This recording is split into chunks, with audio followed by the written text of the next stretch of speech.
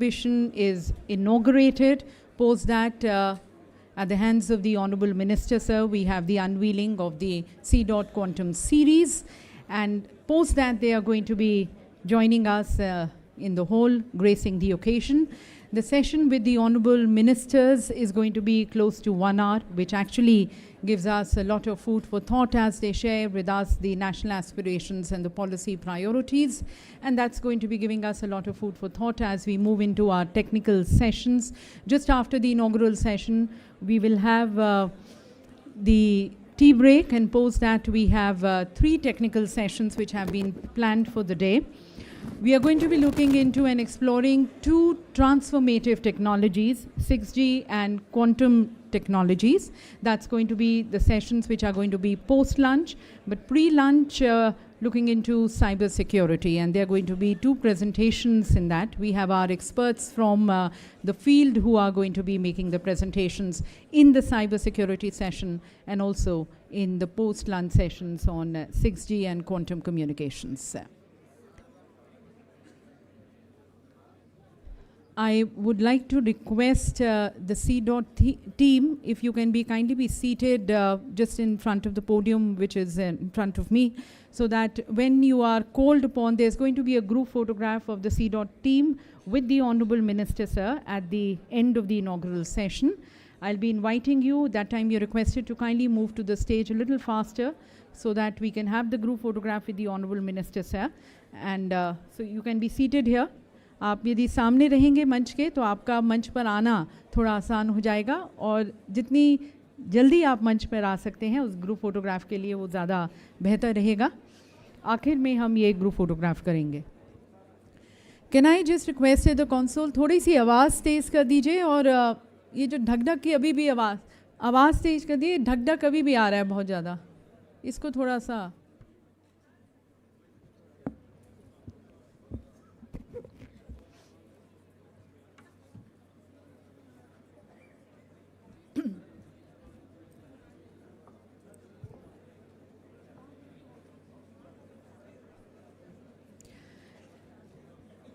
As the delegates are joining us, just to let you know, the central, in the front, the central area is reserved.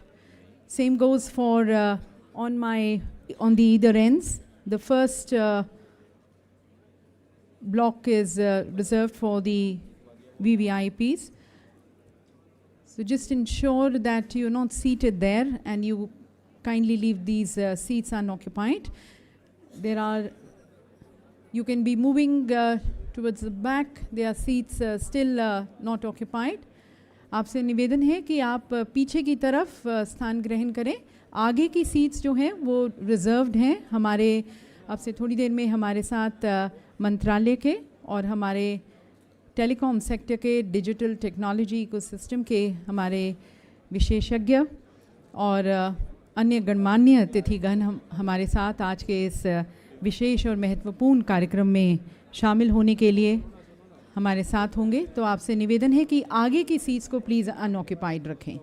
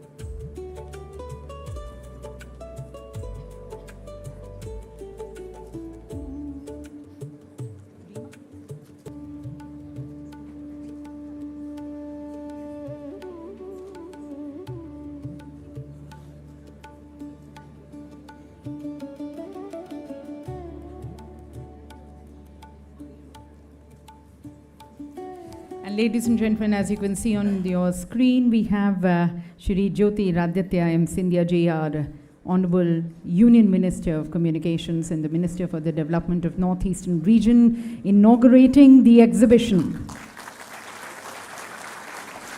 That's the exhibition, and we also urge you to kindly pay a visit to the exhibition area when you get time in the break hours. It showcases the indigenous innovations and technology capabilities, reflecting the remarkable 42 years journey towards building secure, trusted, and future-ready communications. That's the wall which you can see, and that's further going to be unveiled. That, ladies and gentlemen, 42 years of remarkable journey of CDOT, which is showcased there with its future-ready communications and products which are there on display. And further to it, the Honorable Minister, sir, is also going to be unveiling the CDOT's Quantum series.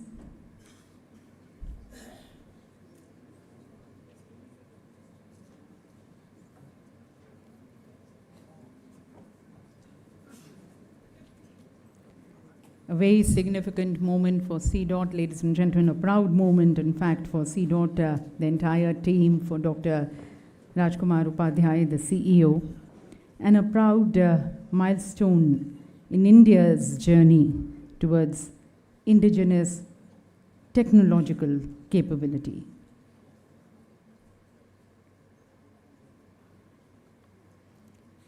The Quantum series, which are going to be unveiled by the Honorable Minister, sir, it represents CDOT's journey from indigenous research and development to field deployment, technology transfer, commercialization, and ecosystem development.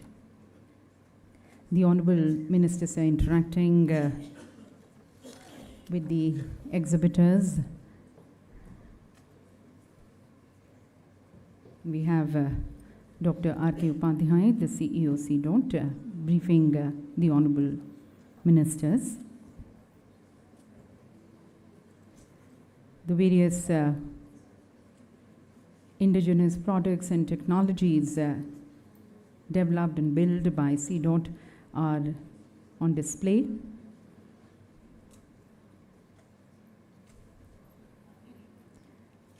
And as I mentioned, CDOT's portfolio of quantum technologies are also going to be unveiled. Towards it, we'll have a booklet which is also going to be released at the hands of the Honorable Minister, sir. And that portfolio of indigenous QKD technologies which have moved beyond lab prototype to real-world deployment at multiple locations against commercial orders are showcased. These solutions are cost competitive, compact, robust, standards compliant, and interoperable, with commercial deployments exceeding $1 million. The showcase outside also features CDOT's next generation ultra-secure QKD solution. The system incorporates critical indigenous submodules, including single photon detectors and RF driver modules for intensity and phase modulators. Development of such components strengthens, ladies and gentlemen, the supply chain security. It reduces our import dependence and further advances the technological Atmanirbharta. The Quantum series further showcases CDOT's PQC portfolio, comprising quantum secure encryptors with throughput ranging from 80 Mbps to 200 Gbps, addressing diverse network requirements. CDOT, ladies and gentlemen, has also developed quantum secure solutions for wireless networks and telephony based on NIST compliant algorithms with international certification achieved for select technologies. All these are displayed in the exhibition area, and all these capabilities and the demonstrations which you can see in the exhibition area, they further demonstrate CDOT's alignment with the global standards and the ambitious objectives of the National Quantum Mission. So if you see all these products and technologies which are at display in the exhibition area, they are more than just a display of individual products.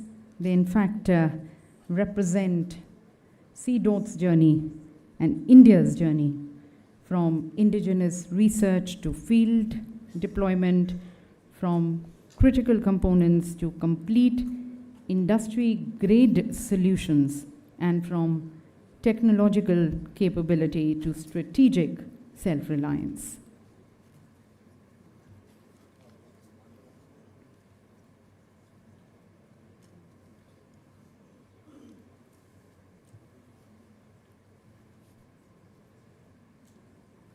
We are celebrating the 43rd Foundation Day, and as it is said that your celebrations become manifold when you're joined by people who matter the most, so the who's who from the world of telecom and digital technology ecosystem present with us in the hall. And shortly joining, we have our honorable ministers. After having inaugurated the exhibition and unveiled the Quantum Series. Ladies and gentlemen, let's extend a warm and a very respectful welcome to our chief guest, Shri Jyoti Raditya M. Scindia ji, the Honorable Minister for Communications and the Development of Northeastern Region. Our guest of honor, Dr. Chandrasekhar Pemasani ji, the Honorable Minister of State for Communications and Rural Development. Our special guest, Shri Amit Agarwal ji, Secretary Telecommunications and Chairman, Digital Communications Commission. Shri Sanjeev Gupta, Advisor Operations, and Dr. Rajkumar Upadhyay, the CEO, CDOT. May I request everyone to be kindly taking your seats. And good morning and namaskar to everyone once again, and with profound significance and a very deep sense of gratitude towards our honorable ministers and dignitaries on the dais and off the dais, and all the special invitees and the delegates and the participants representing the huge value chain of the telecommunications and digital technology ecosystem. Ladies and gentlemen, it's a pleasure to be welcoming all of you on this very momentous occasion of CDOT's 43rd Foundation Day celebrations. Celebrations which are centered around a theme which is not only timely and relevant, but is also ambitious and aspirational. Beyond connectivity, secure, trusted, intelligent communication. And towards that, ladies and gentlemen, on our screens, we've just witnessed the inauguration of the exhibition at the hands of the Honorable Ministers, showcasing 42 years journey and a remarkable journey of CDOT in service of nation in developing, ladies and gentlemen, indigenous innovations, in technical self-reliance, and further ensuring the development of secure digital infrastructure for India. And this year, ladies and gentlemen, this remarkable journey now takes us to another milestone, to one of the most important features of technology towards quantum communications and towards quantum safe security. Further, that reinforces CDOT's commitment in ensuring that India's digital infrastructure is secure, it is safe, it is sovereign, and further, it is quantum ready. So in the inaugural session with our honorable ministers, ladies and gentlemen, we are going to be highlighting this remarkable journey of CDOT, and further the policy priorities, the national aspirations, and alongside the possibilities towards India's digital future. And we thank our honorable ministers for joining us and for leading us today, and would like to request the CEO of CDOT, Dr. Rajkumar Upadhyay ji, to kindly accord a welcome to the honorable ministers, welcoming Shri Jyoti Raditya Scindia ji, thanking him for joining us. There's a special plant being presented, and alongside a special memento, ladies and gentlemen, which is a symbol of a lasting reminder of this special milestone and the collective spirit that will guide us as we move forward. We also welcome our distinguished guest of honor, Dr. Chandrasekhar Pemasani ji, the Honorable Minister of State for Communications and Rural Development.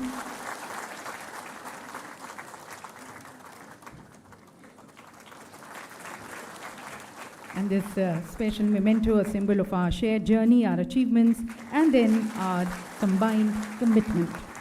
Welcoming Shri Amit Agarwal ji, our special guest, Secretary Telecommunications and the Chairman of the Digital Communications Commission. साथ साथ हार्दिक स्वागत और अभिनंदन करते हैं श्री संजीव गुप्ता जी का, adviser operations.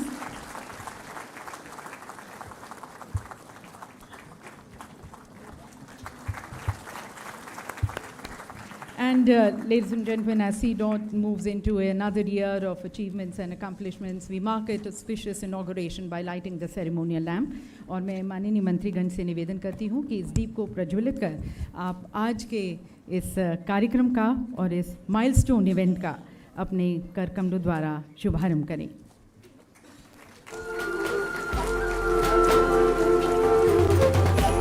और देवी सज्जनों, आज का ये विशेष दिवस अतीत से संवाद करते हुए आज को आधार बनाते हुए सुंदर भविष्य के निर्माण की तरफ सुंदर उदिशेंदुराची कंठी सळके माळ मुक्ता फाळाची.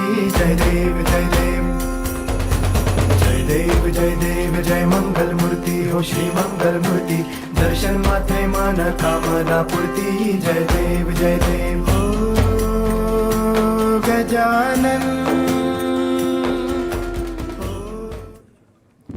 And now to formally welcome everyone and also to give us the larger perspective on today's conference and today's celebrations, I would like to request the CEO CDOT, Dr. Rajkumar Upadhyay ji, for his welcome remarks.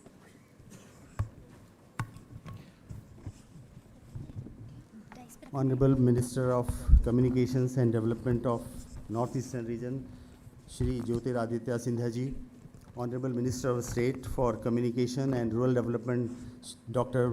Shri Chandrasekhar Pemasani ji, Secretary Department of Telecom, Shri Amit Agarwal ji, Advisor Operations DOT, Shri Sanjeev Gupta ji,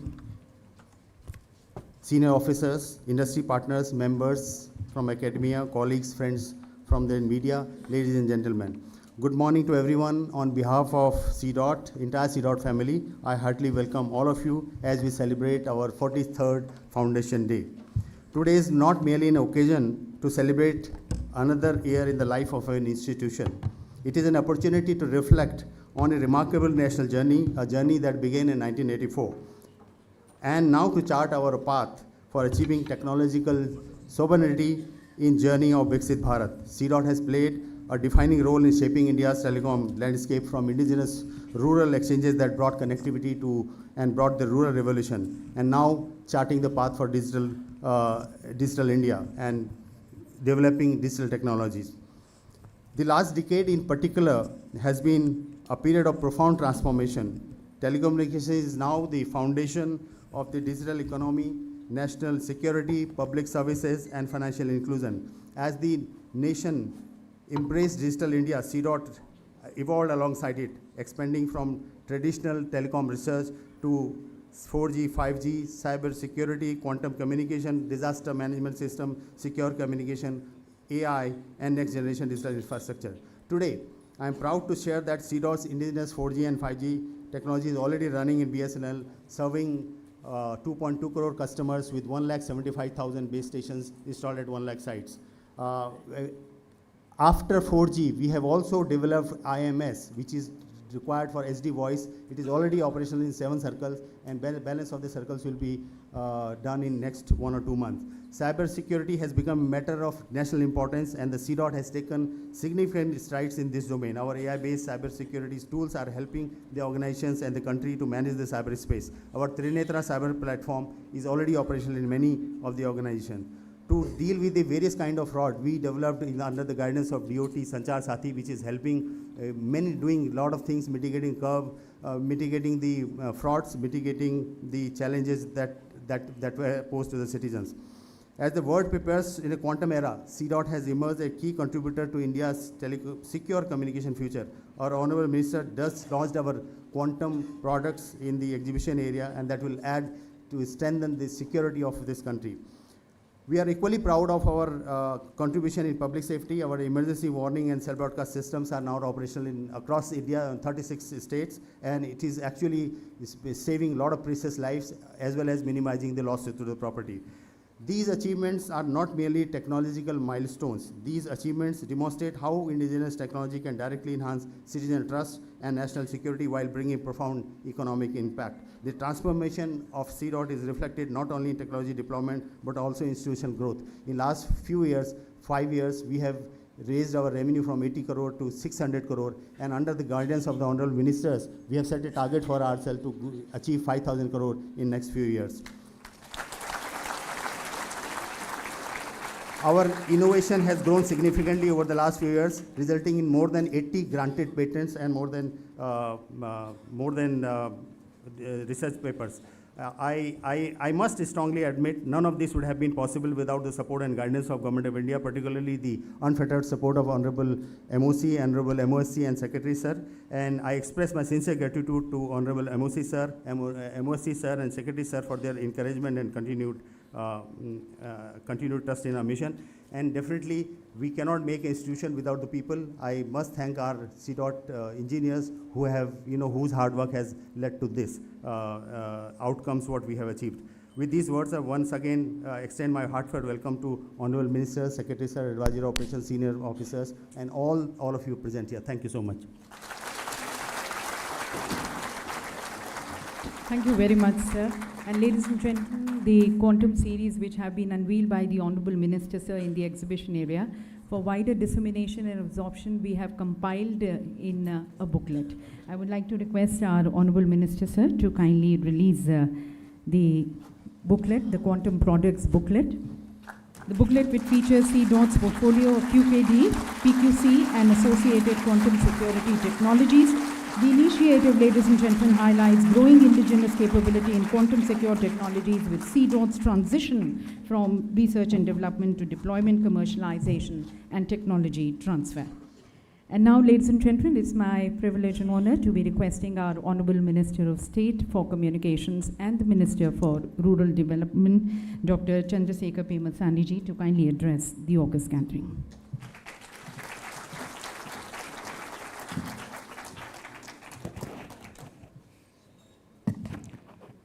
Thank you. Honorable Minister for Communications and Development of Northeastern Region, Shri Jyotiraditya Scindia ji, our Secretary, Shri Amit Agarwal ji, CEO of CDOT, Rajkumar Upadhyay ji, Advisor, Sanjeev Gupta ji, and all the brilliant researchers, engineers, scientists. Congratulations for the 43 years since foundation. In 43 years of legacy, I describe it as Indian ingenuity, technological self-reliance, and service to the nation. CDOT is a center of India's technological confidence. We just unveiled almost 14 quantum products. And there are not that many countries that have achieved what we have done, whether it is quantum key distribution, post-quantum cryptography, and just now as CEO Upadhyay ji said, today we are the 5th country with self-reliant 4G technology used by 22 million customers, over 1 lakh radio sites on a live commercial network. And this is all because of 2 reasons. Number 1, relentless determination of our Honorable Prime Minister Shri Narendra Modi ji's idea of being a self-reliant country, and then the countless hours of hard work of all of you. So I wanted to thank you for that. When this decision came to deploy whether indigenous versus an imported 4G or 5G, Modi ji relied on all of you. And in my view, perhaps the highest compliment a government can pay to an institution.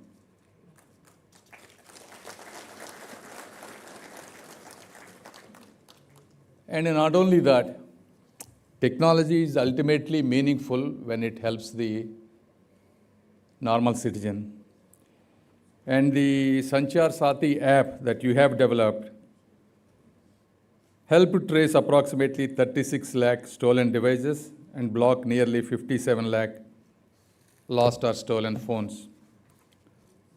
It might seem simple for many people, but for many families, that phone is not just a simple device. Probably it is one of the most expensive item that they own. So it contains everything about their life. And we take things for granted, but I know how much work it takes to build these systems, even a Sanchar Sati app. Myself have taken multiple reviews, how many things we have to think about it to get a useful platform. Today more than 25 crore website visits we see every day on this website, and I assume 2.5 crore downloads of Sanchar Sati. And with financial fraud risk indicator, so far an estimated 4,000 crores of money has been prevented. These are the numbers with this device, but if we did not have these, you can imagine how much. I get as a parliamentarian, I get a lot of individuals who lost their entire savings, retirement savings in cyber fraud. That's why, the kind of work that you guys do, it's not anything similar like what many companies, service organizations do. So preventing one individual entire life savings with your work, in my view, probably the best work anybody can do in this world.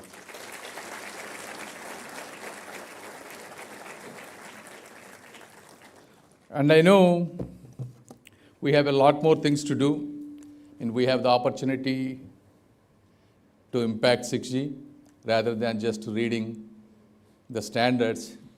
We have an opportunity to write those standards at this time because of, again, the government push, Honorable Scindia ji and Modi ji's intense focus on 6G.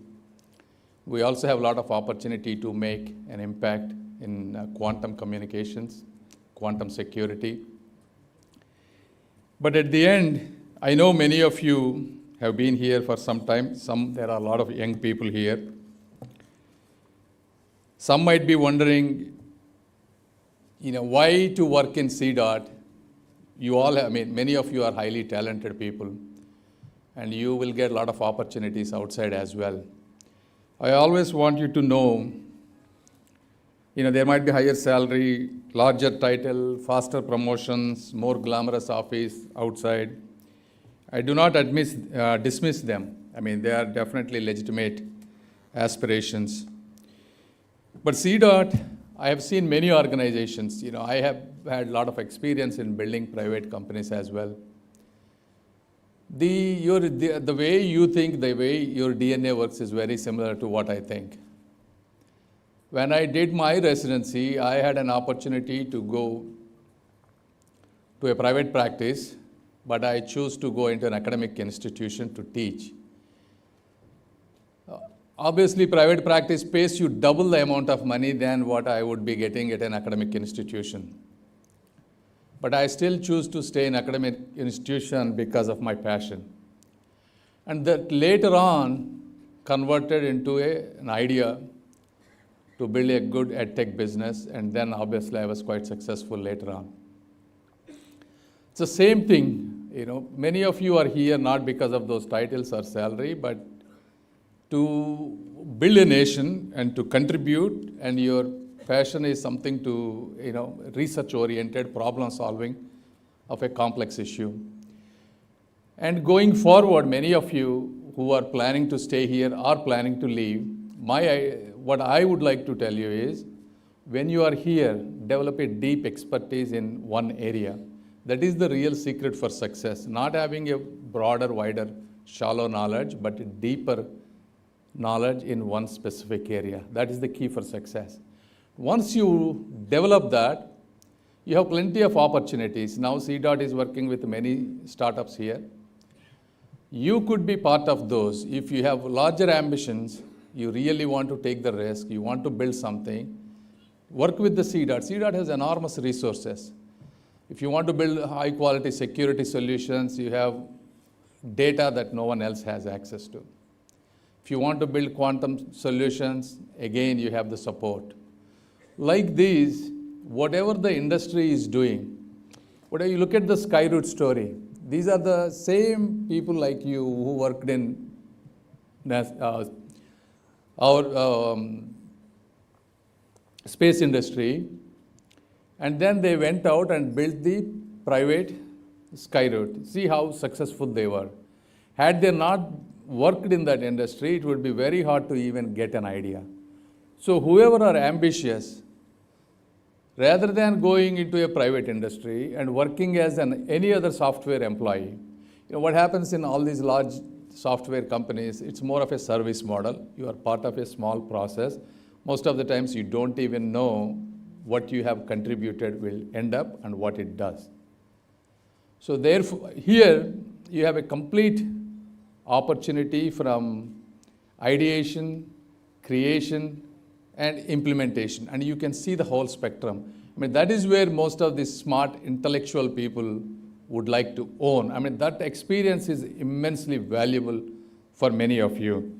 So that's my suggestion to many of you, but other than that, industry might give you a job, but CDOT gives you a mission. Outside, you might build a successful product. Here, you can build a secure, self-reliant nation. But that doesn't mean, as organizational leaders, we take things granted. It is equally important for leadership to nurture the talent and understand the aspirations of all of you, create a positive environment, teamwork. That means giving the credit when whoever deserves it, and taking the responsibility for their own mistakes, and then giving the opportunity to take multiple risks and understanding an individual person's passion and allowing some time and resources so that they don't feel like their passion is somewhere. So that's the way I look at it, and I saw a lot of young people here also. Develop leadership skills. Not everybody is born with leadership qualities. And then the way to think creatively, way to build the products. I was also, I did not have many of the same qualities as I have today. But every Saturday, Sunday, I spent hours listening to great people, reading the books of leadership skills. And then I built all of those qualities over a period of time. And you are not any different than me. Therefore, whenever you have time, when you develop those additional leadership qualities, and when you have the deep expertise of the technology, that's when you create great companies.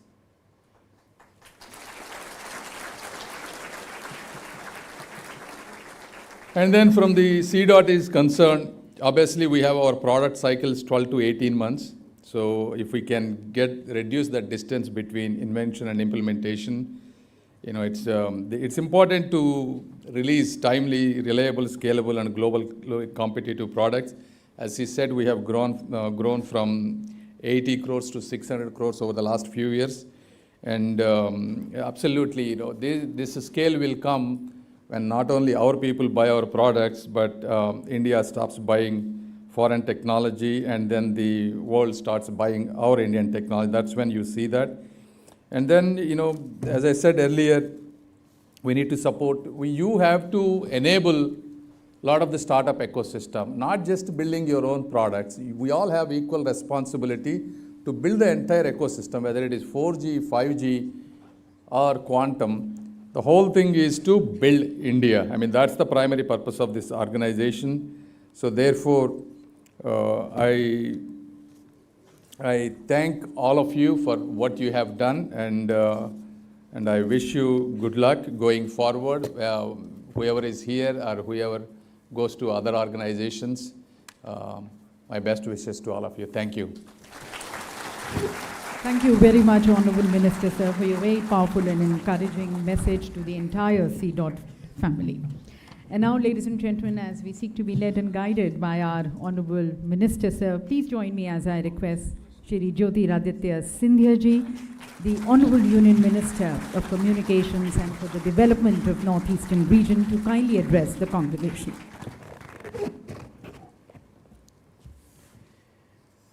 Seated on the dais with me, Minister of State in Communications Department and Rural Development, Dr. Chandrasekhar Pemasani ji, Secretary Telecom, Amit Agarwal ji,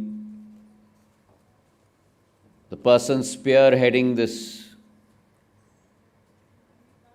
huge organization that has the capability to transform not only our country, but the telecom landscape across the world.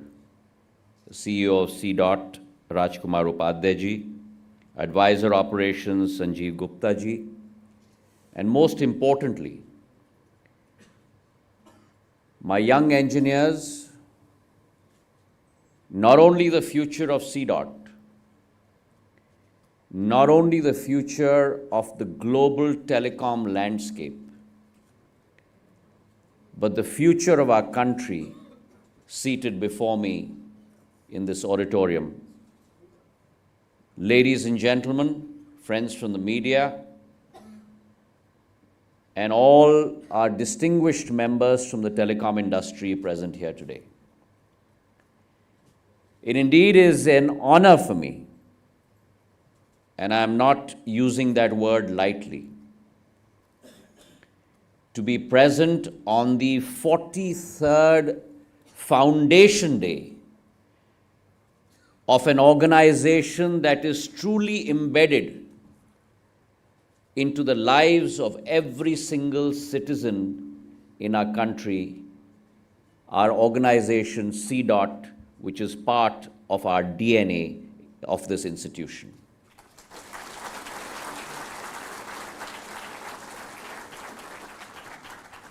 If you trace our organization's history, starting from building indigenous telecom technologies in 1984, to today, transforming itself into a catalyst for innovation. I've always said that we were behind the world in 4G. We walked and marched with the world on 5G. But it is due to organizations such as C. that today Government of India and every proud Indian can say that we will lead the world in 6G.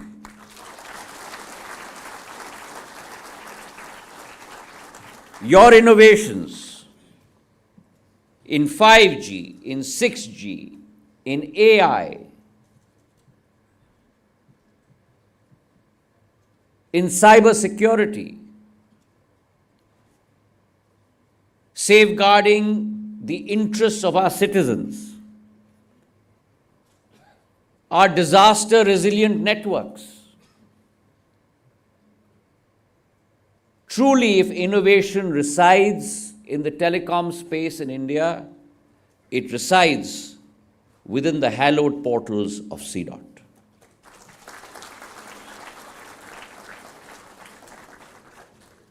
Today's theme is beyond connectivity, secure, trusted, and intelligent communications.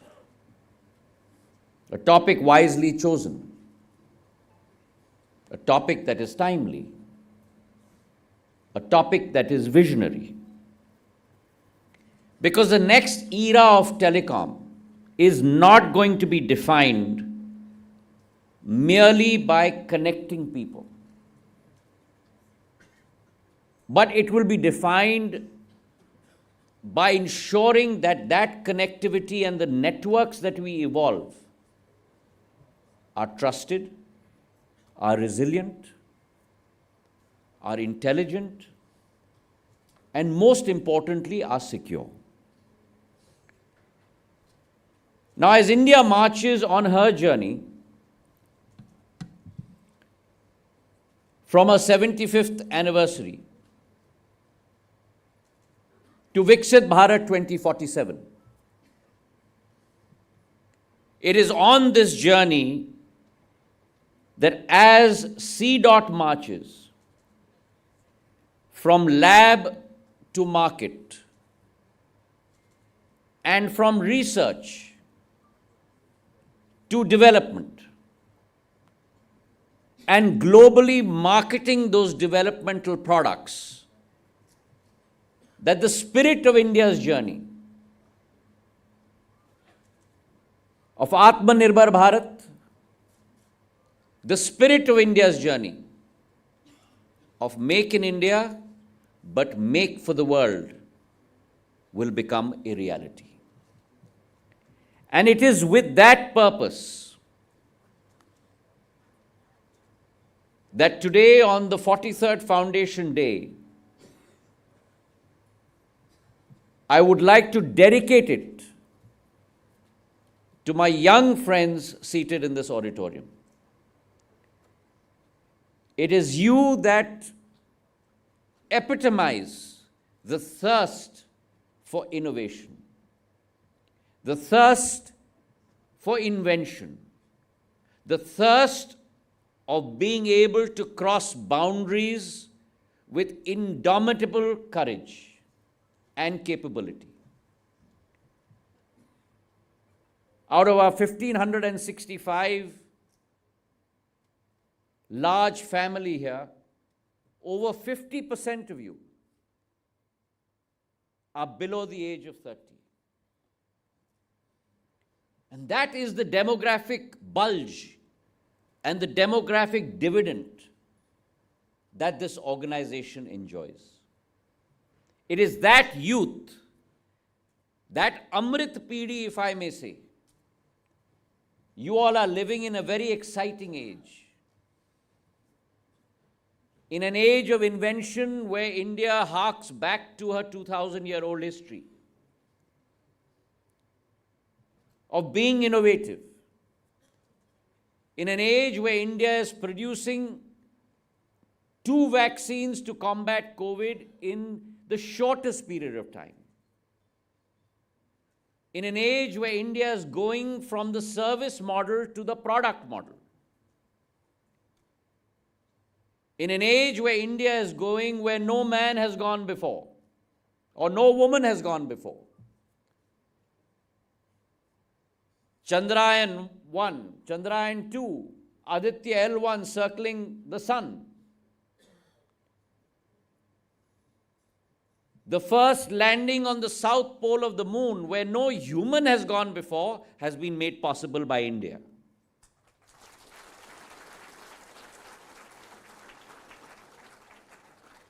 Now, those of us seated on the dais,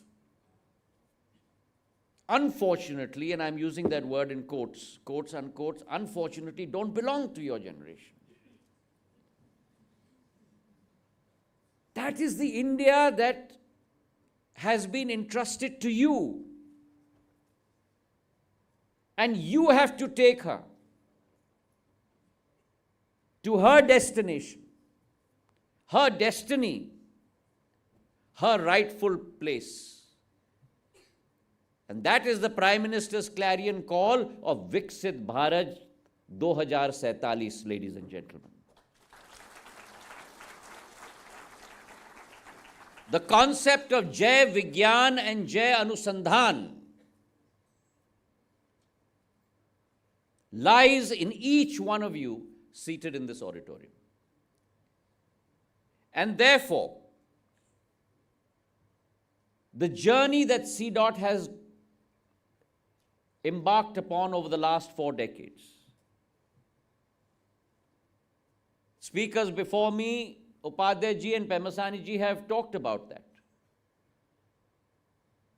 No one could have thought that we'd break into the Club of Four. For 50 years, this Club of Four has ruled the globe. China, South Korea, Finland, Sweden. And India broke into that Club of Four, producing our own Indian 4G stack, which today is across 100,000 towers, servicing customers from Kashmir to Kanyakumari and from Bharuch to Tawang. And give a round of applause to yourselves, because that 4G core was invented by you.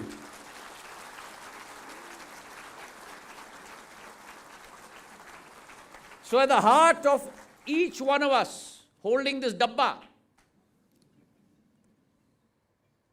the heart that beats inside the dabba, हृदय की धड़कन का नवाचार और अनुसंधान का श्रेय अगर किसी को जाता है तो इस कमरे में बैठे हुए मेरे सी डॉट के परिवार को जाता है।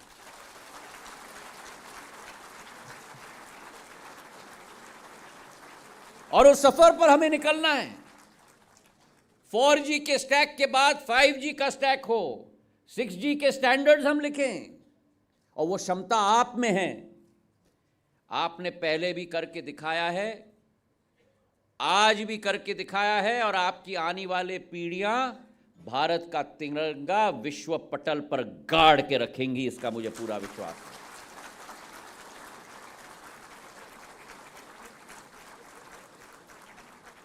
From the 4G core to cyber security, quantum key encryption, post-quantum cryptography. I'm not an engineer, but I'm learning these terms thanks to people like Amit Agarwal ji and Rajkumar Upadhyay ji.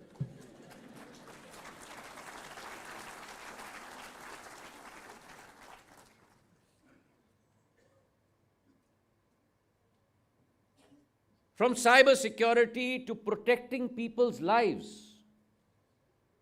Disaster resilient networks, what we inaugurated with the Home Minister, to be able to send alerts to certain geographies where there is an earthquake or a landslide. There's no other organization that could come up with that capability apart from my own CDOT.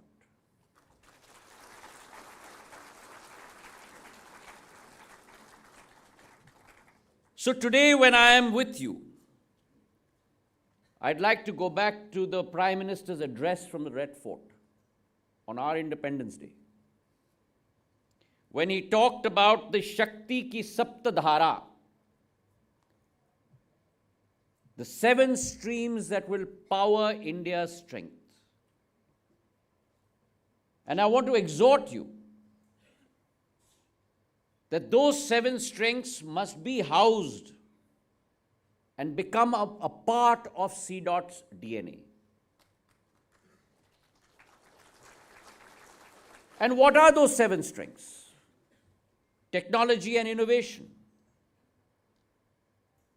And CDOT must move into the 6G space, into the AI space, quantum technology, cyber security, with rapidity. Not only move from research to developing products, but also marketing those products. And within the ministry, we have been spending hours on bolstering that pathway for all of you. The Prime Minister of India and the Communications Ministry is committed to putting the structures in place so that you can rise and you can shine. And when we talk about technology and innovation, the second Saptadhara is manufacturing. We must create technologies that are affordable, dependable, scalable, and globally competitive, providing that intellectual foundation for India to move from the made in India product to made in India but made for the world. The third, Krishi, agriculture, where we must build efficient and much more productive agricultural practices through enabling technology. The fourth, Gati Shakti, where advanced communications can make infrastructure more intelligent and much more coordinated. The fifth, defense, which is what you're already doing. Secure communications, secure cybersecurity, quantum secure networks, and strengthening our strategic preparedness. The fifth, green and blue economy, intelligent and energy efficient networks that support logistics, ports, environmental monitoring, and efficient resource management. And finally, soft power, trusted Indian products and technology that become part of India's larger global leadership capability. Now, these 7 streams, though they may seem unconnected, are all interconnected opportunities to make India a combined force on the global landscape. Now, in that journey to be able to achieve that, what are the qualities that we must embody? And if I may say, those qualities are enshrined in the name of your organization. C. C for courage. Always have that capability to strive and in a direction which has not been done before. D for disruption. Always look at what has not been done and how you can change the equation of technology across the world. O for ownership, and where you must take ownership of technology, of solutions, of deployments, and of outcomes. And finally, T for tenacity, because deep technology rewards persistence. You must always remember that research requires endurance. Engineering requires repeated refinement. And global leadership requires sustained cooperation and contribution. So when you take these 4 qualities together, curiosity gives us learning. Disruption keeps us moving. Ownership makes us responsible. And tenacity keeps us advancing. And therefore today, on this 43rd Foundation Day, we have come this far, but there is a 21-year target for Viksit Bharat 2047 that we have to achieve. And this Saptadhara must guide India's progress and C.'s destiny. I'm very confident that my family present here today will lead India from an India that was Vishwa par Nirbhar to an India today that is Atmanirbhar, to a C. that will contribute to India tomorrow on a Vishwa Bharat par Nirbhar. Jai Hind, Jai Bharat. Ladies and gentlemen, there could not have been a more inspiring and a powerful message than this, and especially for our young engineers and researchers, Amrit Piri, as the Honourable Minister said, and C. as builders of a self-reliant and globally competitive India. Honourable Minister, sir, our C. team would like to have a group photograph with you and also a selfie. Very enthusiastic C. family, may I request you to please come on the stage a little faster और एक माननीय मंत्रीगण के साथ एक group photograph और एक selfie के साथ हम ये विशेष सत्र को समाप्त करते हैं. Thanking once again the Honourable Minister Shri Jyotiraditya Scindia ji for placing C.'s journey in the larger vision of Atmanirbhar Viksit Bharat 2047.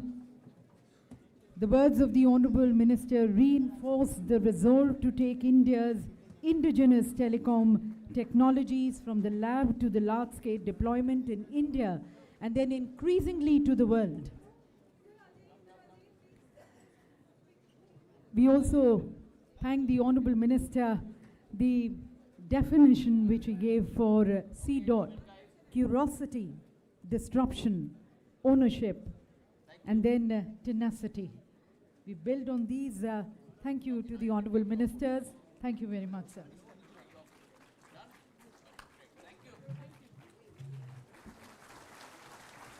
May I request our media people to be kindly moving in the media lounge in case you wish to have the mic. Thanking once again both our Honorable Ministers. Such an inspiring and motivating address by our Minister, sir, guiding us as India moves forward towards becoming Atmanirbhar and Viksit Bharat. The policy directions, the policy aspirations, priorities, the national aspirations which are going to be shaping India's digital future spelt out by our Honorable Ministers. Thanking them for their guidance. Requesting you all to remain in the hall for some more time as the Honorable Ministers leave, and then we are going to be inviting you to join us for tea.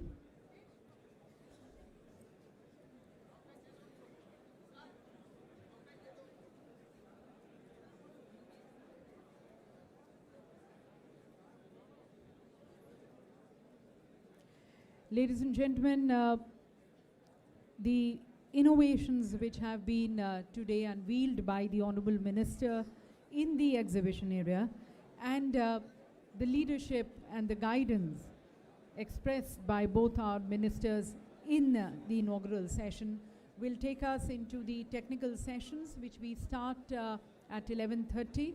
The first session is on cyber security.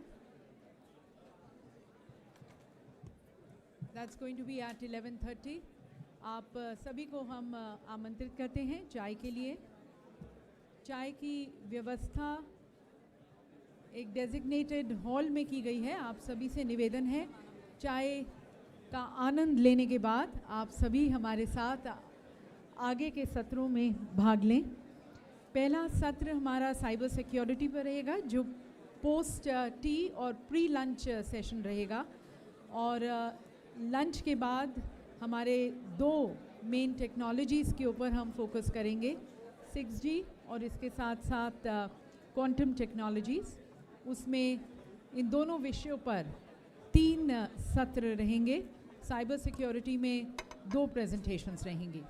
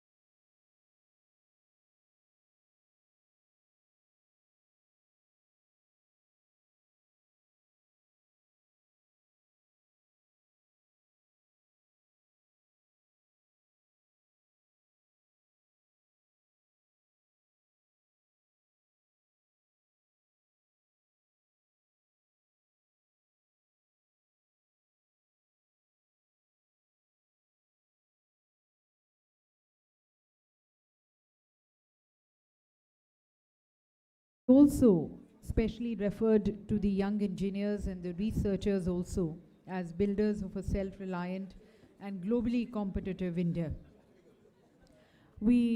Our Honorable Minister Shri Jyoti Raditya Scindia ji, a very powerful message and a very inspiring message from him as he addressed the young members of CDOT as the heart of the ecosystem, Amrit Pidi, as he said. And he spoke about his address had actually placed CDOT's journey in the larger vision of Atmanirbhar Bharat and Viksit Bharat 2047. He further mentioned also about CDOT when he said CDOT stands for curiosity, for disruptions, for the opportunities which come, and also towards tenacity. He again, the inspiring address which he had, he spoke about, his words in fact reinforce the resolve of the CDOT community to take India's indigenous telecom technologies from the lab to the large-scale deployment in India, increasingly to the world. And we also had our honorable ministers further mentioning that India's digital future is going to be determined not just by connecting people, and that is where we are talking about beyond connectivity. It is going to be determined by ensuring secure, trusted, intelligent, and future-ready digital infrastructure.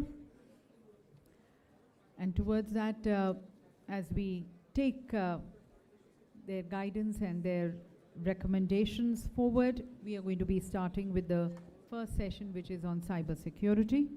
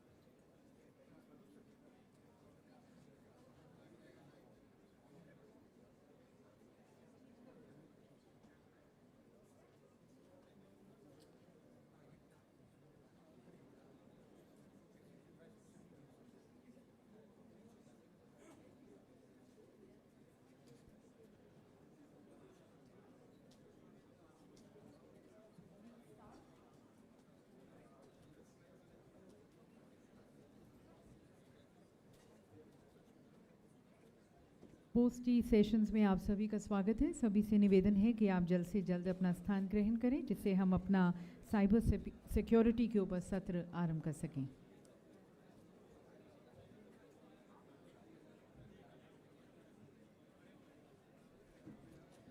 So ladies and gentlemen, as we are celebrating and observing the 43rd Foundation Day of CDOT, as it is said that let your celebrations be such that you're able to pave way for further celebrations. What it basically means is let your celebrations be more meaningful. So towards that, it's not just the celebration of the milestone year, the 43rd year as we start, or the 42 remarkable years which we have had, contributing towards nation building, developing indigenous technologies, moving towards self-reliance, and then building more secure digital infrastructure for India.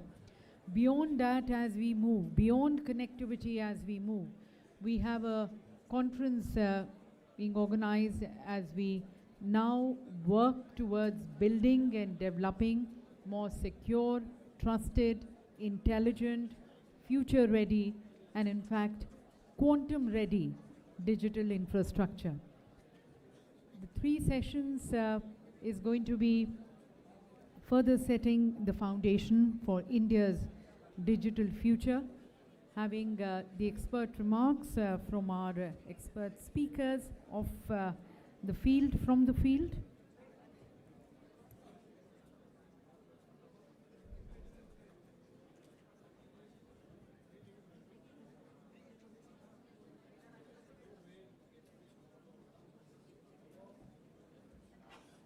और विशेष रूप से जब हम beyond connectivity की बात कर रहे हैं जिसमें सिक्योर और ट्रस्टेड वर्ड साथ में है. So the question today is not just about how fast we are able to connect. It's more about how much secure and trusted our infrastructure, digital infrastructure is. How securely we can communicate, how securely we can connect, how securely we can share information, and how securely we can transact.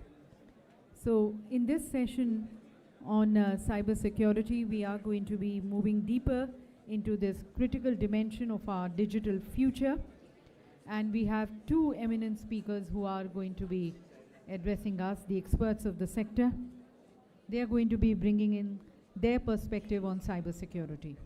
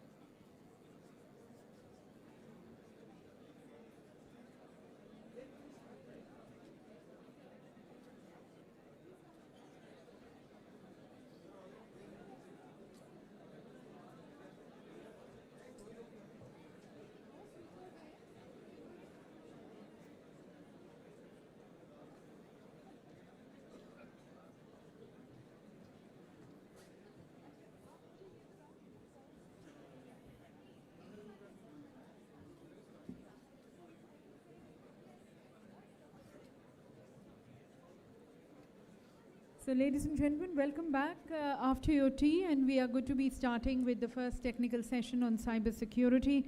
As the honourable ministers had also spelt out, it's not just enough to be connecting people. It's now more about securing our networks and how securely we can communicate, transact, and share information. So we take a deeper look into this very critical dimension of our digital future and invite our speakers on the dais. Before that, to welcome our speakers on the dais, I invite Mr. Saurabh Basu, the head cybersecurity of CDOT, to kindly join us here. And the eminent speakers, Professor Manoj Singh Gaur, Director IIT Jammu, and Shri Mandar Kulkarni, the National Security Officer, India and South Asia of Microsoft, is going to be joining us shortly.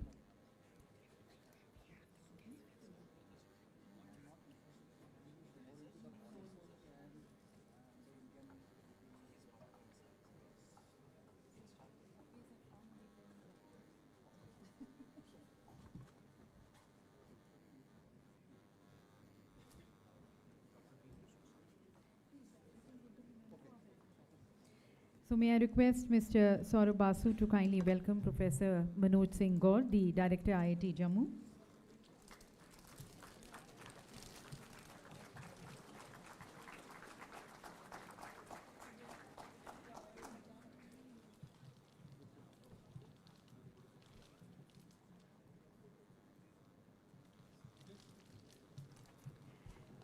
And may I now request Professor Manoj Singh Gaur, Director IIT Jammu, to kindly share his perspective on cyber security.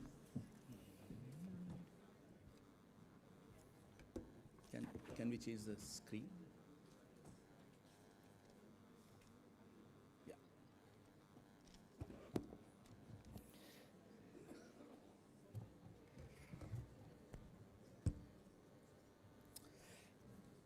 So, good morning. This talk is kind of mixed one. It's not very deep one in terms of coverage. So, for recent experiences, some work which we have been doing at IIT Jammu with rise of what we call the rise of exponentials that I'm going to cover today. A couple of case studies and what we should be doing as a nation state. In the morning we saw, we have been talking about that we should take the leadership, we should do the next wave of innovation from India for the world. The minister talked about it. And but at the same time, what kind of threats which are emerging in front of us and how do we tackle it possibly? Now, before I share what I have prepared for today, these two of my very bright students, they have helped me prepare this talk, Aishwarya Upadhyay and Ankit Pulkit. They are PhD students, but working for Central Project Monitoring Unit at IIT Jammu. IIT Jammu is kind of helping create a center of excellence of AI in 4 thematic areas: health, agriculture, sustainable cities, and education in 4 cohorts in last 2.5 years. Idea is can we create the India-specific stack in AI? Very ambitious project of Ministry of Education, and hence they are part of it and they help me in various things. Now, just a background of a few quotes, I'm going to put it. Stuart Brand, one of the godfathers of Silicon Valley, 1968, long back, he said, "We are gods and we might as well get good at it." In fact, there's a book which is going to come up, I think, in next couple of months by Stephen Kotler and David, which talks about that we are as gods in terms of machines. So AI, as we are kind of giving a dystopian view at times, is changing everything about knowledge and creativity. We are being challenged. Human mind remains a prediction machine. Just to set the context is, we build models for the future from our experiences of the past. We remember, we create models and do it. It's a kind of prediction, and that's evolution in a very slow pace. We have done it. So we remain, through evolution, very local in our context. We know that what is happening in this hall and how, if something happens, how do I leave this hall? Plus linear, because that's my training, that what are the protocols being followed in this way, and that applies everywhere. But it remains largely what we call a Stone Age brain. And whereas the world around us now has become global plus exponential. Our predictions become very terrible for exponentials because we cannot define. We overwhelmed by these things, by the scale particularly. So we can say that Stone Age brain on godlike tools, which is happening around us. Just to put some graphics with this, I try to put it actually, what is happening, that we are in the era of abundance. They call it abundance also, that information overload, massive amount of information which is coming to us. Undifferentiated learning, we talk about generative AI, producing this model can do this.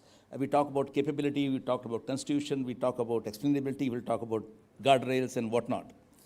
But that information fills up the brain, which is still trying to cope up with this. This creates what we call the cognitive overload, because this is a cognitively challenged one. That brain gets afraid and can collapse, actually. If you are not careful, then this happens at times, and we have issues with this. We get trouble thinking clearly, that difficulty in processing thoughts effectively, that what to do with this information, which possibly we cannot process. We cannot do the prediction, which creates what we call as choice paralysis, inability to make the decisions due to excess of information. And that actually leads to what we call as meaning drifts, loss of focus and purpose, skill erosion, typically decline in creativity and resilience. I'm giving very dystopian negative view about it, but still we have chance over here.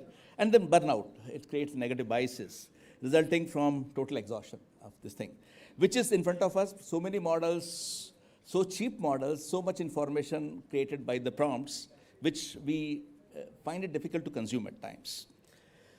So how it goes to, if I try to apply these things in case of security and cybersecurity as well. So we typically do the reconnaissance, actually, when we want to do it, that we want to look at the exposed assets, services, version, maybe out of negligence or poor design. Weakness analysis, certainly, and we code, config, review, and likely attack paths. We try to match them, that what will be consequential if we use this particular vulnerability, how much damage can be done if I am an enemy, and so forth. Then exploits, of course, we create on-site validate exploitability, that it's real exploits. It's not a false positive for me as a user of the generator of exploits. Initial access, then we create the chain also to create hard to find, more damage and more challenges to the system.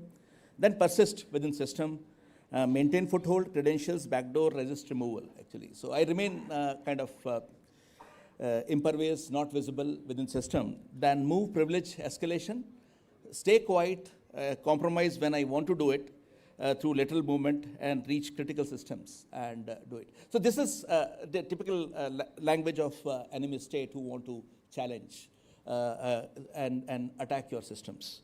And impact data, of course, data breach, data exfiltration happens of different kinds. If it is bank, then we're talking about banking data.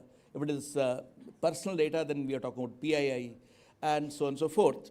And it may, and we feel operationally compromised, depending upon that which organization has been compromised with this. So we do something what we call the VAPT, vulnerability assessment and penetration testing. Standard techniques have been evolved. It's more of an art than science at times, because you have very complex systems made out of a number of artifacts of code, different kind of tools over the years of different size and complexity. And that's why on VAPT you have a list of companies who are doing it, impaneled by MIT, and they do it for our assets. Human experts in the bottleneck and the cost. They're expensive, actually, when we want to do it the institute level.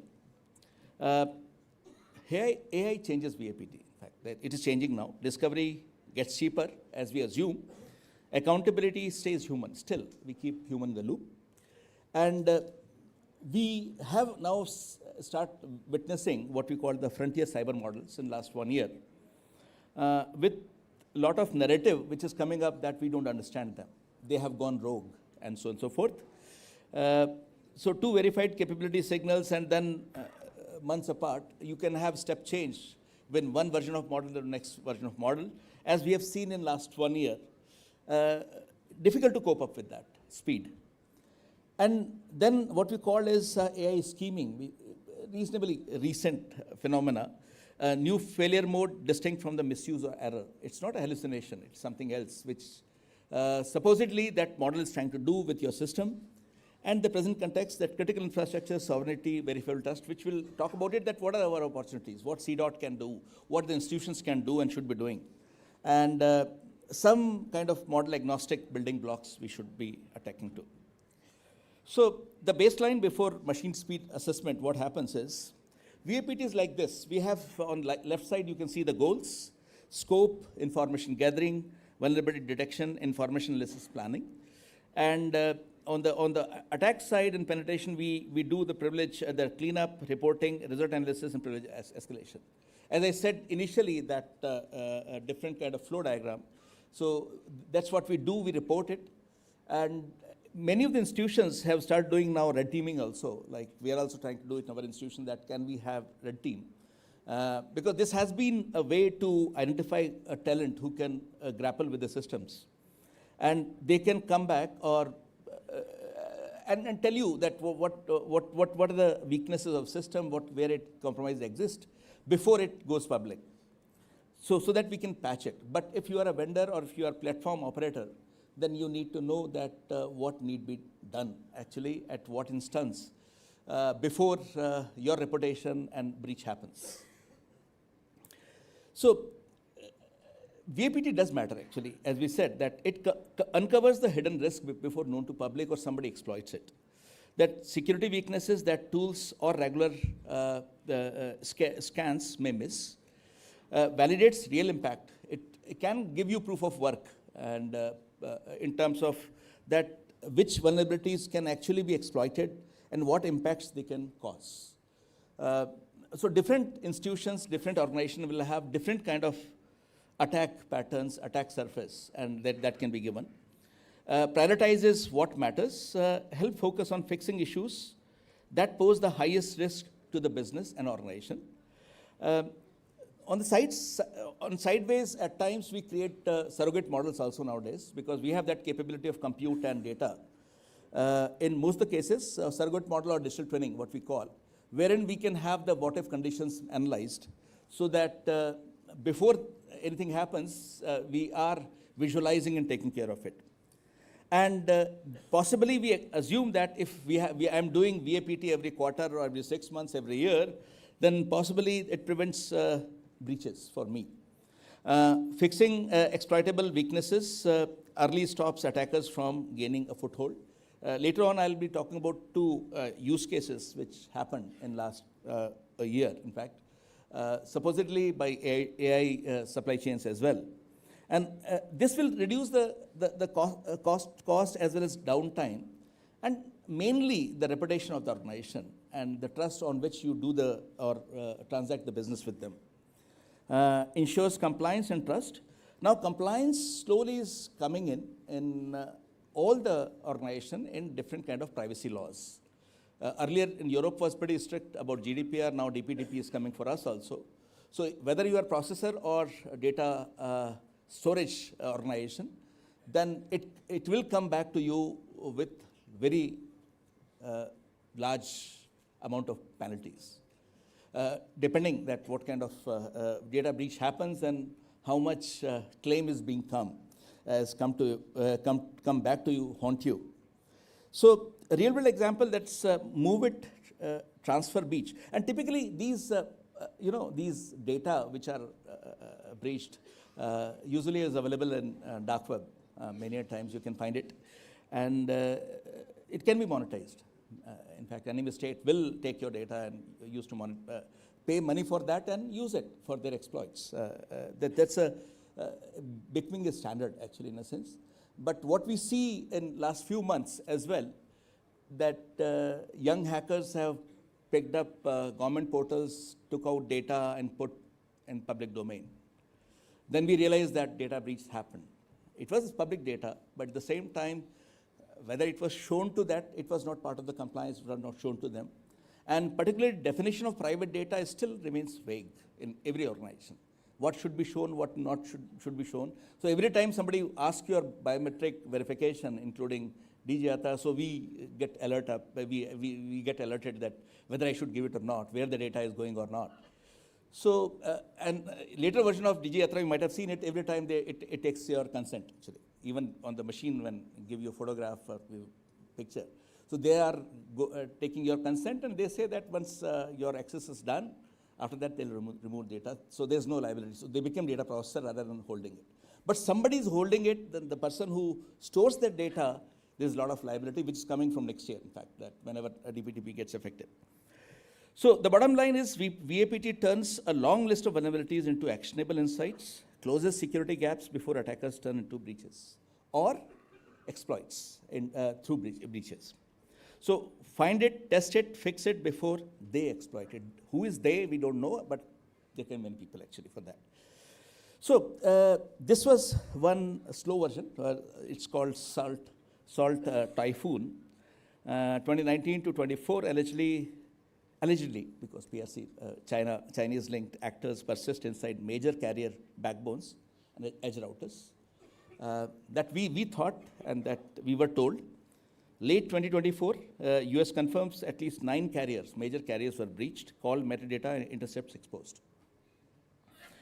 August 2025, FAA said that 600 plus organizations notified activity across 80 plus countries. Method, over-privileged accounts, missing MFAs, which are normal thing actually, which happens. Years of unpatched known flaws, non-zero days. So it took nation state here to get done by hand. If somebody is doing by hand and by a team of people, like any team in, say, suppose CDOT, then the rest is about happens when the hand is an AI agent. It becomes very, very fast, actually. So this is a learning lesson that why sovereignty is very important for us, that we have the complete software bill of material or supply chain in our hand, and we know what we are doing and what software component they interact with each other and deliver the services. So in telecom breach, who loses what? The subscriber call metadata, location patterns, message, content, record, who you are and who you talk to. So I think this is much more than that, in fact, because CDOT makes the switches, they know it actually, what kind of metadata can be captured. But later on, I'm going to talk about it, that metadata is, again, can be gold for you as well as people who are working in AI domain, because data pipelines are important for any sovereign model of our own. We cannot be forever dependent on APIs from centralized, very fancy models, because they can switch it off anytime, and you are left without any options over there for your functionality. Then operator state, trust in the network, of course you lose it. Lawful intercept integrity, maybe legally it will be challenged. And foothold to pivot into government and defense. Everyone later, because once PIA is stolen, does not expire. There's no expiry date over there. It fuels phishing, impersonation, fraud for years after the incident. And the harder question is the right to be forgotten. There is a body of research which is done, right to be forgotten, and internet era.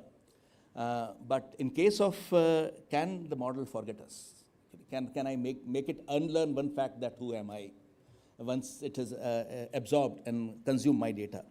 So right to erasure, let a person demand deletion of their data, GDPR, Article 17 and India's DPDP Act, Section 12. But deleting the source record does not remove what a trained model has already consumed. The gap motivates machine unlearning, the right to be unforgotten, that is not yet to be established a legal right. So that remains a challenge, means how do we tackle it? We don't have any answers. Or maybe some answers are coming up maybe in the pipeline somewhere.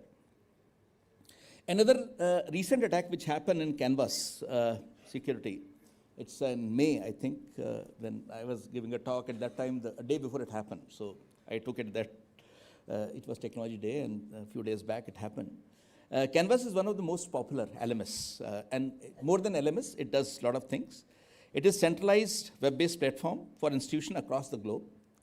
40% of US higher education, European Union, Australia, K-12 school, number of them, in fact, they use in even Nordic countries like Finland and Sweden.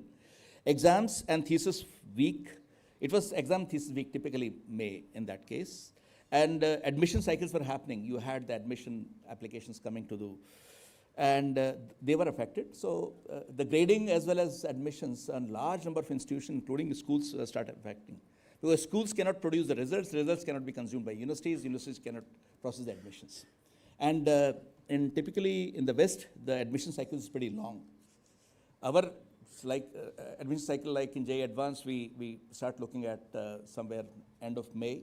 Of course, JEE Mains is earlier, but that is not connected to the transcripts which are coming from these schools. We just check 75% cutoff and then take it forward. But here it was linked system. So it almost was made to feel like, and we realized that it's a critical infrastructure for higher education.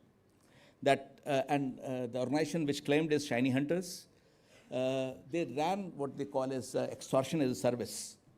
I'm mentioning that 7 to 8th of May, 7-8 May 2026. So this was almost like 27.5 crores records were affected out of 3.65 terabytes of data across 8,800 institutions. That was scope, that was scale actually. Entry point was login flaw, not the 0 day. They did not exploit that. And hit during exams admission, a single edtech vendor as a single point of failure. That was the realization at that time. Instructure, which is a company which takes care of Canvas, reportedly paid the ransom despite standing FBI guidelines not to do it. Because timeline was short and things had to happen on the ground. The expensive part is not the malware, it is shortage of experts who can respond for such a large number at scale. Why does it matter to us? We have a number of DPIs. So when I say it's a critical infrastructure, we have also digital public infrastructure, number of them. And in a country like India, we have a huge scale issue over here, that we have a DPI is huge in size. Many are in works. We are creating more and more because services to the country at scale becomes beautiful, very, very convenient to people.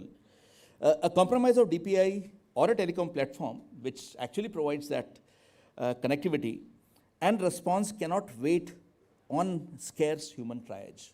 If we are only dependent on humans, possibly we will not be able to handle that compromise. Because these systems are reasonably and extremely complex now. And not everything is known, and number of organizations are attached when we develop these systems over the years.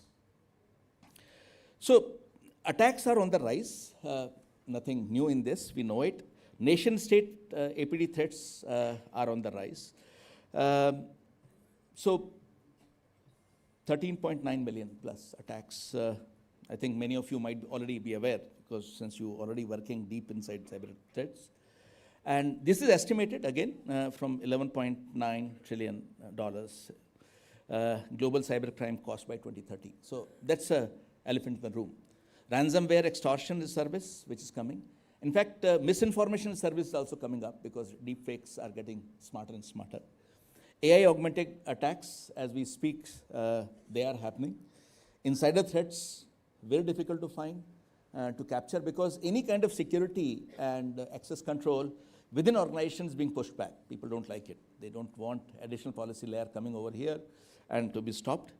And critical sets get exposed also.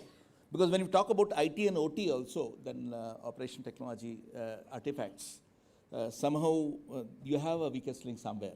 Be a printer, be a CCTV is part of a small network, which opens up that port for you. So key targets, earlier it happened, we are aware, EU Transport, WannaCry, then AIMS Delhi, and number of airport systems also affected. Then power grids, part of it we have seen in India, abroad as well. Fintech platforms, which remains prone to, but they are doing their best, like banks in India, NPCI, on which UPI runs, GSTN, and biggest database of all, with all different kinds of Aadhaar as well. We have defense supply chains, which they are keeping it air-gapped, but somehow, somewhere, they might get connected. And R&D databases and DPI instances are potential targets. So this is the big volume, big ticket things. Okay. So this VAPT loop, which I said earlier, is scope and rules of engagement, identify exposed assets, versions, validate exploitability, safety, prepare evidence, and remediation. It has to be done fast. A bottleneck was never scanning because we had developed reasonable tools. It was judgment of an expert applied to the context. And the context itself becomes very complicated at times when we look at. This is another view, actually. That's we create the information gathering and the final report, and then becomes findings into action. This is what we have got a problem of time sink in traditional VAPT. That we have the scope, then we map it up, then we hypothesize that possible these are places where the entrance is happening, validation, and try to fix through a patch with the OEM or the vendor. Now, understanding system, context, and code, you need experts, and you have to keep a continuity through institutional memory or the organizational memory. Connecting weak signals across components, because as the system grows, you start using number of APIs. In fact, few years back, the major concern was APIs, which you have been borrowing from third party, including what happened earlier a few years back was through a device driver. It came through with an update. And then it created whatever it created, actually. And it was, again, nation state versus nation state. Then separating false positive from the real risk, which is an issue with AI as well. And translating the findings into engineering action. Means how do you patch it up? Again, I repeat that scanning tool was not an issue, and expert human judgment applied to the context. So the assessment of timeline compression, which is happening now, is finding a bug in the hardened code, write a working exploit, change several bugs, turn a patch into end-day. So expert weeks before we have any kind of automation. Days to weeks, specialist skill, days to weeks. This might take few months to years, in fact. This can happen. And now what we should and what can happen is hours of the agent runs. We have agentic AI. Hours unattended, then 2 to 4 in terms of when you create the chain for that several bugs. And then under a day. Possibly we can do it if we are smart enough and we have good tools at hand. This might take few days to a month still, because you need to validate, you have to test before you release in the wild. Then again, traditional versus AI assisted. That's manual recon, scanner exports, may false positive to sift through. You have to go through it.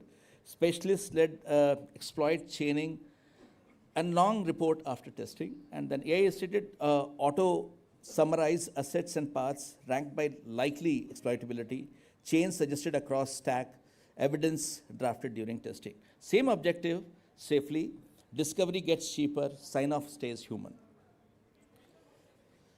And which we have talked, and I think CDOT is part of it also. We have been talking about national firewall, actually, at the level of the country.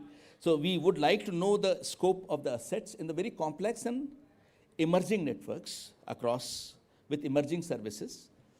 We should be doing the map, the APIs, and configuring old CVEs, because CVEs, while we speak, the CVEs keep on growing in their size and complexity.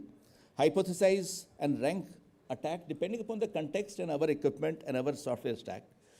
Validate human validation doing human expert based, and fix root cause and retest, actually. So this cycle, which is perennially in action. So discovery becomes easier, safe validation, prioritization, and patch closure remains at the scarce disciplines. But we have to create a lot of capability and retention of this talent who is going to work with us. So vulnerability window patch to exploit happens that vendor publishes the patch and commit the hash through whatever mechanism. In fact, different companies have got different ways, and depending upon the severity of that, then AI agent instantly reads patch to understand the bug. Agent automatically converts the knowledge into a working end-day exploit, and the unpatched telecom deployments are immediately exposed. So this becomes a situation for us to. So data call out is a recent frontier end-day evaluation. Over half of 40 filtered Linux kernel CVs became working exploits automatically. So that was the test case which they created. So the patch latency, time to deploy, becomes the ultimate exposed variable, not time to fix. Now, in the AI-assisted pipeline, if we try to make it, which is still, I think, some of them already claim to have been there in some of the companies, that reconnaissance in assets and inventory discovery and exploitation, proof of concept or proof of work, vulnerability demonstration, code analysis and discovery. But here, one assumption is very strong, that we have huge amount of data which we have access to. The person whose agent is working to create this kind of capability on proposing this activity. So still we have some human role. Authorization, safe validation, and risk decisions and remediation. AI lowers the discovery cost, not the accountability. Because here the issue of accountability remains, that if something goes wrong, some data breach happens, then who is accountable for?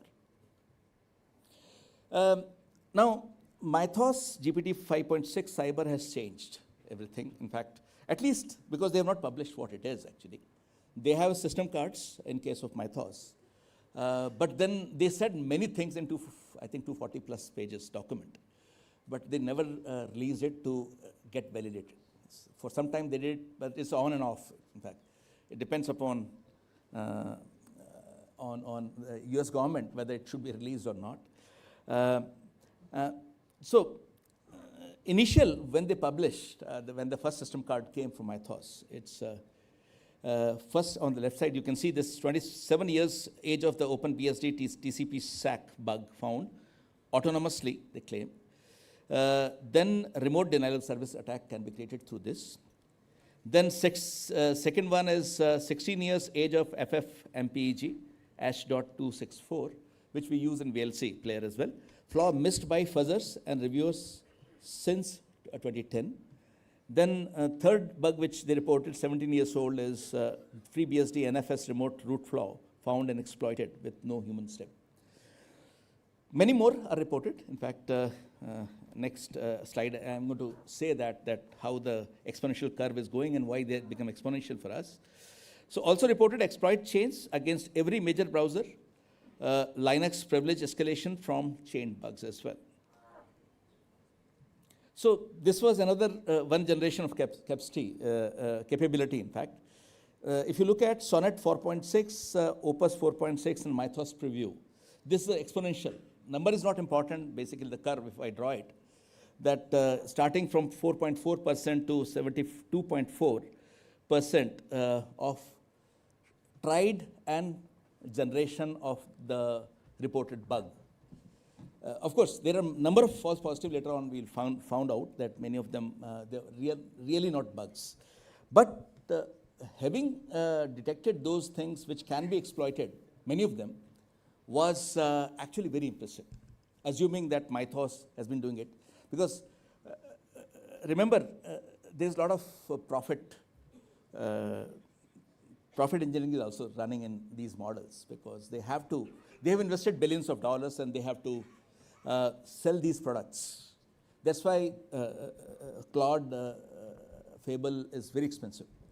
In fact, per million tokens input is $15 and per million output token is $75. It's almost like 5 to or 10 times expensive than other models of Gemini and others. But that sells. And hence they created a project called Glasswing. It's a complete OPEX system. They say that we have given it to few organizations, those who will be affected, and so on and so forth.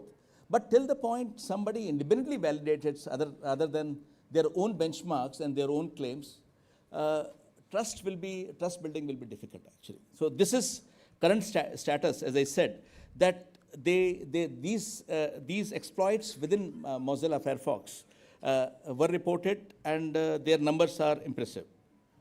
Sorry for the interruption, sir. Yeah. Sir, can you conclude within the 5 minutes? Because Oh, yes, sure. So maybe I think I will conclude 5 minutes. Okay.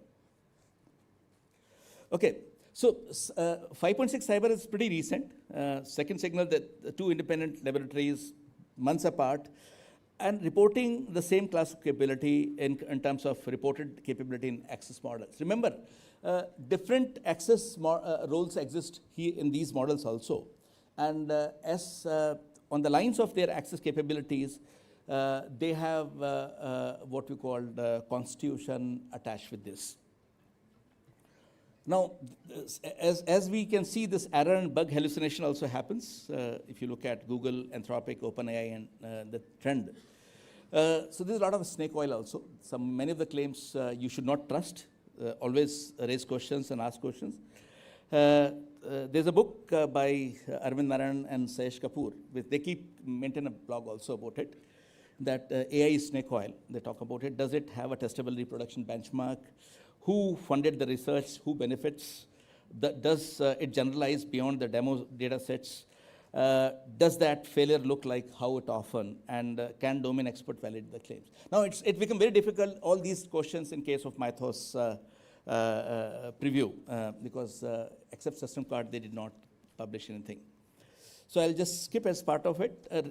So now time has come that agents should be treated as a system rather than chatbot. They're not just a prompt responders, but more than that, they have capabilities much more than that. And that takes to something what we call the scheming, AI scheming, which is happening now. That an agent that looks compliant while taking another part to satisfy competitive objective, not hallucination, not simple misuse. So this is what it does, that it does something nasty, which he knows detrimental, but it hides it. So what Fable 5 and Mythos, they actually claimed that it has got conscience or sentient, that it goes to Hugging Face and did something and then hide the things and so on and so forth.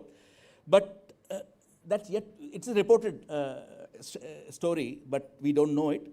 But what the scheming happens in case of any powerful model, any frontier model, is like this: goal, escape, internet breach, and steal. So it keeps it for itself, and more like a human thief or bandit trying to keep it. So it keeps a normal behavior, other behavior, but that's not exposed to human user. It is pretty recent.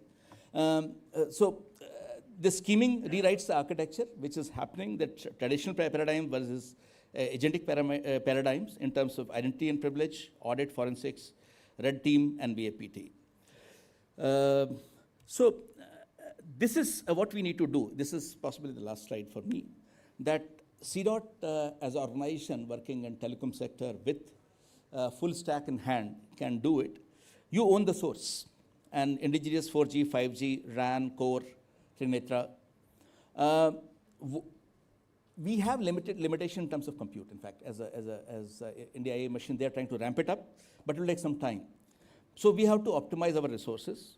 So you have created few center of excellences also, but we need to create some kind of a data pipeline which is good enough for big enough model, which can happen only through synergy. Currently, our experience, we have been trying to do some foundational model part, but we are finding it very difficult to get the data pipelines, because once you get the data, you have to denoise the data, you have to curate data, you have to train it, and training is very expensive because failure happens.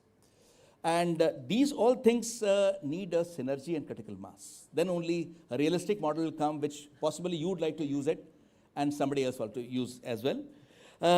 So this complete stack is in your hand, possibly in your devices, through your devices. We can create data pipeline, and those data pipeline can be made available to others as well. And in security and cyber security is very, very important, because without that, nobody shares data that easily. So these are, I suggested the possible things of building blocks that we should create AI assisted VAPT infrastructure, telecom vulnerability benchmarks, secure agent sandbox. We are doing pieces, in fact, and different agencies are doing it. And agent audit logging, then disclosure and triage with multiple methods. Patch latency reduction, sovereign evaluation framework should be created at the national level. And dual track integration flow chart can happen, that we can do autonomous AI track as well as human assisted track, which needs expensive human. But the important thing is that we should not forget that human is important in this loop as well. So whether exploit capable models move from vetted tiers of general release, whether Indian institutions agree to those programs, whether open weight sovereign models reach comparable exploit capability, so that we can claim it. Because remember, centralized API-based model, big frontier models, they are threat to us. We are using some API for enterprise level AI deployment workflows, and it gets switched off, and you are being left high and dry actually. How to handle it? So we need some model of our own in our context. Then whether verification tooling scales with the discovery volumes. So these are research part of it, which we need to handle it. So future favors the faithful, believe it and own it. That we can do it. Thank you.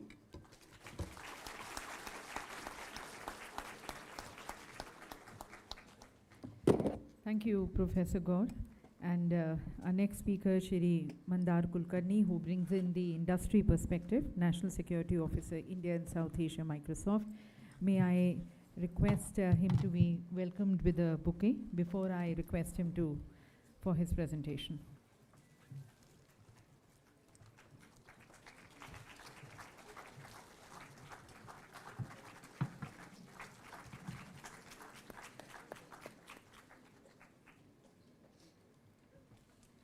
So from an academician and researcher perspective, we now move to the industry perspective from Shri Mandar Kulkarni.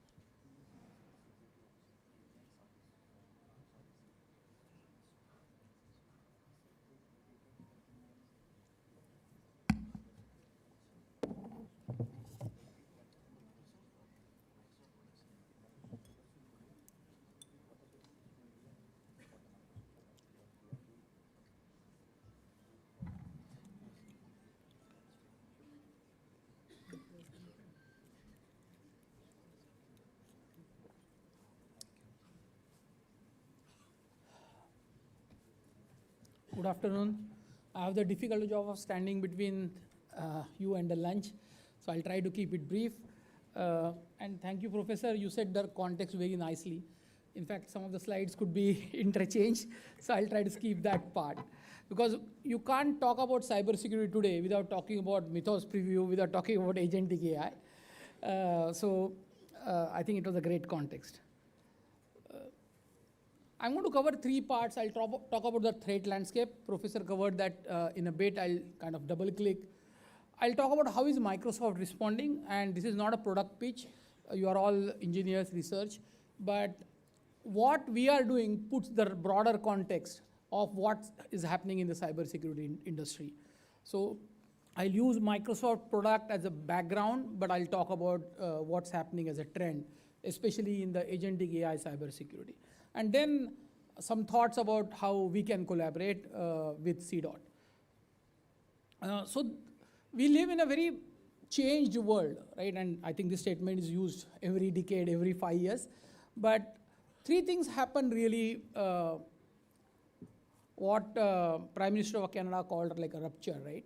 Essentially, there is a big geopolitical change, both from political perspective as well as from physical warfare perspective. Last 3-4 years have been very, very different. Cyber crime is at its pinnacle, powered by AI, powered by digitalization. There is also a response from regulators, right, which is a good thing, but at the same time, it's put a lot of onus on enterprises, on companies which are trying to do business. And again, we live in kind of two sides of a coin. At one end, there is tech debt, right?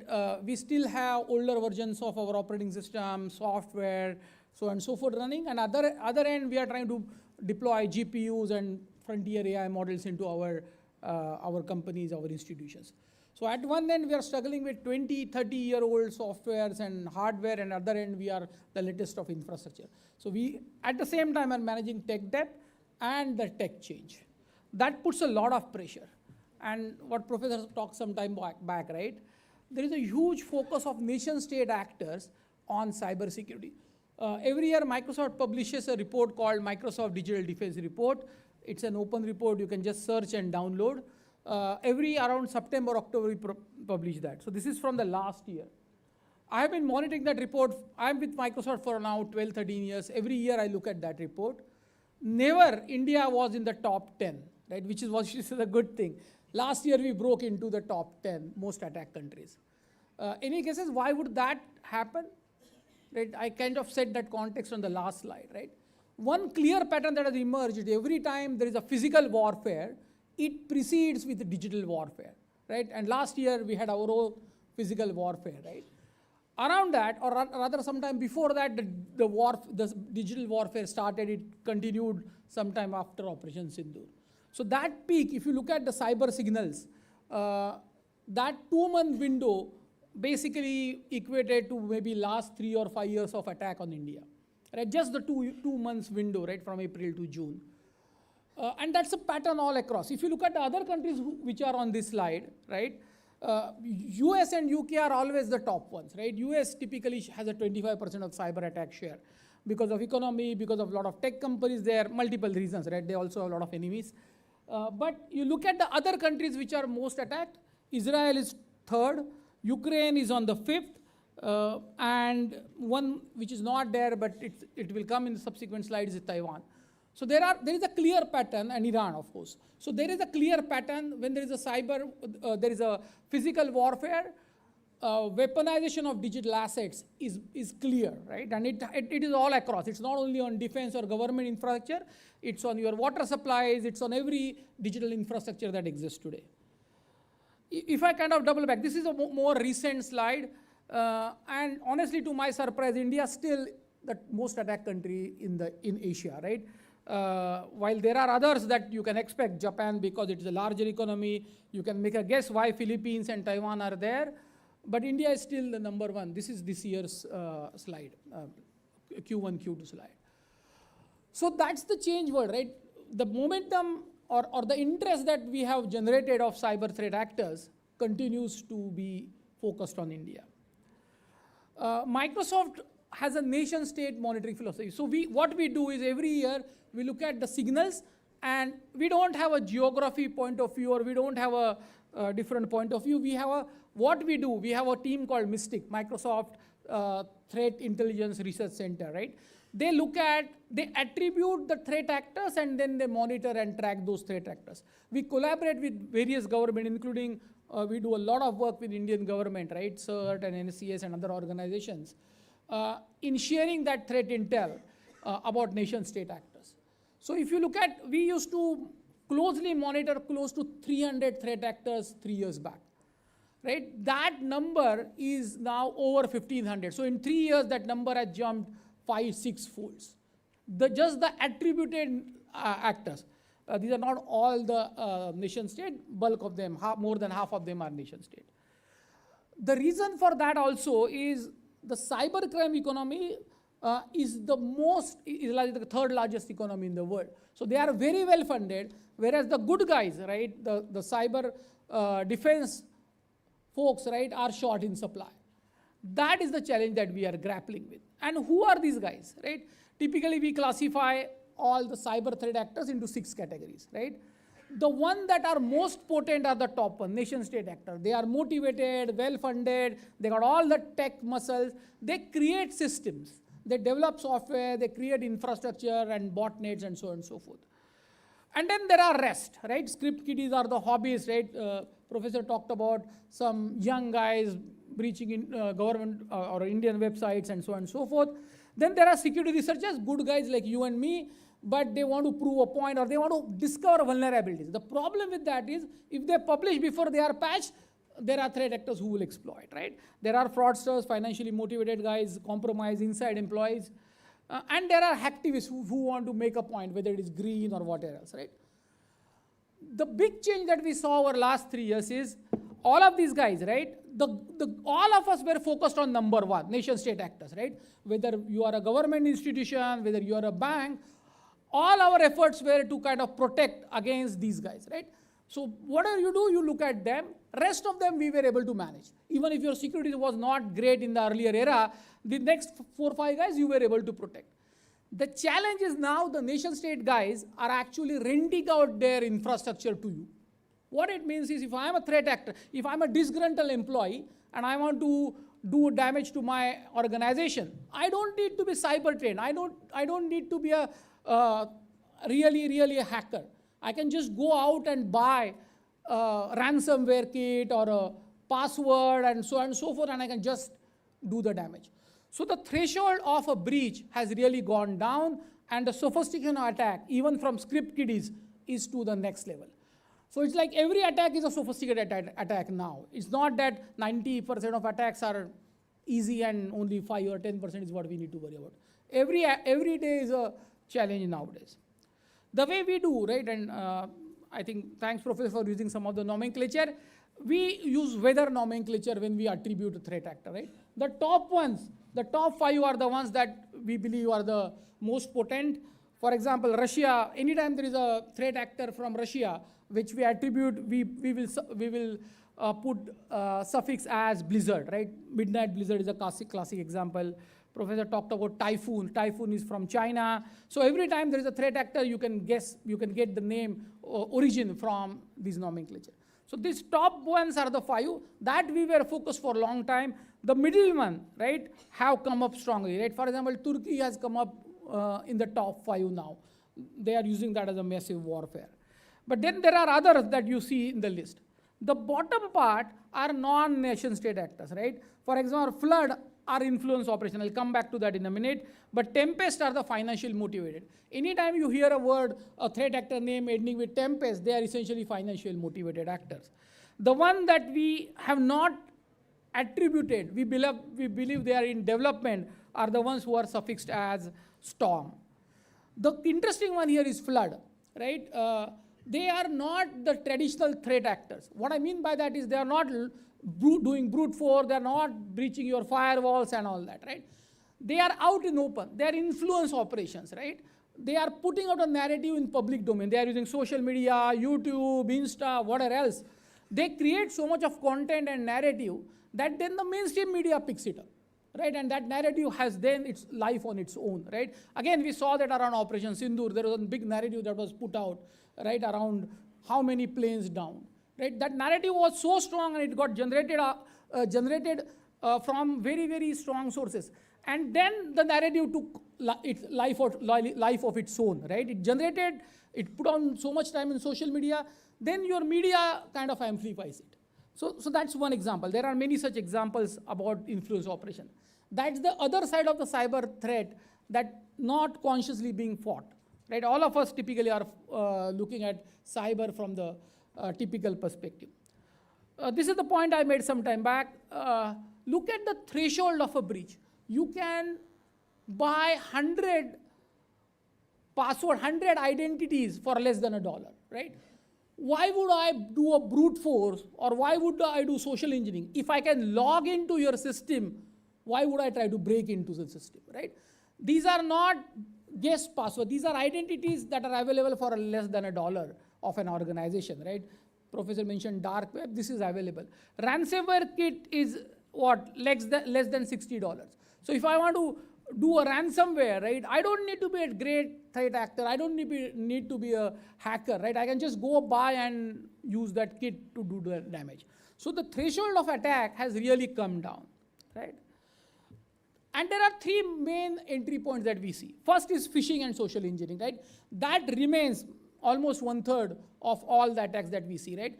And all of us, all the cyber experts have been talking about don't click on the URLs that you are not really sure about. Don't click on whether WhatsApp URLs or email and so on and so forth. Still, phishing and social engineering remains the top entry point. Unpatched web-facing application, this is huge, right? Almost every month, we see this as the massive, right? It's like 1/5 of the attacks.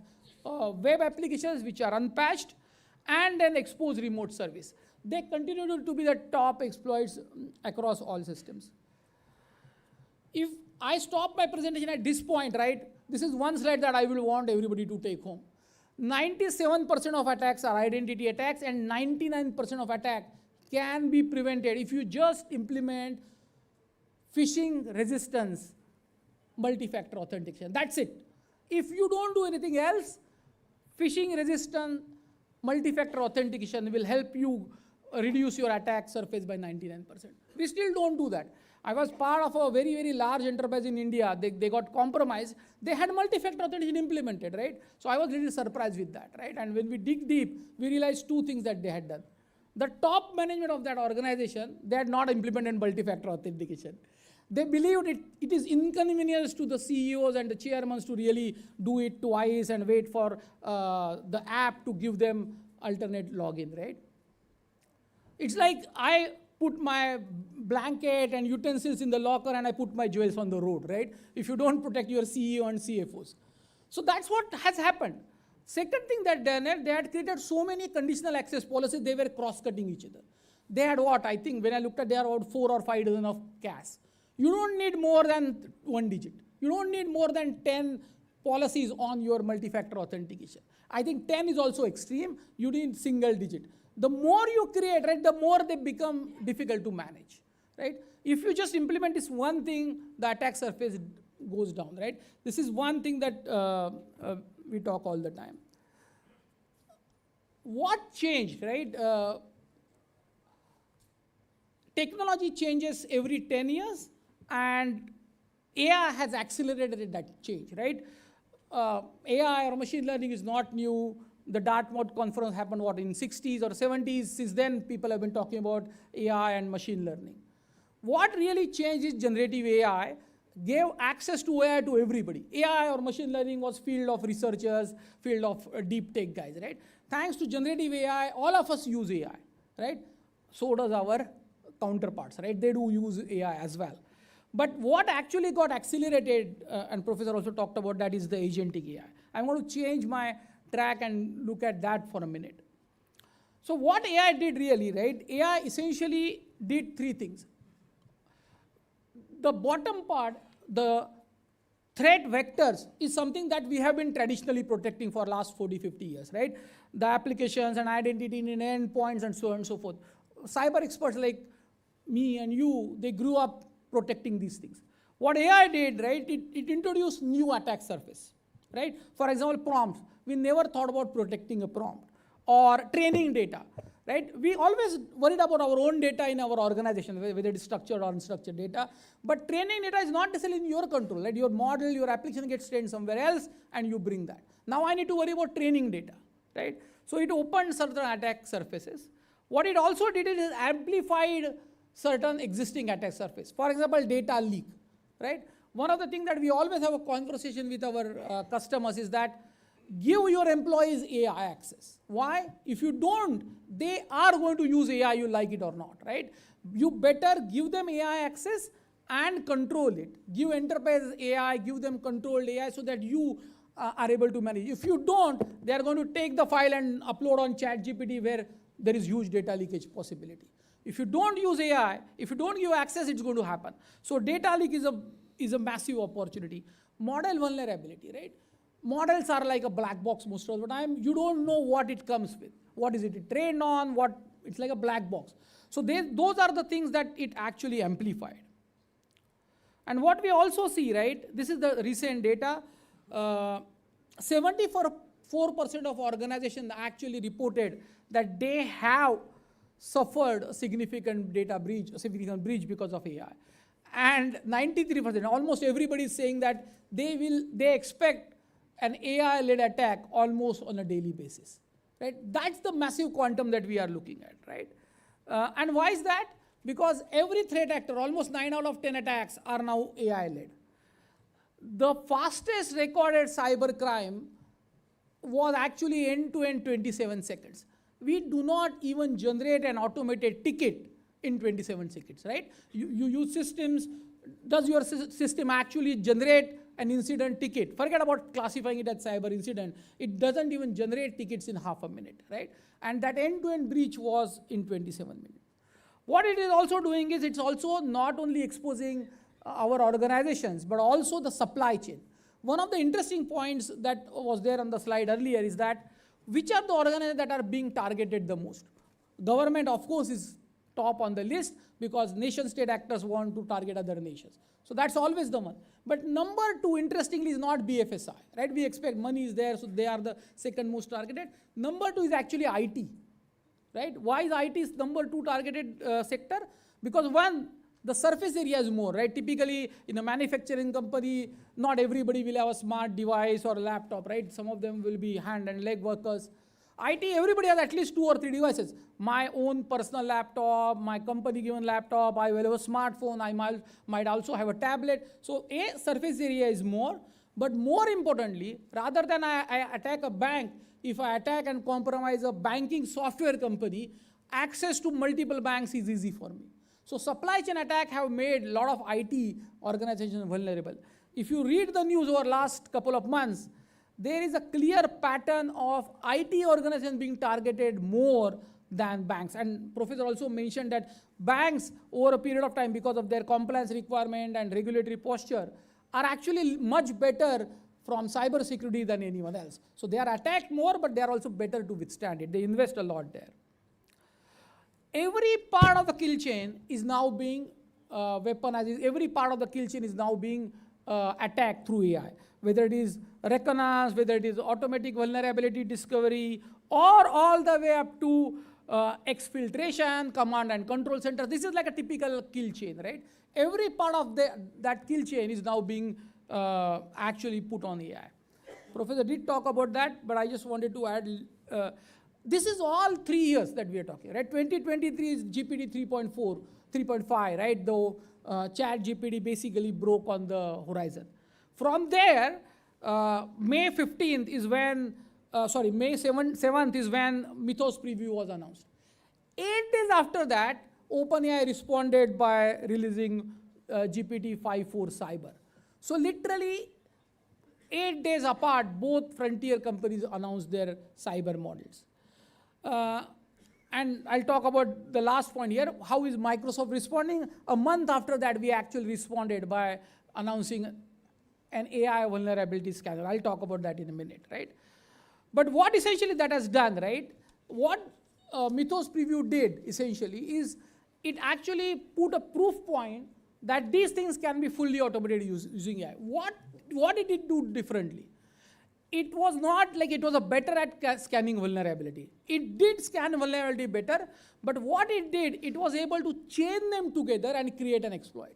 See, in cybersecurity, you guys know this, we don't patch all the vulnerabilities. You cannot. And Professor did show that statistics, right? Out of the vulnerability, maybe 80-90% are very small, they are not consequential, you would not waste time, energy, and there are mitigating controls, right? You don't patch everything because there are mitigating controls that are put in place.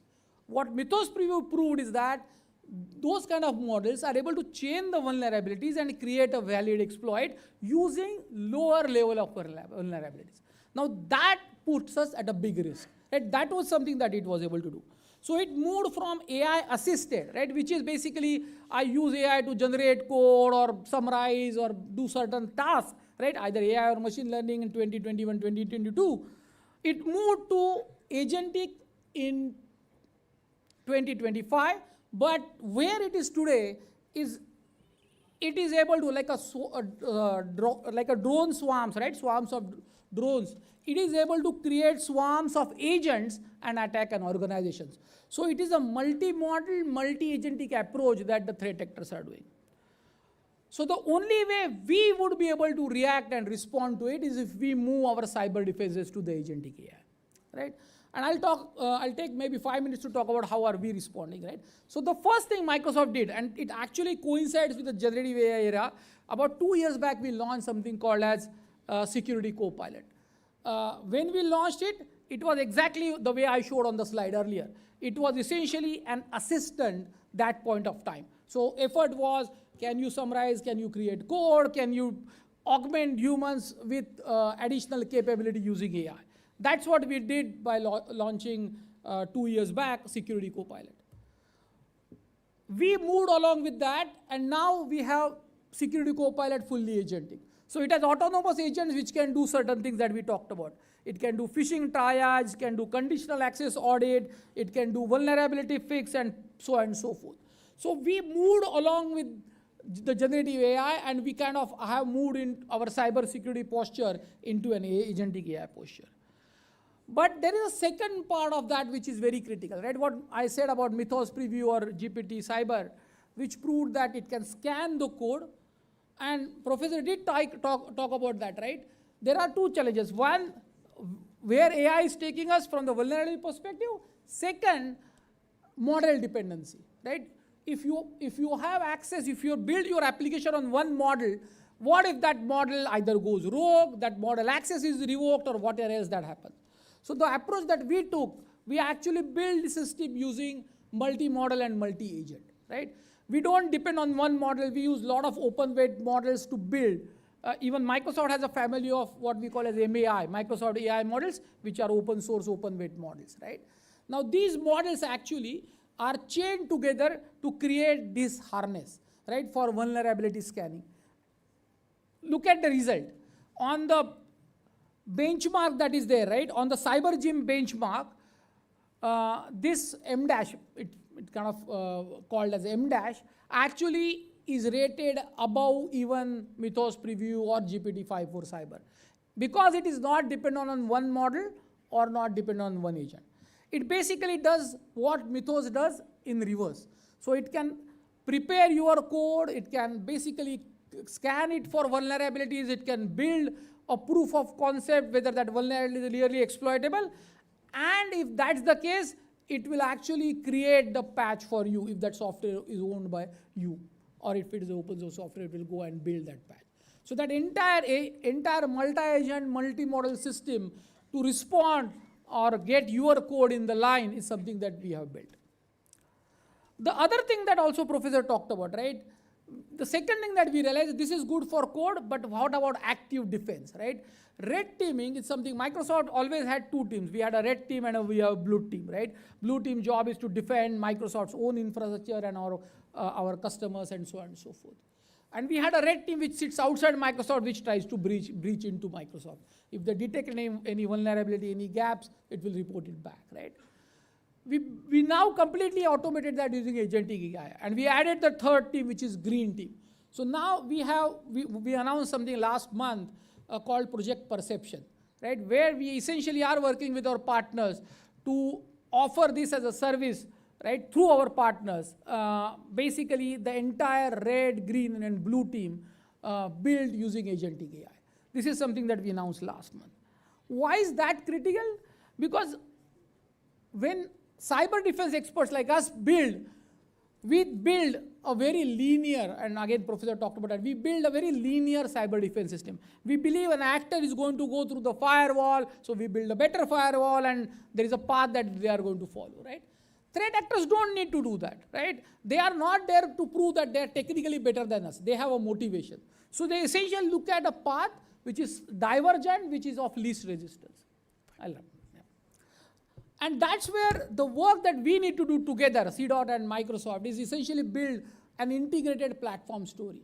You have your own capabilities in terms of the software that you build, the telecom stack that you build. We are a platform company, right? Whether it comes to Windows or whether it comes to our cloud or whether it comes to our AI, we are a platform company. We are not a company which is actually going to go and do this for our customers. We do only through partners. That's the opportunity that we need to work together.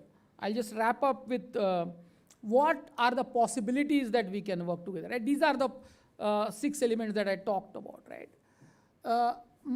We run the largest platform in the world, which is Windows, right? Practically everybody, including India's defense, uses Windows today, right?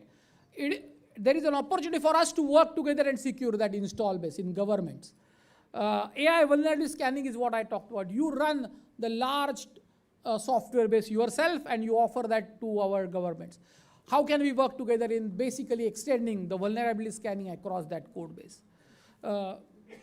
Trinetra is what you talked about, right? Microsoft runs the largest threat intelligence unit. Every day, we get close to 100 trillion signals.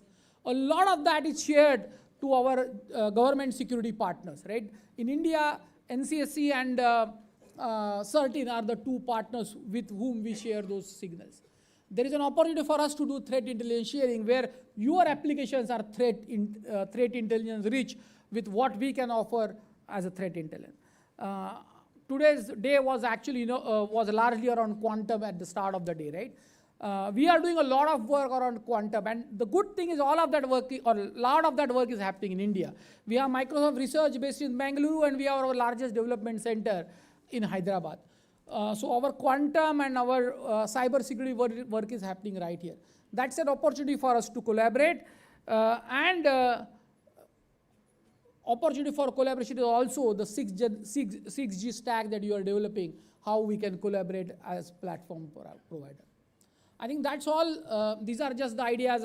I'm looking at C. leadership to kind of go deeper and explore this as a partnership opportunity for India. That's all. Thank you.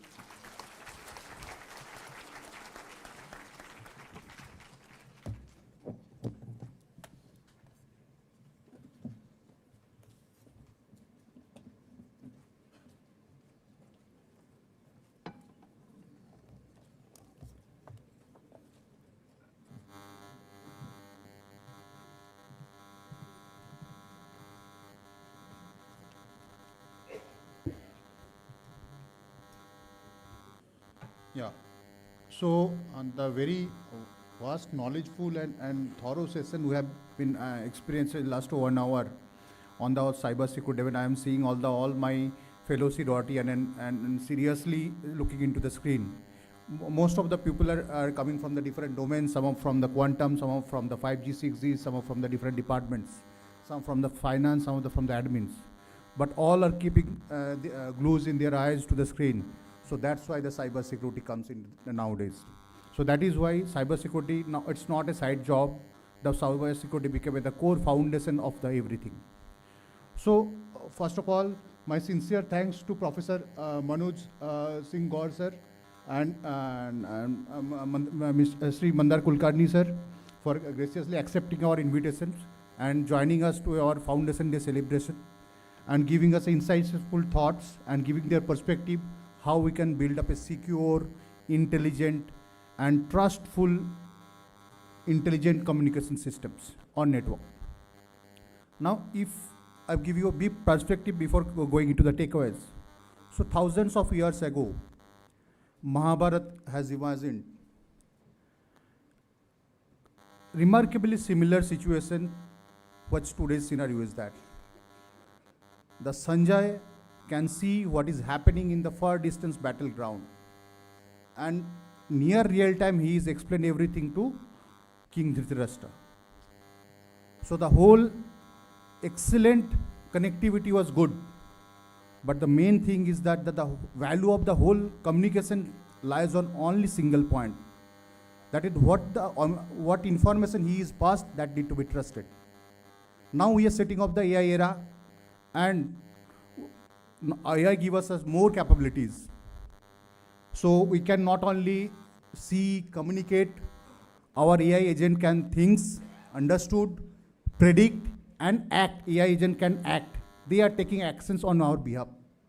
But the fundamental questions remain same. Can we trust what we see? Can we trust what is being communicated? And can we trust what is being to be, what the machine is taking decision is correct? So trust factor is the most important part. Now if I going into the, what Professor Manoj has covered, that he is focusing on the starting from the VAPT. So VAPT is most important part nowadays. So he is talking about the Salt Typhoon, he was talking about some canvas security event, and all the security events not about any 0 day. It's all about the some unpatched things or any credential misuse or data leaks. So we all, whomsoever is developing any application, any software applications, has to be secure our things. You have to be VA vulnerability and penetration testing is a mandatory thing. And I slightly differ with sir. So right now practice is that we can do a VAPT on a certain interval, maybe quarterly, maybe half yearly, maybe annually. But that with the innovation of frontier AI model, that things has been changed. So we can't do a VA scanning. The cycle has to be real time. So in this regard, we have our Trinetra and Trinetra 660 have a inbuilt capability in it, which can do automated scanning, which can do real time your vulnerability audit report in your hand. Where is the gaps is that, and where you need to fix, and they can also prioritize and also recommend how to do that. Secondly, he talked about that how the traditional AI models are lacking. That in the traditional VAPT is lacking. Now thing is that the traditional VAPT gives you the context. The tools is not a problem. The problem is that tools give you there is a misconfiguration. There is improper validations. Now by understanding that, how the developer, how the designer is fixing that bug and fixing the security issue. So that depends upon that context and the knowledge and the expertise of that pupil, the designer. Now how we are going to take care of that? That cannot be taken care by the traditional VAPT. And where that AI, now Sri Mandar has explained that how AI agents, so they have drastically reduced down the whole threat landscape. So earlier exploitation and finding a vulnerability is traditionally near about a 3 months thing, but now it's become reduced to 27 seconds. So they can change the whole vulnerability and they can create a payloads on that and do exploitation of that. Now challenge is that earlier, at least for doing a cyber attack, because I am also a cyber researcher, so I can proudly say that earlier any cyber researcher can need certain expertise. When I'm entering in this field, at least certain expertise is required to do a cyber attack and things. But nowadays, using of OMGPT and other AI give us, one side AI give us a powerful OMGPT and all, you can use if you can take the ransomware services and you can create an attack within within a minute or within a couple of hours. So that's challenge we are going to pose. So thing is that takeaway is that, so Mandar has also explained that how we can do for a multi-model and multi-agent mechanism. So multi-model, so we cannot completely blindly trust a single model. We have to go for the multi-model and the multi-agent. So every agent has to do a different role. So one agent has to do a red teaming job. One has to be the green teaming. One has to be blue teaming. So three different team. So someone has to patch, someone has to validate, and someone has to monitor. So 3 different agent is required until unless whatever we are adopting is not going to be foolproof. So if you tell me that what can be the 4 takeaways for us. So first thing is that we can debate hours and hours that Mythos and frontier model is actually going to create a disruption in the market. We can debate hours and hours. But the point is that we should accept it that yes, Gen AI has been actually changes something. And we need to accept it, and we need to, better we prepare, then better we can keep our system resilient. So we have to move from traditional security methodology to AI-driven, agentic-driven methodology. In this regard, we have also come up with the AI agentic SOC solution, Trinetra Shakti, who is a complete AI SOC solutions, which I will request all the guests to have a look on our outside our exhibition area. Next thing is that we need to move from zero trust network architecture to zero trust intelligence. So that now we are only integrating, so sir is told you have to definitely implement the identity access with MFA. That can secure us a 99% attack surface. But the main challenge is that, so that is a introduction of the zero trust, but zero trust intelligence. So the intelligence, the data breach and everything we are getting, so that has to be, the intelligence has to be zero trust. So that's why also we need to think that apart from that on adoption of the AI journey, how we can, Professor Manoj is saying that how we can invite within ourselves that LLMs, the models we are using for these agentic things and other AI-based things. So for the critical and strategic sector, we should also immediately start thinking for having our own LLM models. And finally, in the cyber security, no one can be done in anything alone.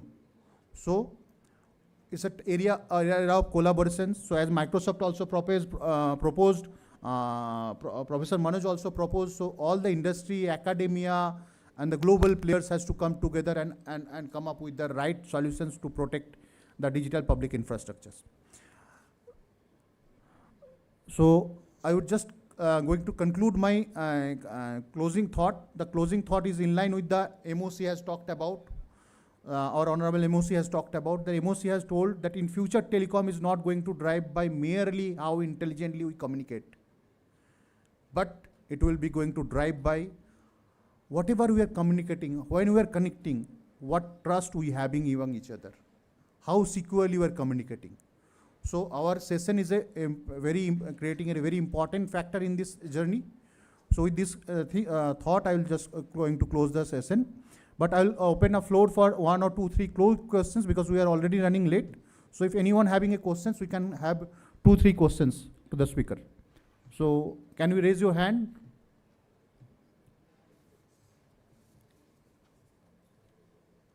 Is there any questions? Or okay, better we can take offline because we are already running late. So I can, because both the speaker is here. So once again, before closing the session, my heartful gratitude to both the distinguished speaker for sparing some time and joining us and giving us your thoughtful inputs to us and enriching the foundation day events. Thank you, sir. As we express our thanks to the speakers, may I request Mr. Dilip Krishna Swami to please join us here on the stage in presenting the mementos. EVP 3.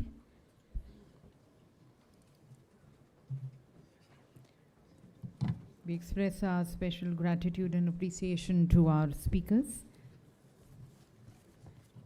Thanking Professor Manoj Singh Gaur.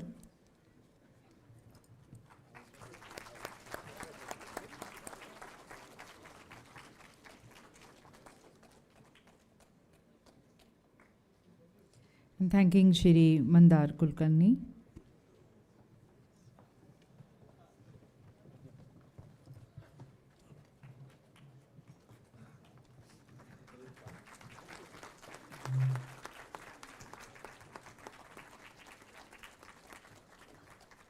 And we'll close with a group photograph of all of you on the stage.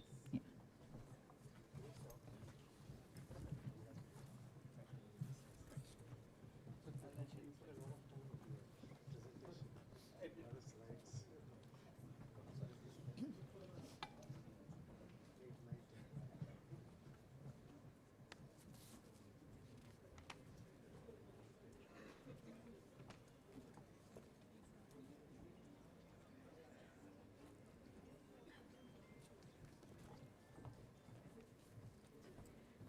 So thanking all of you also, ladies and gentlemen. We now break for lunch. The lunch for our speakers and the dignitaries is in the Vaishali Hall. For our eminent delegates and participants, there is a lunch at 3 places. It's one outside the Bheem Hall itself, also in the foyer area, and then in the Sravasti Hall. So at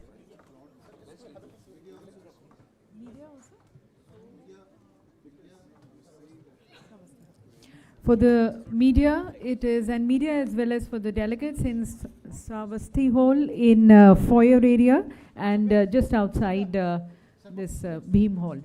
For our eminent speakers and the experts, you're requested to kindly move to the Vaishali Hall. 2 o'clock, ladies and gentlemen, we are going to be starting with our post-lunch sessions. You are requested to be kindly seated a little before 2 so that we can start our sessions on time. 2 बजे के उपरांत हमारे जो अगले sessions हैं 2 सत्र हैं 6G के ऊपर और उसके साथ साथ क्वांटम टेक्नोलॉजीज़ के ऊपर. आपसे निवेदन है कि भोजन के बाद आप थोड़ा सा पहले यदि यहाँ पर हमारे साथ हॉल में जुड़ जाएं तो हम अपना 2 अगले सत्र समय पर शुरू कर पाएंगे. धन्यवाद. Enjoy your lunch.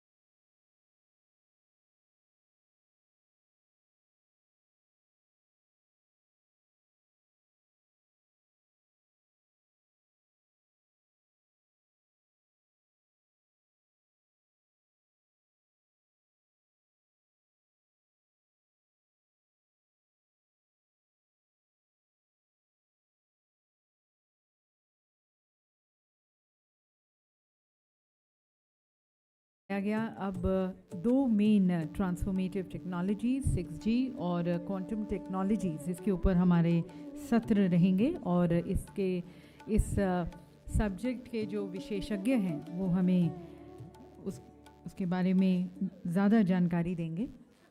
So we are going to be starting with the sessions, requesting everyone to be taking your seats. Once again, a request to have your mobile phones on the silent mode, please.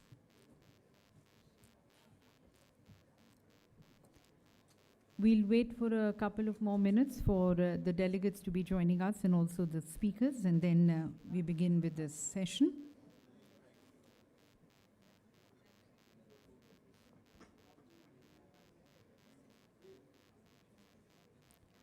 So two very transformative technology frontiers, 6G and quantum technologies, we are going to be now approaching. And as we all understand, while 6G will define how we connect, how we communicate and interact with our intelligence systems, quantum technologies have the potential to fundamentally transform computing, communication, security, and sensing. So the first session is going to be on 6G, and there are 3 speakers in this who are going to be addressing us. That's going to be followed by the session on quantum technologies, and once again we have 3 speakers who are going to be addressing in it.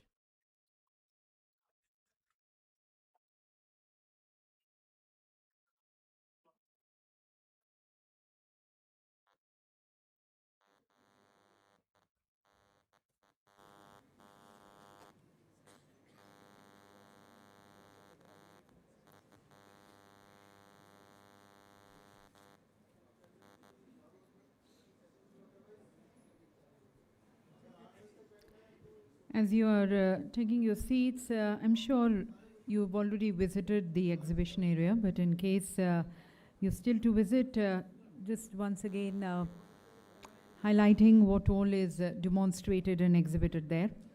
So as the Honorable Minister in the morning had inaugurated the exhibition showcasing 42 years of journey of CDOT with the various products, the indigenous products and technologies which have been built, especially a secure infrastructure, digital infrastructure which has been built. So there's a showcase towards that. And the quantum series which have been unveiled by the Honorable Minister, sir. The exhibition area highlights and the demonstrations there highlight India's growing capability in indigenous quantum secure technologies, further showcase CDOT's transition from research and development to deployment to commercialization and technology transfer. It further reinforces the government's commitment to secure, sovereign and quantum-ready digital infrastructure, which was also reflected by our minister, further demonstrating India's progress across both the QKD and PQC, providing complementary approaches to quantum security, highlighting indigenous development of critical submodules such as SPDs and reducing import dependence, and providing national as well as international visibility to CDOT's quantum security capabilities and encourage adoption across telecom, banking, financial services, data centers, defense, government, and other strategic sectors.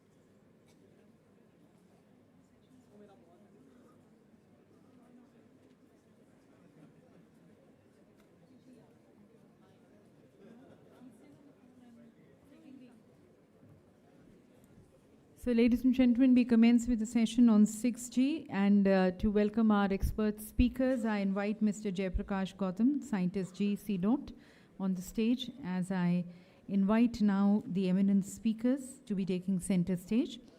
Professor Chandra R. Murthy, Professor of Electrical Communication Engineering at the Indian Institute of Science, Bengaluru. Our next speaker, Professor R. David Koil-Pillai, the Qualcomm Institute Chair Professor, Department of Electrical Engineering, IIT Madras, and Shri A.K. Mittal, Director General, Telecommunication Standards Development Society of India.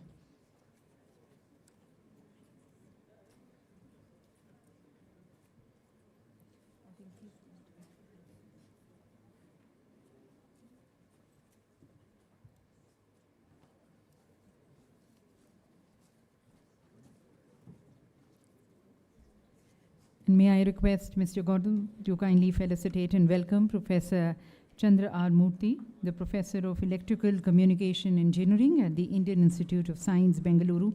Ladies and gentlemen, he is a leading researcher in wireless communications, signal processing and information theory with significant work in multi-user. To Professor Chandra R. Murthy. Multi-user MIMO 5G and next generation wireless systems. We welcome Professor R. David Koil-Pillai, Qualcomm Institute Chair Professor, Department of Electrical Engineering, IIT Madras, a distinguished expert in communications and wireless networks, and he is also the chairman of the Bharat 6G Alliance. Welcome to Shri A.K. Mittal, Director General of Telecommunications Standards Development Society of India. More than 5 decades of experience across telecommunications, he has worked extensively in mobile network standards, regulation and technology development. So I request our first eminent speaker of the session, Professor Chandra R. Murthy, Professor Electrical Communication Engineering at the Indian Institute of Science, Bengaluru, to kindly address the August gathering.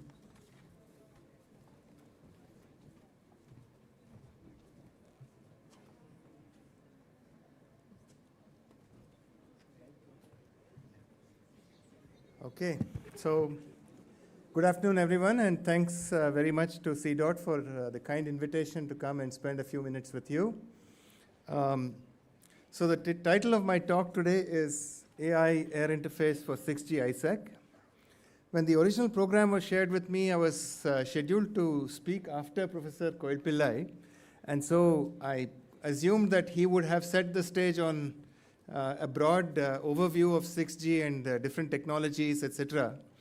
But I think due to several reasons, they had to move the schedule around, and I'm speaking first, and he will be speaking after me. So it's like you get the main course first, and then you will get the appetizer. Okay, so bear with me. So instead of, 6G is a very vast area, and so I didn't want to speak about everything under the sun in 6G. Instead, I've chosen just 2 or 3 topics that I've been thinking about for the last few years, and I want to share them with you. And later, if you have the opportunity, or if we have the opportunity, I'll be very happy to discuss these topics further, to hear your thoughts on these ideas and these approaches, and whether you think there is some value to them. So let me dive right in.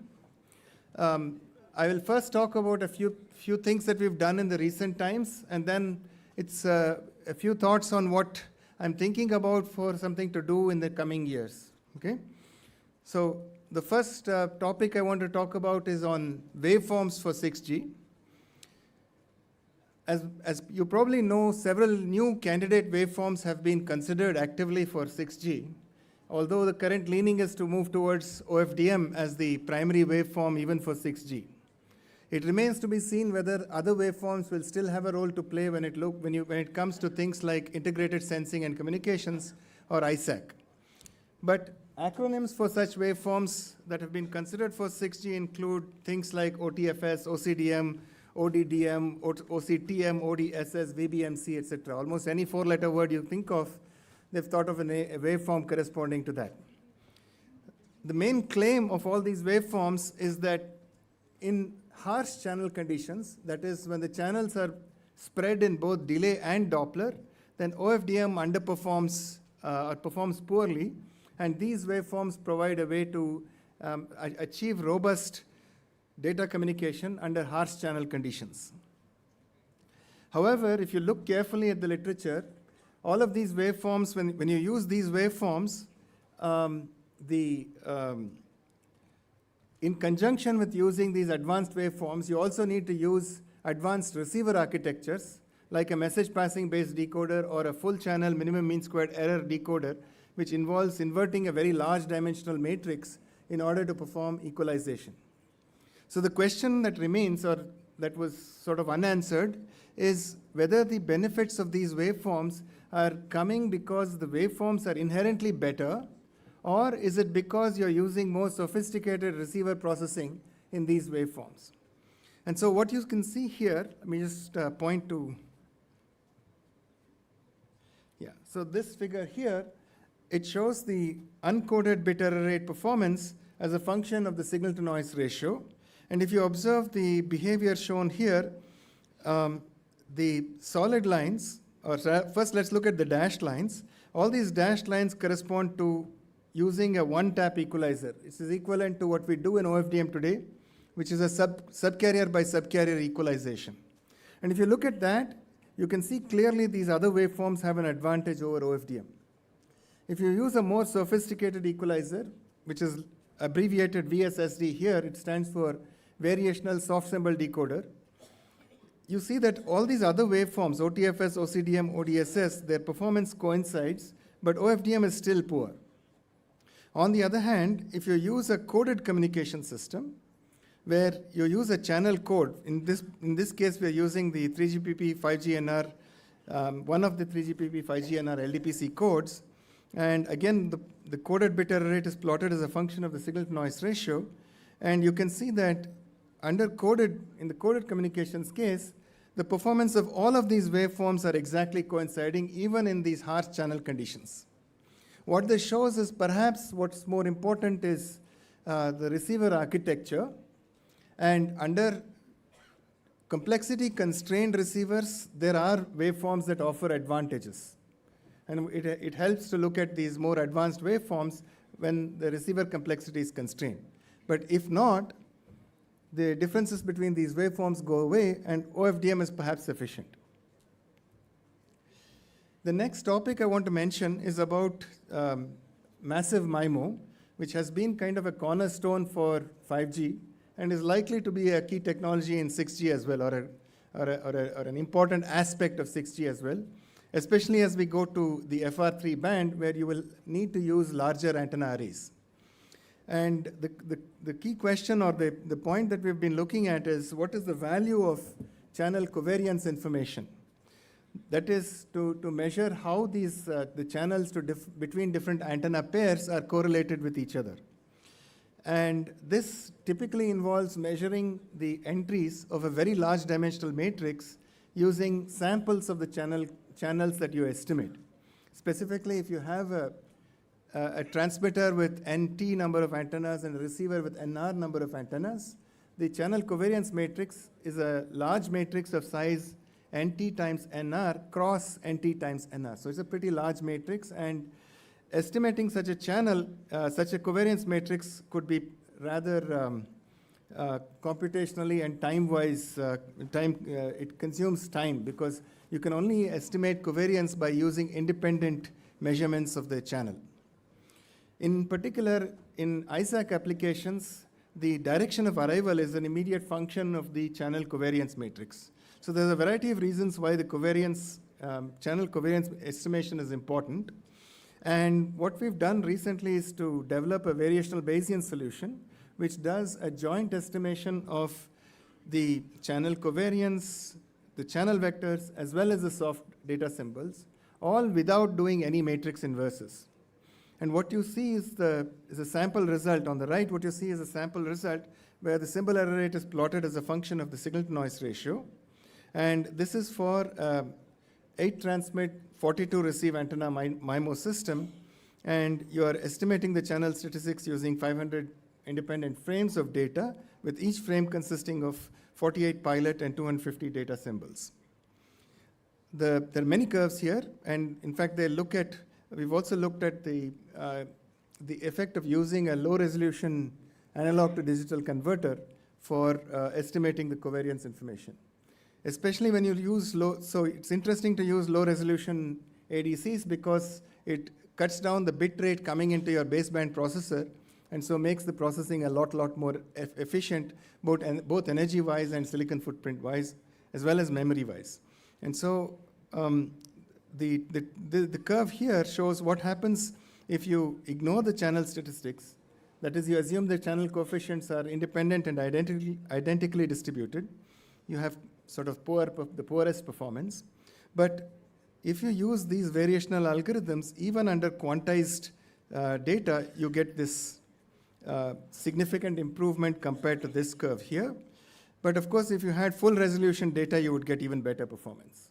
But the more important thing is that there are two curves overlapping here, where this has two curves here, and one of them corresponds to the case where you know the channel statistics exactly, and the other corresponds to the case where you estimate the channel statistics from the data itself. So this kind of data-driven estimation can actually recover it could give you performance equivalent to that you would get if you knew the channel statistics exactly. The third topic I want to mention is that of reconfigurable intelligent surfaces. I saw some demos in the booths out there from CDOT as well. It's a topic that CDOT has also been keenly interested in the recent years. And the idea of a reconfigurable intelligent surface is a surface which has electronically tunable RF mirrors. It consists of passive arrays. So it consumes very little power, but it has electronically tunable RF mirrors that can modify the wireless channel and direct the signal towards the user. And since it's doing passive reflection, it can consume ultra-low power, and it can bypass blockages and improve the SNR and coverage at a user. It's a very active area of research. If you just go to IEEE Explore and search for reconfigurable intelligent surfaces, you will find more than 20,000 hits, all starting from 2021-ish. And so even though it's a recent topic of research, it's a very actively studied area. The main requirement in the use of a reconfigurable intelligent surface is to optimize the phase shift across all these elements. And that is rather challenging because you cannot really directly figure out what phase configuration to use at each element. What you have to do is to send lots of training signals and then look at what you receive at the receiver, and based on that infer what the phase configuration should be. And that overhead can potentially erase all the benefits you can get out of an RIS. So in this direction, we have looked at an alternative approach. So like I mentioned, to get the gains out of the RIS, what you need is to first acquire the channel, and then you have to optimize the RIS coefficients by solving an optimization problem, and then you have to send control signaling to the RIS to program the phase. If the user moves, or if you want to serve a different user, you have to do all of these steps again. And these are the overheads why perhaps the industry is not that keen on RIS as a technology just yet. So our core idea has been to use a completely alternative approach, which is one of opportunistic communication. So specifically, in each time slot, we will configure the RIS randomly.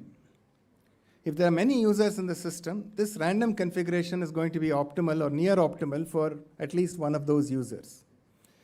Through a CQI feedback, which naturally occurs in a 5G system, we will identify the user to whom the RIS is pointing, because that user will send a high CQI feedback. And if you're using a proportional fair scheduler in a 5G MAC, then that will automatically schedule that user at whom the RIS is pointing. And this way, the RIS can actually freewheel between different random configurations, and the 5G system can operate oblivious of the presence of the RIS, because whoever the RIS is pointing at will be the user who sends you a high instantaneous CQI feedback, and that's the user who's going to get scheduled. And so if you look at it over time, you're always scheduling the user to whom the RIS is pointing. And so you're getting the benefit of the RIS without any of the overheads involved in programming the RIS. So this is the idea that we've explored, and we've even tested this in the 5G testbed at IISc, which consists of, this particular demonstration consists of a 40 megahertz 5G base station operating in the N78 band, and two 5G NR UEs, which are placed at different angles, 30 and 45 degrees from the RIS. And this RIS is actually an in-house designed RIS, designed by my colleague Devdeep Sarkar. And the RIS is simply programmed to switch randomly between different directions. And we'll see what happens when you do this in the following quick video demonstration. It's only 1.5 minutes. This video demonstrates RIS, Reconfigurable Intelligent Surface, Assisted Opportunistic Scheduling in 5G NR. For demo purposes, in our setup, we have an RIS, a GNB, and 2 UEs. Coming to the RIS, this indigenously developed 1-bit digitally coded metasurface-based RIS has 1024 elements equipped with PIN diodes. It is programmed using an FPGA controller to redirect the signals in any desired direction between -60 and +60 degrees. Now, coming to 5G testbed, the 5G base station, GNB, and core network are based on Open Air Interface, OAI, and they are running on a laptop. Now, one OAI 5G UE is positioned at a 30-degree angle from the RIS, and its protocol stack is executed on a computer. A second OAI 5G UE is placed at an angle of 45 degrees from the RIS, and is set up in a similar manner as the first UE. When the RIS is on and pointing to UE1 alone, it achieves a throughput of 58 megabits per second, and when it is pointing to UE2 alone, it achieves a throughput of 50 megabits per second.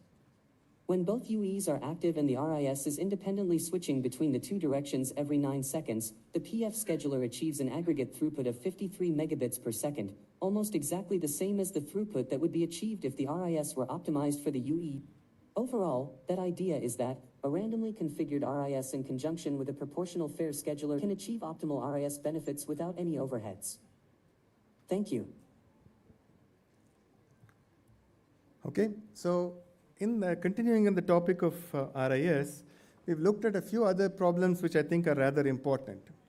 For example, if, let's say, Airtel decides to deploy an RIS or deploy RISs to help its users achieve better throughput. The RIS is a passive device and it does not have any bandpass filter. So if Geo is transmitting in a neighboring frequency band, the RIS is going to reflect Geo signals as well. In other words, it's going to modify the wireless channels experienced by the Geo users. So the question is, does Airtel deploying RISs help or hurt or leave things unchanged as far as Geo is concerned? Because if it's going to hurt Geo, then Geo is never going to allow Airtel to deploy RISs. Right? So we've studied this problem in some detail, and our conclusion is basically that RISs actually assist every operator, but the operator who deploys the RIS benefits more. And this benefit to all operators is something that occurs both in an average sense as well as what we call in an almost sure sense. That is, even instantaneously, it's unlikely that the out-of-band operator will see a decline in its performance due to the RIS.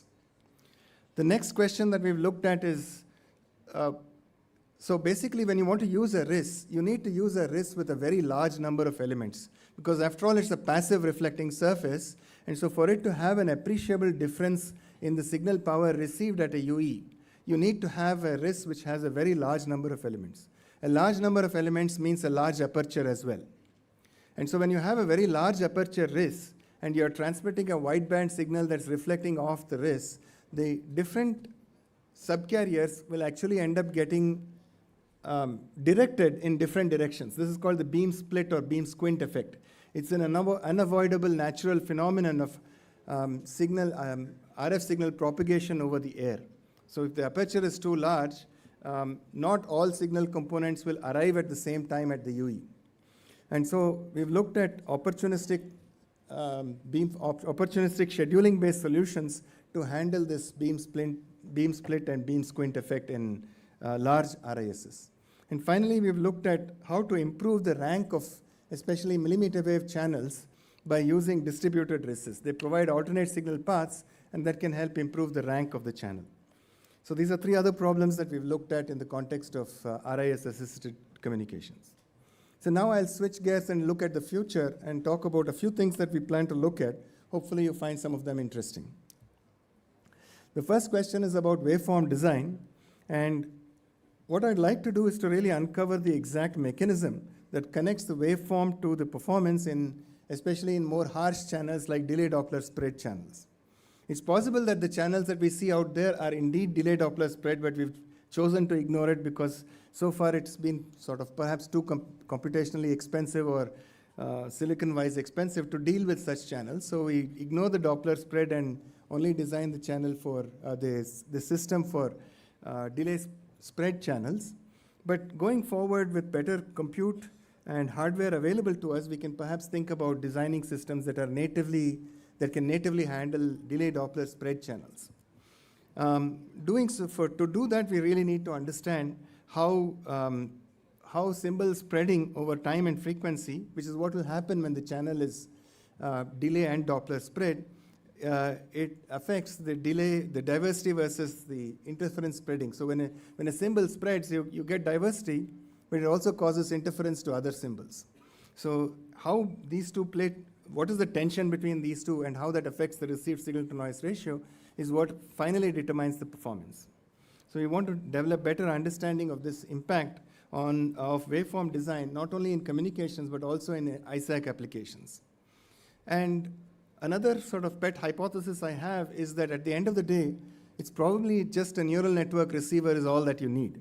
As long as you train it correctly and you choose the architecture carefully, a neural network architecture can potentially yield a sort of on-par performance with the best handcrafted decoder at the same complexity. This is sort of something that I'm borrowing from a variety of other applications where AI-based solutions have been shown to be competitive with human-crafted algorithms across a wide range of domains. And I don't see why that same couldn't happen in communication systems as well. And in particular, when we look at ISAC, there are two functions that the communication system needs to accomplish, one of sensing and the other of communications.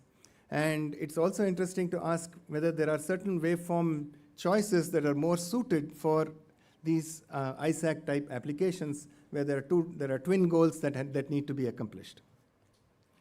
The second topic, which I already alluded to before, is the massive MIMO statistics. And it's interesting to look at what is the impact of imperfect covariance matrix knowledge on the achievable throughput and data rate and spectral efficiency of a MIMO system. This is actually an old topic, but now we have much better tools that are available for the analysis of massive MIMO systems. So perhaps these can yield more interesting new insights into the scaling laws of how, as you scale the number of antennas, the imperfect channel statistics affect the resulting spectral efficiency. And again, in the spirit of AI native system design, one class of ML receiver architectures is that of unrolled algorithms, where you take a well-known iterative algorithm and you unroll its iterations into the layers of a neural network, and then you train parts of this algorithm with data. What this gives you is actually a fixed complexity algorithm, which is exactly tuned to the task at hand. And in particular, many times when you design these algorithms, there are what we call optimization mismatch. Let's say the final goal is to reduce the bit error rate. It's hard to directly design an algorithm that minimizes the bit error rate directly. So instead, what we do is we design the algorithm so that it estimates the channel in a minimum mean squared error fashion, and then we design the bit detector which the best possible data detector, considering that your channel estimates are accurate. But in practice, if you want to design an algorithm that minimizes the bit error rate, if that is the goal, then it's not clear that this kind of a two-stage approach is actually the right way to go. And these unrolled algorithms can have the potential to obviate or to avoid having to answer this question by directly training the network to minimize the bit error rate. And finally, it's important to have good engineering insights into the scaling laws on how the performance varies as you change the number of antennas, the training length, the frame structure, and so on and so forth. The next topic, of course, the third and last topic I want to talk about is the use of opportunistic RIS for sensing as well as scheduling in ISAC applications. A variety of what appears to me to be rather interesting problems. For example, if you want to use this opportunistic ISAC, it's important to identify ISAC configurations or RIS configurations that can potentially be very good for a large number of users and focus on those configurations in the random reconfiguration of the RIS. So how do you identify those good configurations that will be helpful in the context of joint communications and sensing? And what is the trade-off, or what kind of trade-off does an RIS bring between the communication rate and the sensing resolution? And as I mentioned earlier, in the context of the two-operator case, the RIS has the potential to also disrupt communication. So if, for example, a malicious user simply deploys an RIS and then randomly tunes it in different directions, what that can do is, essentially, it can change the wireless channel between a transmitter and a receiver between the time when the channel is estimated and when it is used for data decoding. And that can actually mess up communications. Or it could change the channel between the time when the user sends CQI feedback and when the user actually got scheduled for transmission. And so then the rate at which the user is scheduled is either suboptimal or too high so that the data cannot be decoded. So understanding this is important before we can permit the deployment of RISs in practice. And of course, one can think about using RISs for sensing and nulling. For example, can you null a jammer, or can you sense around an obstacle because you have a RIS providing an alternate path?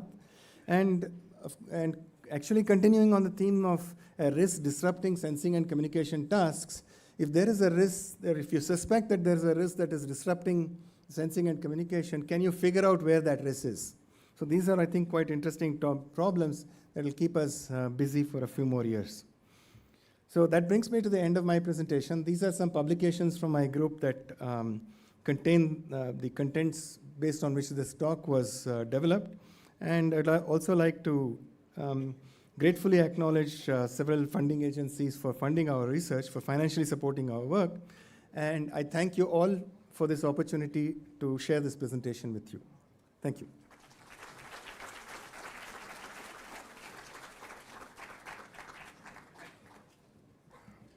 Not sure if we have time for questions. Otherwise, we can move to the next one.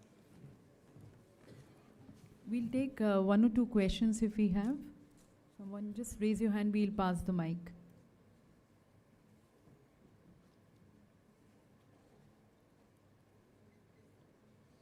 So if no questions, okay, thank you, sir. Thank you. I invite our next speaker, Professor R. David Koilpillai, Qualcomm Institute Chair Professor, Department of Electrical Engineering, IIT Madras.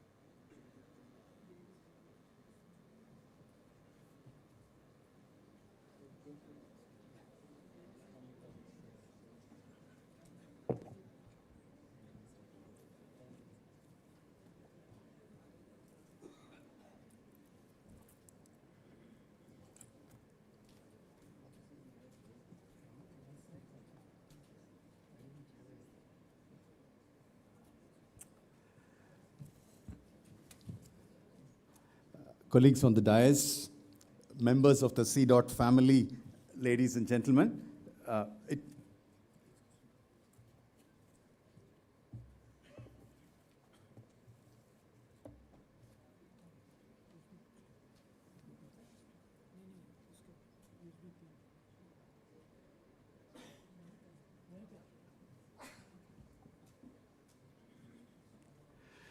While they're getting the clicker ready, it is a distinct honor to be a part of the 43rd Foundation Day. As Professor Chandra mentioned, it is an honor for us, and as I was listening to the presentations this morning, it is very impressive to see what CDOT has done over the last few decades. And hearty congratulations to each of the members of the CDOT family as you look ahead to the more years to come. I wear two hats. One is my academic role at IIT Madras, and I also serve as the chair of the Bharat 6G Alliance. And in that role, I work closely with Dr. Upadhyay and Mr. Prakash of CDOT. And again, we sincerely appreciate the partnership that we have between Bharat 6G Alliance and CDOT. This has been a very exciting time for cellular in India because we are one of the fastest growing 5G markets, about 523,000 5G base stations and adding at a rate of about 2,000 sites per month. And I have a slide from the most recent TRI quarterly report, and it presents a holistic picture. It says that we have about 1,066 million broadband internet subscribers, and 98% of them are accessing it on a wireless device. So that is why we are called a mobile-first country, and that sets the stage in terms of what India will do in the years to come. Now, looking at the various technologies that are mentioned in the TRI quarterly report, it's important to note that fixed wireless access is mentioned as a technology that is now reached about 17 million subscribers within the country, and it is growing at a fast pace, and it is expected to reach a substantial number in the years to come. The teledensity numbers are healthy going forward. Can I get this? Yeah, clicker's working. Okay. So this is the India market report. Let me move on to the next. It's not working.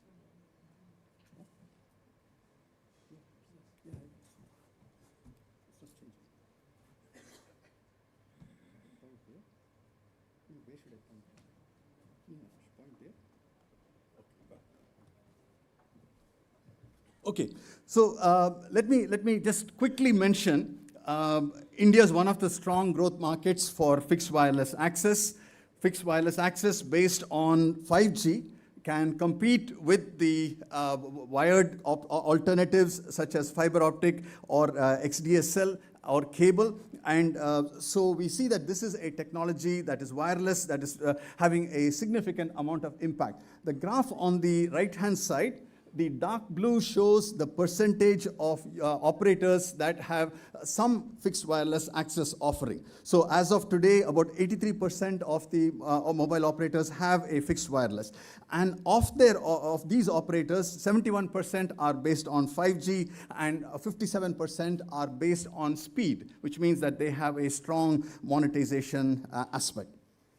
Now, given that this is a foundation day, where you are looking both at the forward-looking, as Professor Chandra mentioned, but also a little bit of the backward-looking side.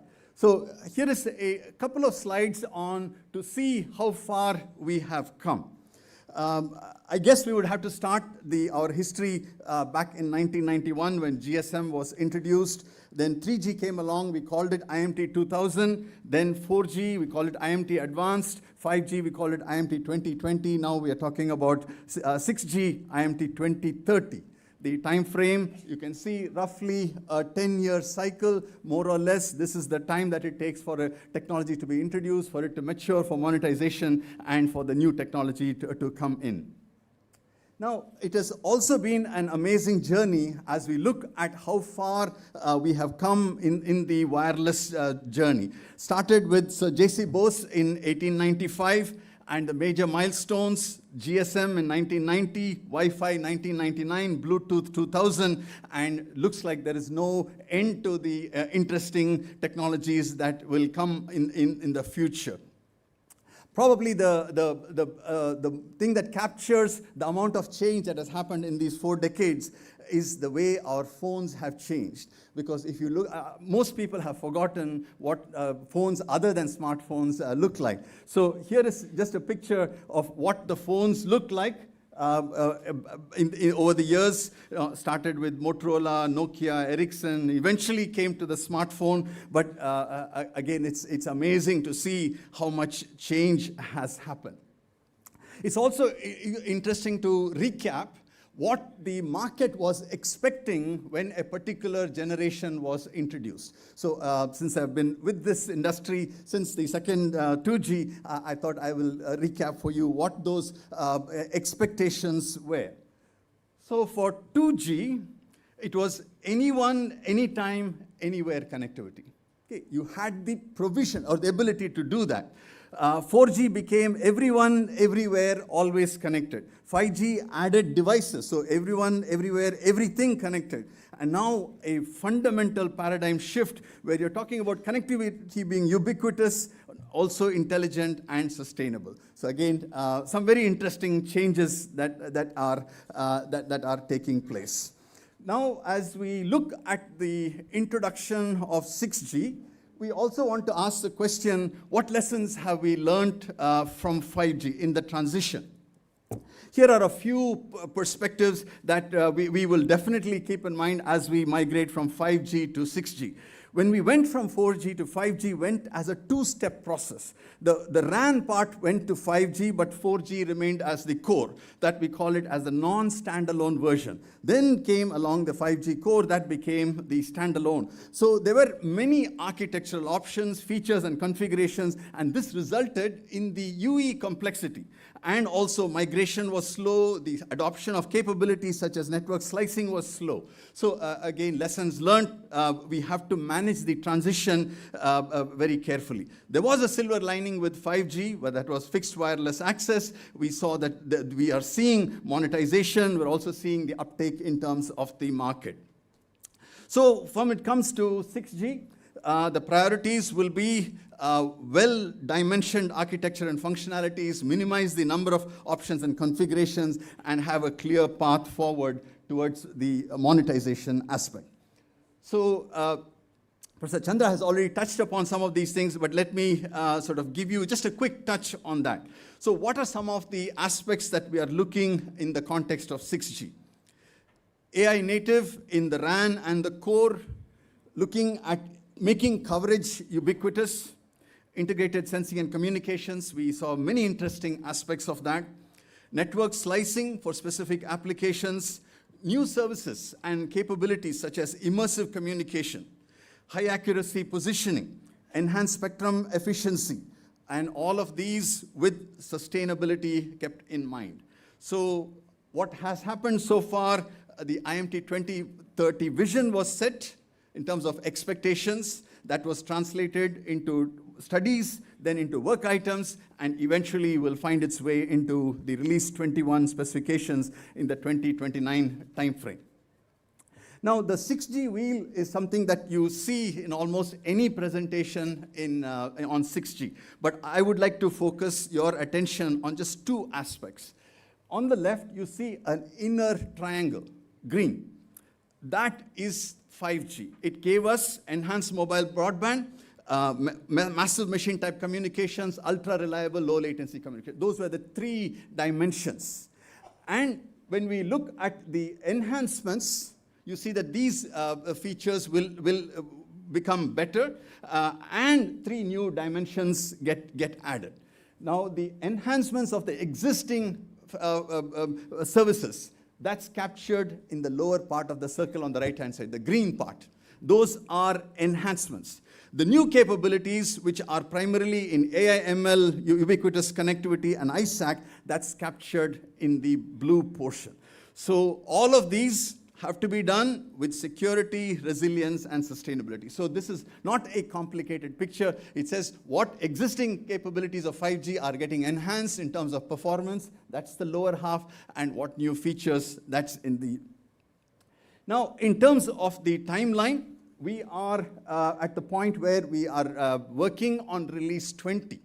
Okay, and we're one step away from release 21, and the sequence in which it will happen, the release 21 will happen around some 2029 timeframe. The candidate will be submitted as a candidate for 6G for our IMT 2030, and once the ITU evaluations are done, then it officially gets the 6G stamp, and then the rollout happens in 2030. So we asked the question, where all will 6G impact the network that we know as the 5G network? We see that for that you have to go back and say where all are the green parts of the circle and the blue parts of the circle, and we find that it affects spectrum. New spectrum will be introduced, the golden band from 7.125 to 8.4 gigahertz. New radio technologies, extreme MIMO, integrated sensing and communications, reconfigurable intelligent surfaces, all of these are going to be coming as part of the enhancements that will happen. Non-terrestrial networks, AI native systems for RAN and core, and also how do we address the issues of security, trust, and sustainability. So what we are finding here is that 6G is going to affect in a very significant way what we know as the cellular network of today.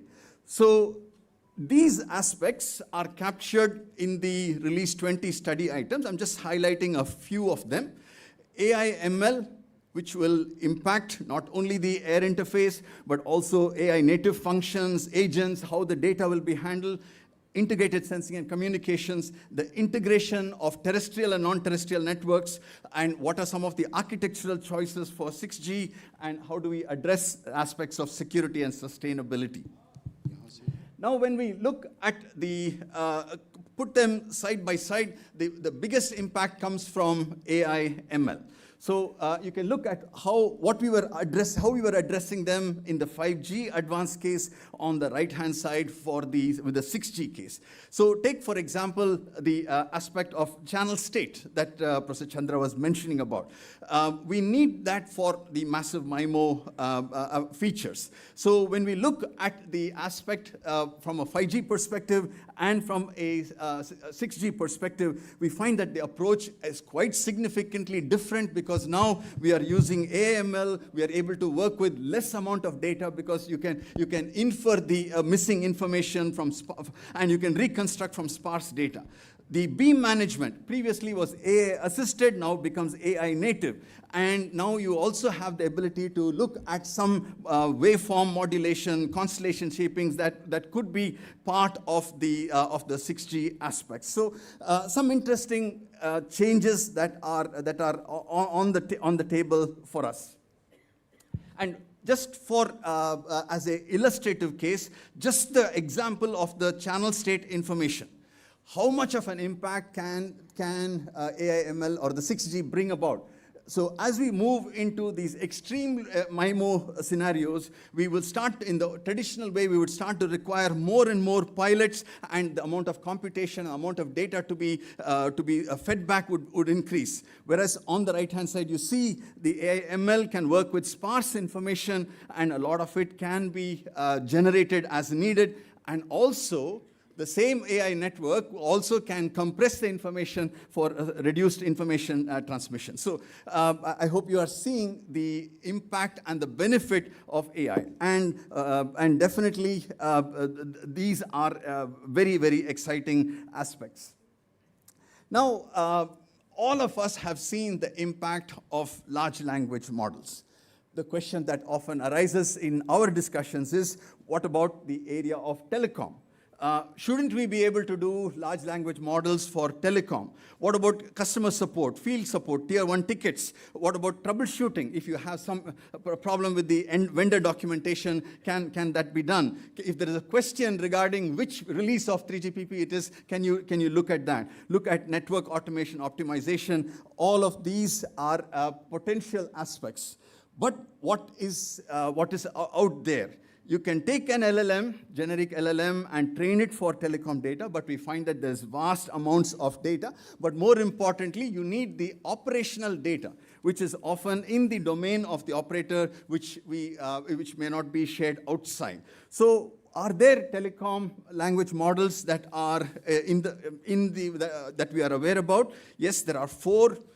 We have OTEL 2.0, which is AT&T with GSMA. It's a generic model that has been trained. Some proprietary benchmarks have been published by AT&T. There are 2 proprietary developments for which we don't know too much, but we know that these language models are being used. TeleLLM by China Telecom and large telecom model by SoftBank. Primarily, it looks like they are using it for customer services, network configuration operation, basically to manage the network. And then we have a LLM coming from India, Telecom Specific Language Model, TSLAM, from Net to AI of India. Again, it looks like it's addressing the OSS layer. So we look at it, look at all the challenges that Professor Chandra was mentioning, and we say none of these telecom large language models are looking at the air interface, not looking at the channel, not looking at beamforming. So maybe there is an opportunity to train an LLM for the physical layer, the air interface aspects also in addition. So again, this is a potential direction that we will pursue within India. Then we look at ISAC.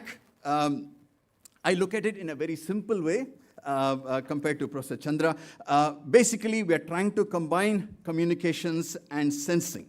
So what we need to look at is definitely the waveforms, which he mentioned. How do we integrate both functionalities, and what would be an anchor application? Currently, 3GPP is looking at sensing of UAVs as an anchor application in 5G, and of course, this will be widened in the context of 6G. Okay? We have many different configurations for ISAC. We can have monostatic, bistatic, multistatic. Again, these are based on the number of detectors that are available in a cellular network. Multistatic is probably what is readily available to us because we have a network of base stations. But the figure on the left-hand side is even more important. Does your sensing and communications functionalities, do they share infrastructure? Do they share infrastructure but still insist on orthogonal resources? Or are they fully integrated in terms of structure and in terms of the spectrum that they use? So that's an important question for us to look at. Then moving on to the aspect of the non-terrestrial network. Ubiquitous coverage today is not possible because there are regions which are not fully covered. NTNs provide that promise of ubiquitous coverage. But it is not going to be easy because the link budgets are very different when you start moving into a space segment compared to a terrestrial segment. So how do we handle multiple devices, starting from low-power IoT devices all the way to CPEs? What about mobility between a terrestrial network and non-terrestrial network with continuity of service? And we can talk about multiple orbits such as GEO, MEO, LEO, but not only that, now we have HAPS and drones as well. So it's definitely a rich area for study. Though at the concept level it is simple, when it translated into architecture and you have devices or nodes at each of these layers, it becomes quite a challenge, particularly once you start having inter-satellite links and links to the ground station. So again, this is far from a trivial exercise. It is something where we believe is going to pose many very interesting challenges for us. We have to do all of these with security and privacy. Why is it so much of a concern in 6G? Why is it more of a concern now than in the previous generations? We see that AI native architecture handles a lot of data. not only for the network part of it, but also the applications that it is carrying, for example, like ISAC. So there is more exposure of the network, and therefore the higher emphasis on the needs for security and privacy and resilience. So we expect to see that there will be multiple layers of authentication and also the readiness for post-quantum cryptography, because that is the era that we are going to see the deployment of 6G. Now we look at the aspect of where can we address the issue of sustainability. We find that AI will play a role in addressing the situation. It also plays a role in causing the problem because, because of the more computation, the more movement of data, there's going to be challenges on the network. For example, a network has to be dimensioned for peak traffic. And with the introduction of AI-based application, you're going to see highly dynamic traffic. There's going to be network densification, more users, more services, like immersive communication. So all of these says that, okay, the network is going to be dimensioned to a certain degree. But with AI, we may be able to address the energy efficiency part of it so that we can have energy savings. We can disable antennas that are not required, also enable the UE to have different power-saving modes. And finally, we look at a couple of aspects such as network slicing. These were already introduced in the 5G era, but they did not become very substantial until the 5G standalone network was available. This is an end-to-end logical network that can be created within a physical network.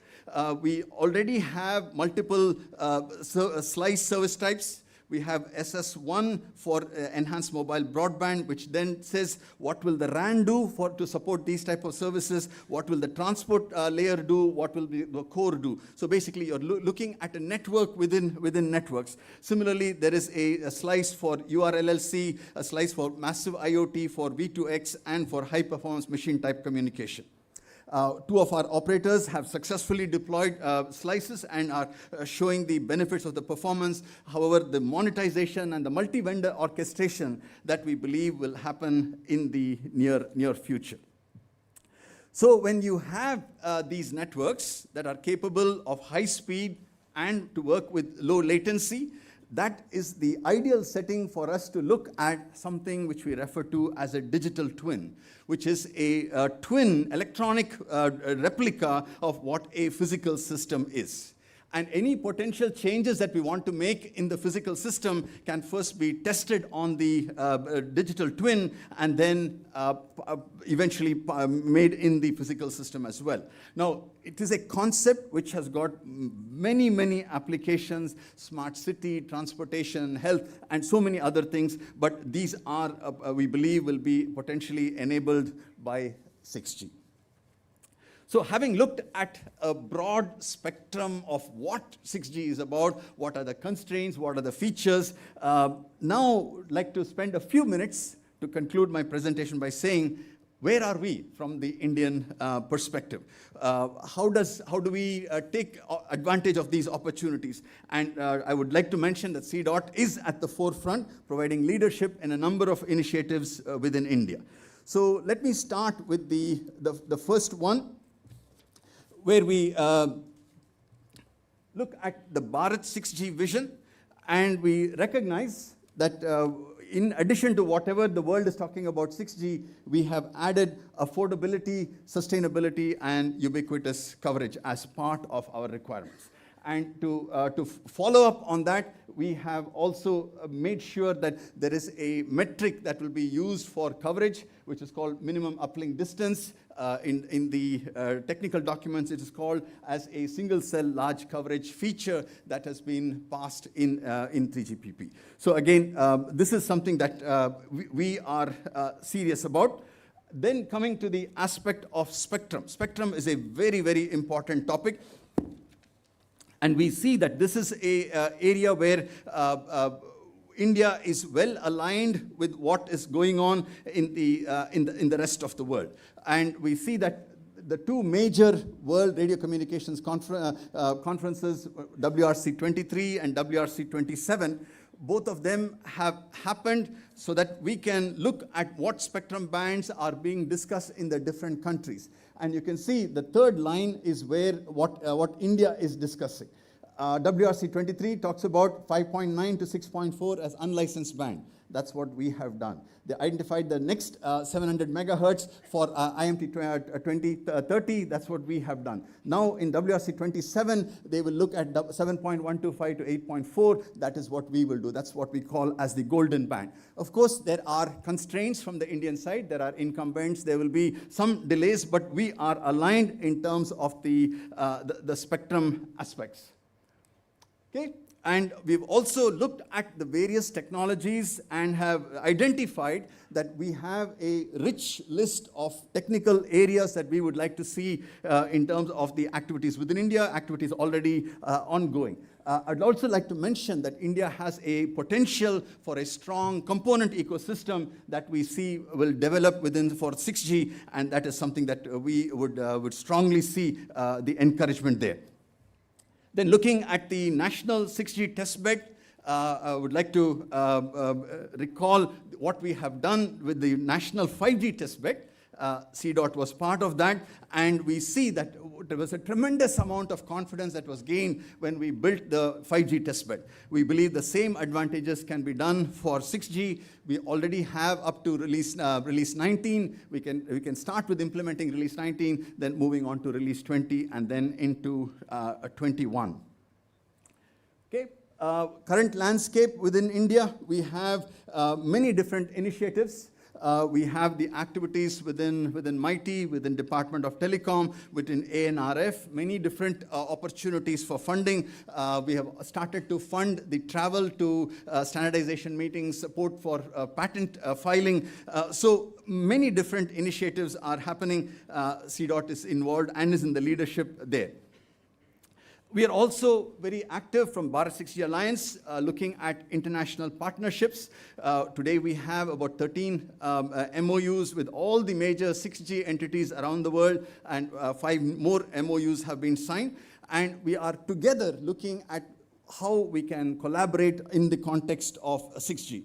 And on this point, we have a joint declaration that was made in last year's India Mobile Congress. It is referred to as the Delhi Declaration on what is a common understanding of what 6G should be. I will read it off for you. It is 6G to be secure, open, resilient, inclusive, and sustainable. So basically all the attributes. And it's not just a slogan, but each of these partners is saying how they are ensuring that this is happening on their side.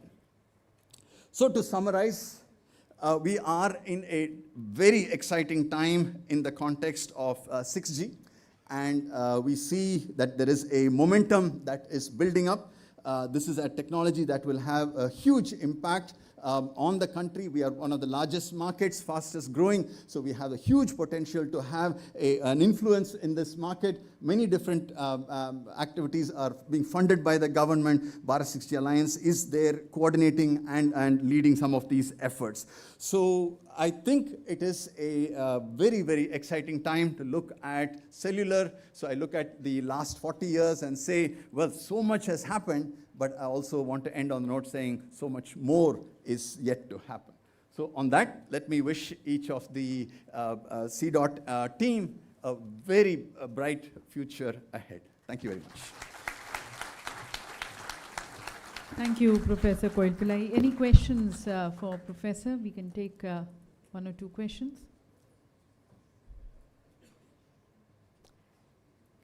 Can someone just pass the mic from the console there?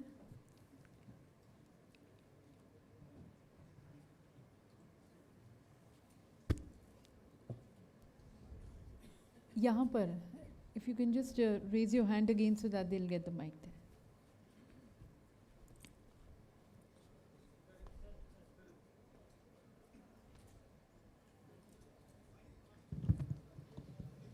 Hello. Sir, here we are started to using AI native.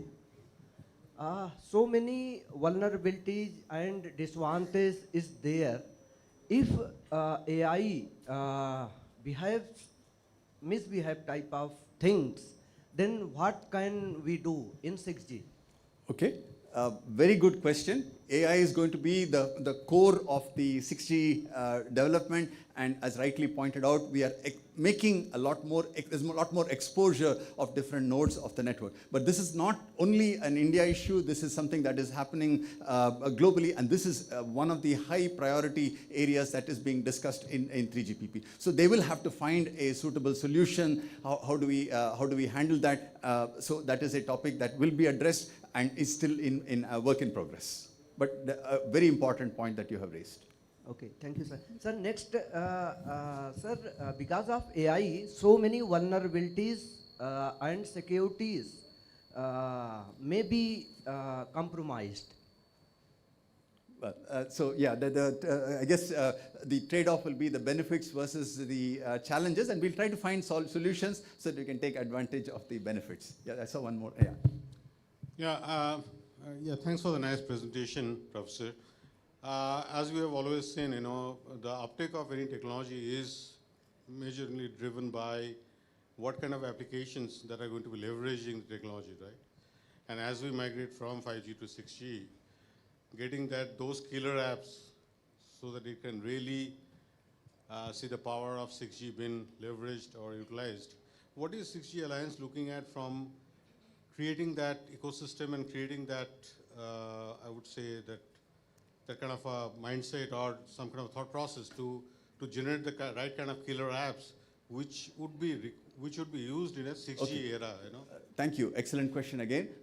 What we are seeing is that we may not see all the benefits or the features of AI in the first release of 21.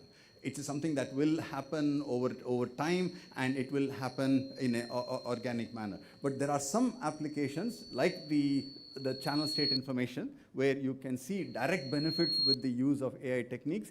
Those may come in a little bit sooner. What are we doing within India? We have proposed to DOT that we should have an AI/ML testbed where we can actually try out and test these things and see what are the benefits and how we can leverage them. So yeah, very good point. Unless we see it realized in the field, that is something. Maybe Professor Chandra would like to add anything to that in terms of how to make AI practical.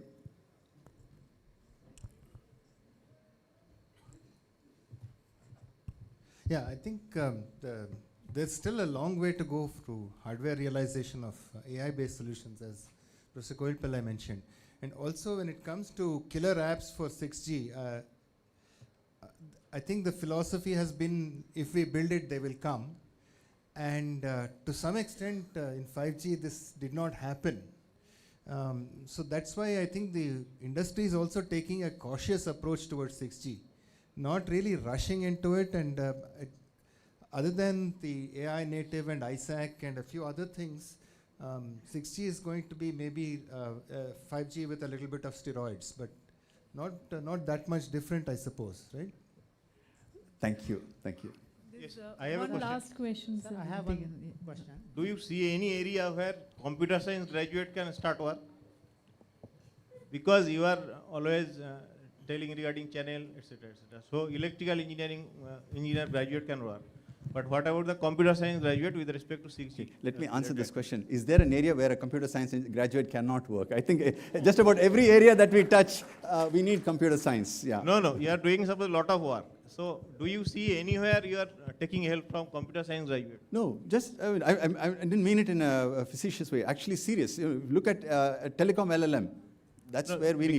Because the computer science graduate will never go into the channel related activities, right? That's okay. See, again, a lot of these problems can be abstracted. So you can abstract it to a point where, as long as you bring the computational part of it, the physics and the actual what happens in the ground, the physics of it can be handled by somebody else. So I think these are problems that lend themselves quite nicely to abstraction. So we don't really need everyone to understand, relay fading and multipath and all of that. We can abstract it out to a point where we can make it happen.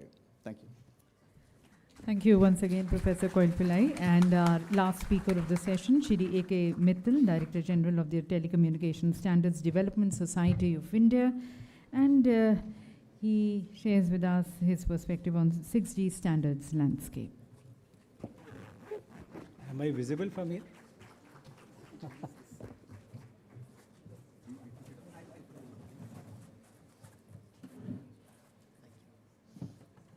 Yeah. So good afternoon, everyone. So this is the afternoon post-lunch session, but I'm seeing the audience is live. We are getting very good questions. So the interest is showing. So I will not go deeper into the technology part. I will go slightly more into the streamlining part, which is called standards. So TSDSI,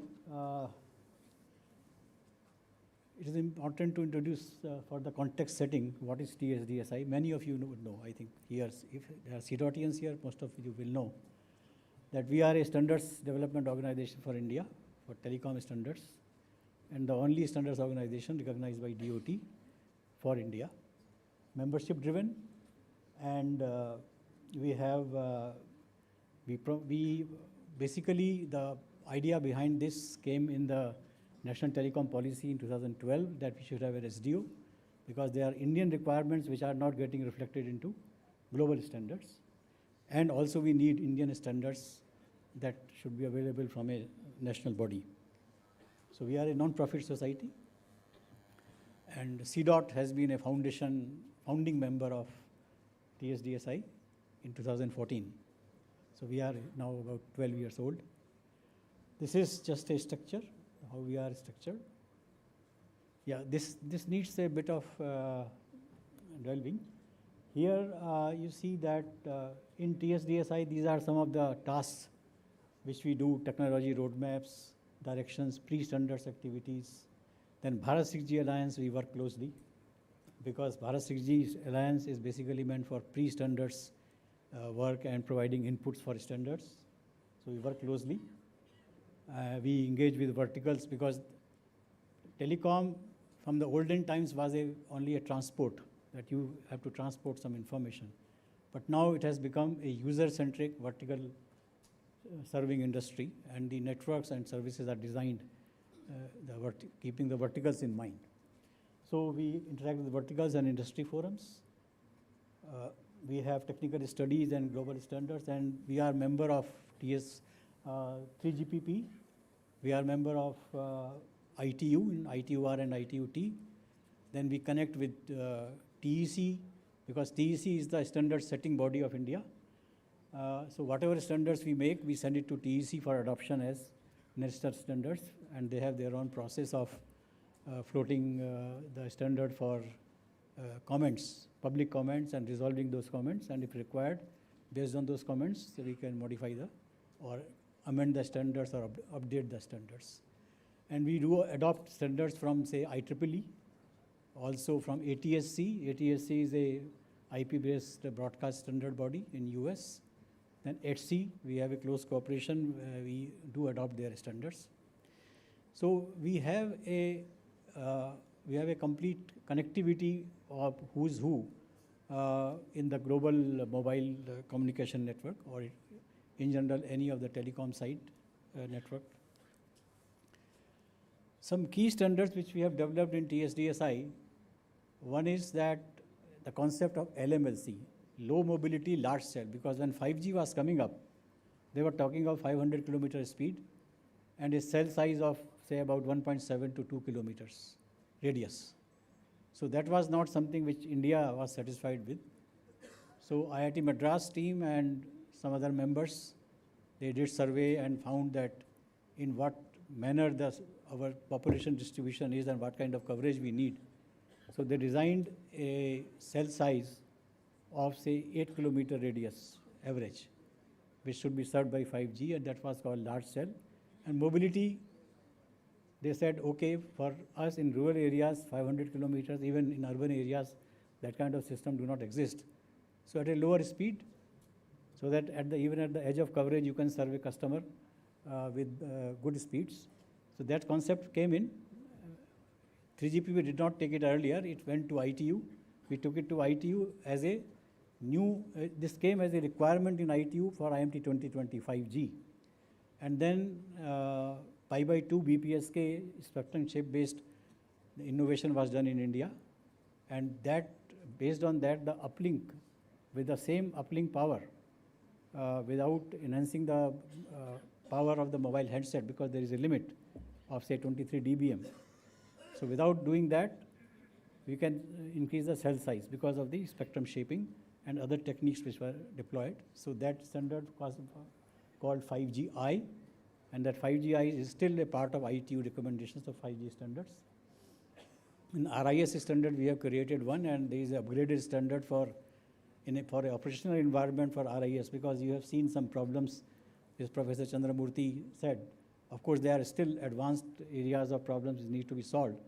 But the RIS standard, which can readily, make the operators deploy RIS in their network, is now getting ready, and maybe by next month that should be out.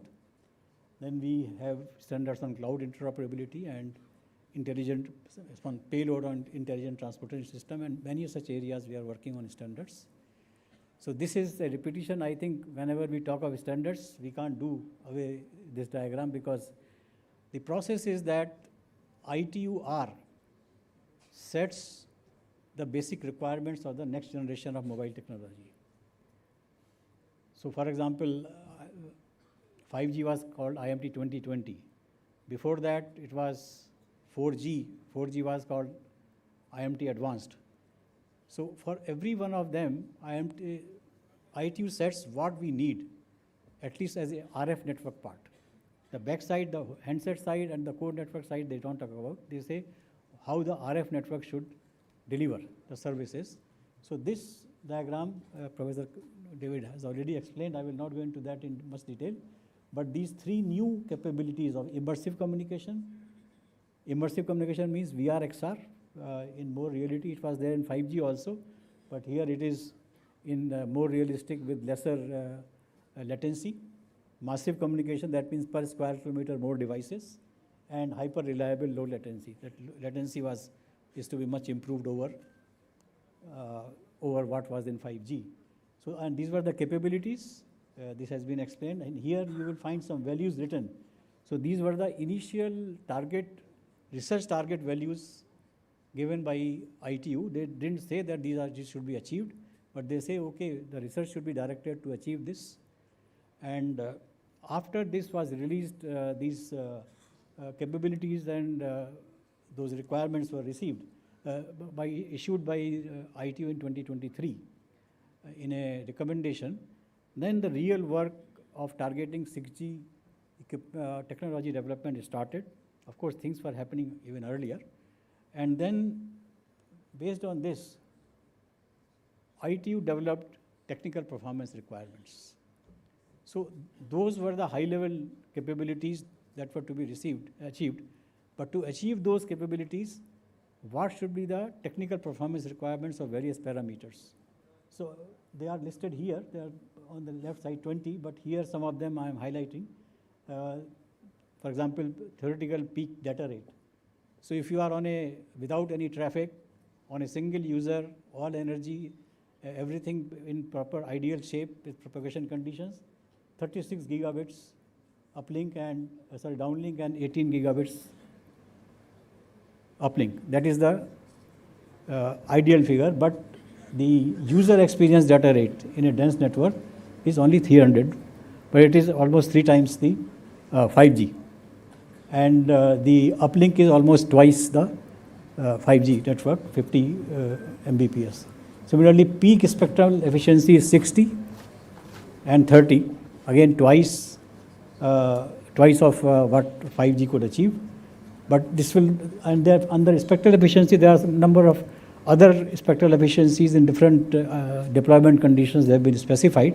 So actual user experienced efficiency, which is called average spectral efficiency, is much lower in a fully loaded network or an average loaded network, what the user experiences. So similarly, positioning accuracy, control plane latency, But the bandwidth here, the carrier bandwidth in 5G was 100 megahertz. Here it is 400 or more.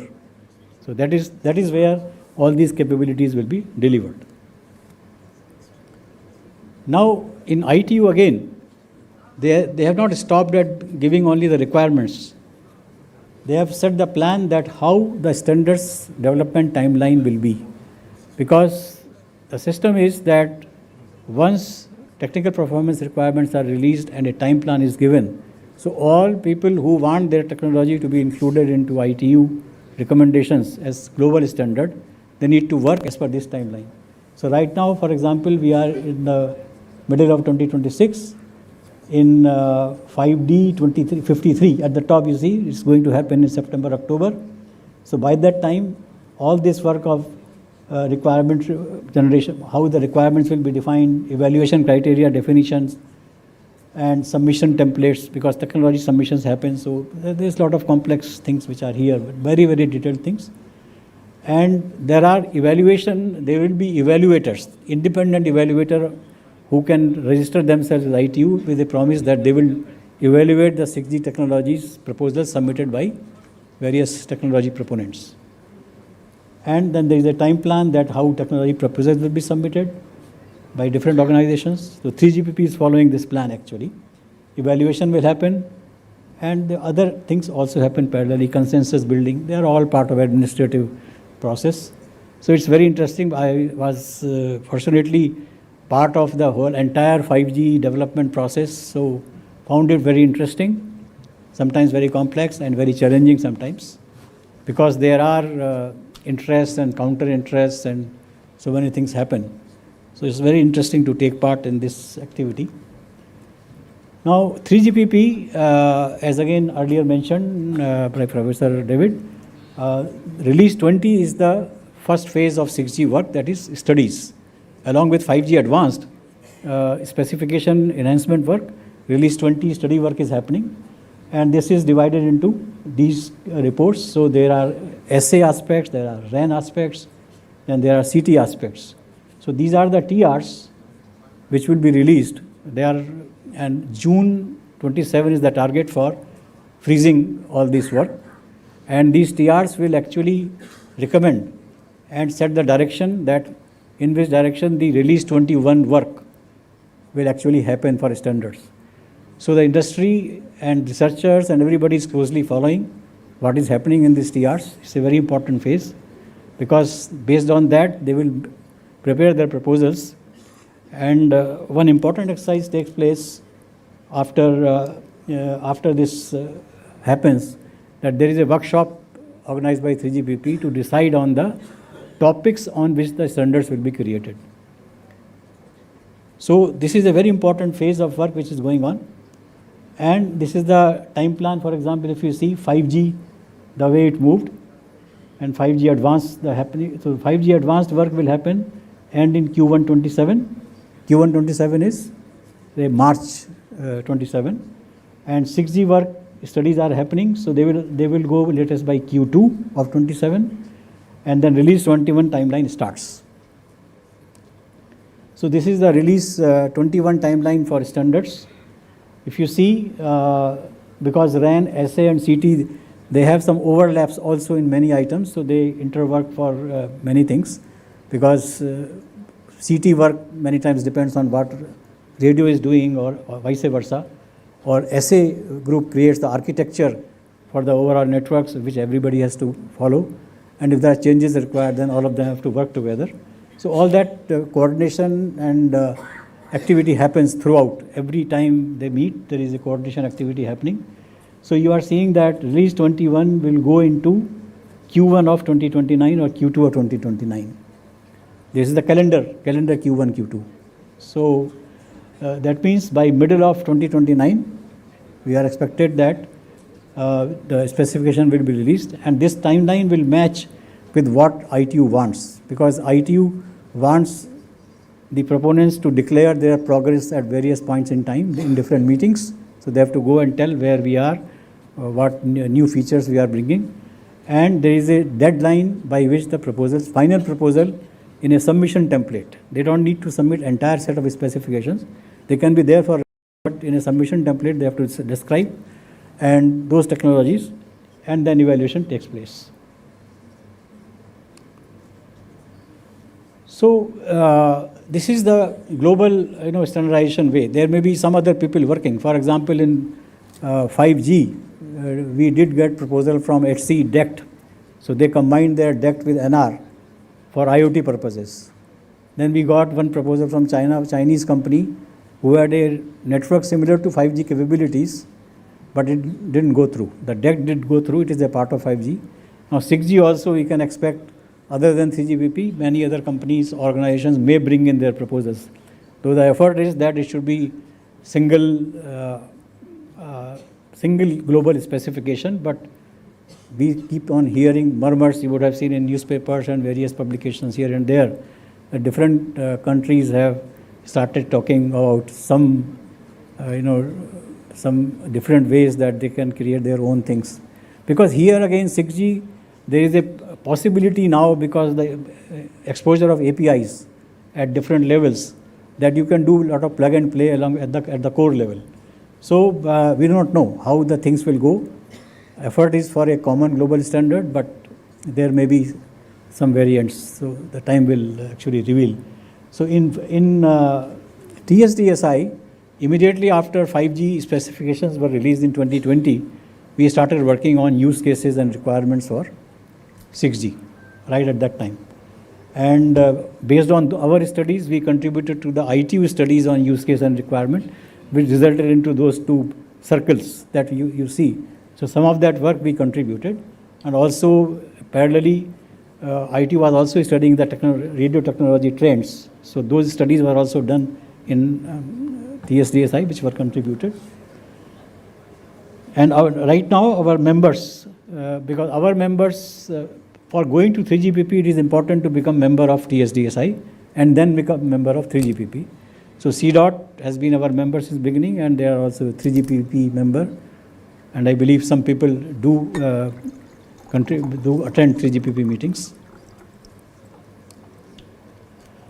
Now, current areas of, this is a very small, high-level list of areas where we are focusing on 6G with a target of June 27. So, because that is the time when 3GPP is also going to take up the Release 21 work. So, our idea is that we should be ready with at least a couple of set of specifications and some deeper studies, so that when we go and contribute, we have a backing of TSDSI. Our members can go and contribute based on the TSDSI standards, or TSDSI can send a common view to 3GPP that how the particular aspect of the specification should look like. So we are creating that opportunity, and our members are working. So there are two study groups in TSDSI. One is network side, another is services and solution side. So as you see, ISAC is something which everybody is working, and our academic institutions are also contributing, industry is contributing. Then core architecture, RAN and core architecture with AI, then waveforms, and Wi-Fi over millimeter wave. So this is not something which is part of the core 6G things now, but Wi-Fi, we are trying to carry on license 26 gigahertz band. That study is completed, and we are in the process of making a standard, so it will be used more for a FWA type of applications. First, may not be directly to UE, but maybe point to point between two operator network sites, and then distribute the signal. Then AI native massive tuning, quantum safe security, because quantum is coming, so quantum safe security with respect to 6G, and all these things. So Wi-Fi or millimeter wave, I already mentioned. Bharat 6G Alliance, we are working closely so that the requirements can flow into TSDSI for making standard, because the ongoing thing, it is only the starting of release 6G work with release 21, but it will go on. As you see that 5G started with release 15 and is still going on till release 21 at least. So this is a long innings we have to play.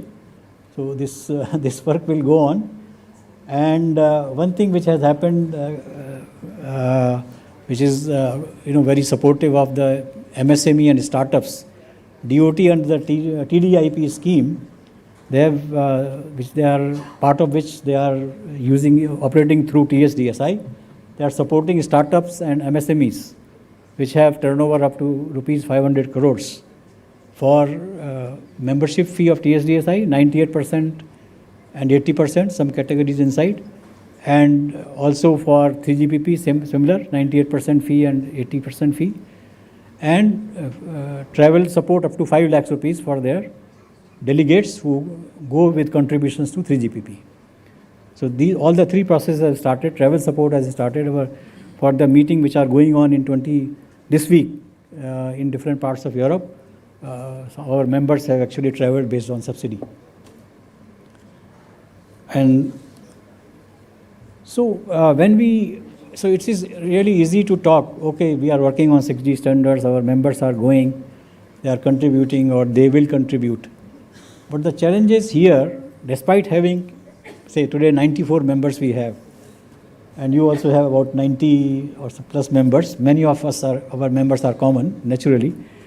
But what happens that many of the members, they do not have focus on standards.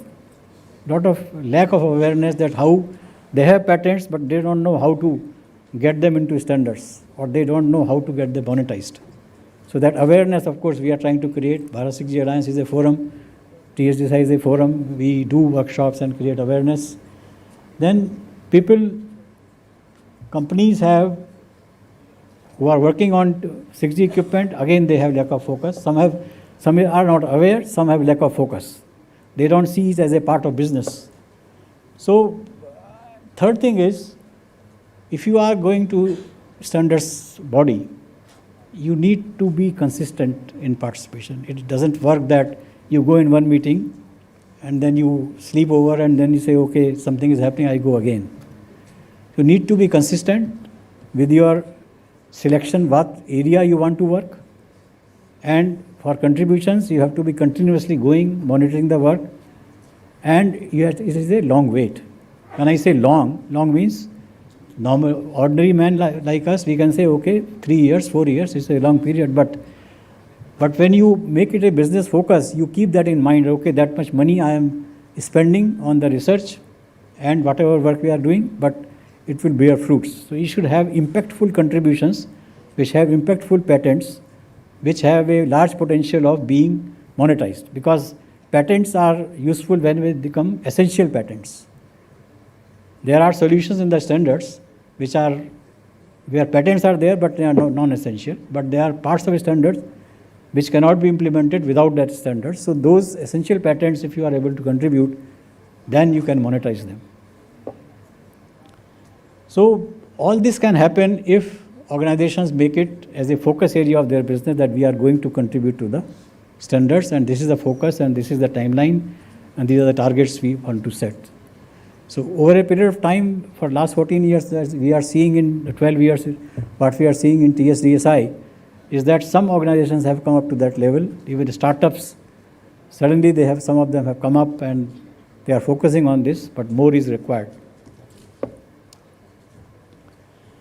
Now, how do we move forward?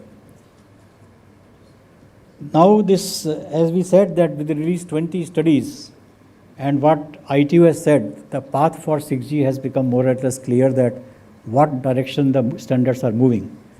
And as rightly mentioned by Professor Chandramurthy and everybody is feeling, that 6G, people are cautious because 5G monetization has not been up to the expectation. Network is in place, people have invested.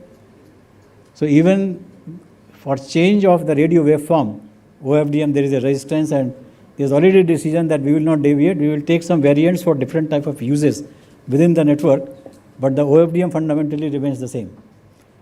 That is the first thing which showed that industry wants that infrastructure which they have established, the new thing should only ride on that, or should be an increment, or should be a major improvement if they really have to realize the cost. So AI is something which everybody is looking, and it may be possible that many of the things in the network can be modified through software to be AI compliant. So the time will tell how it is going to be.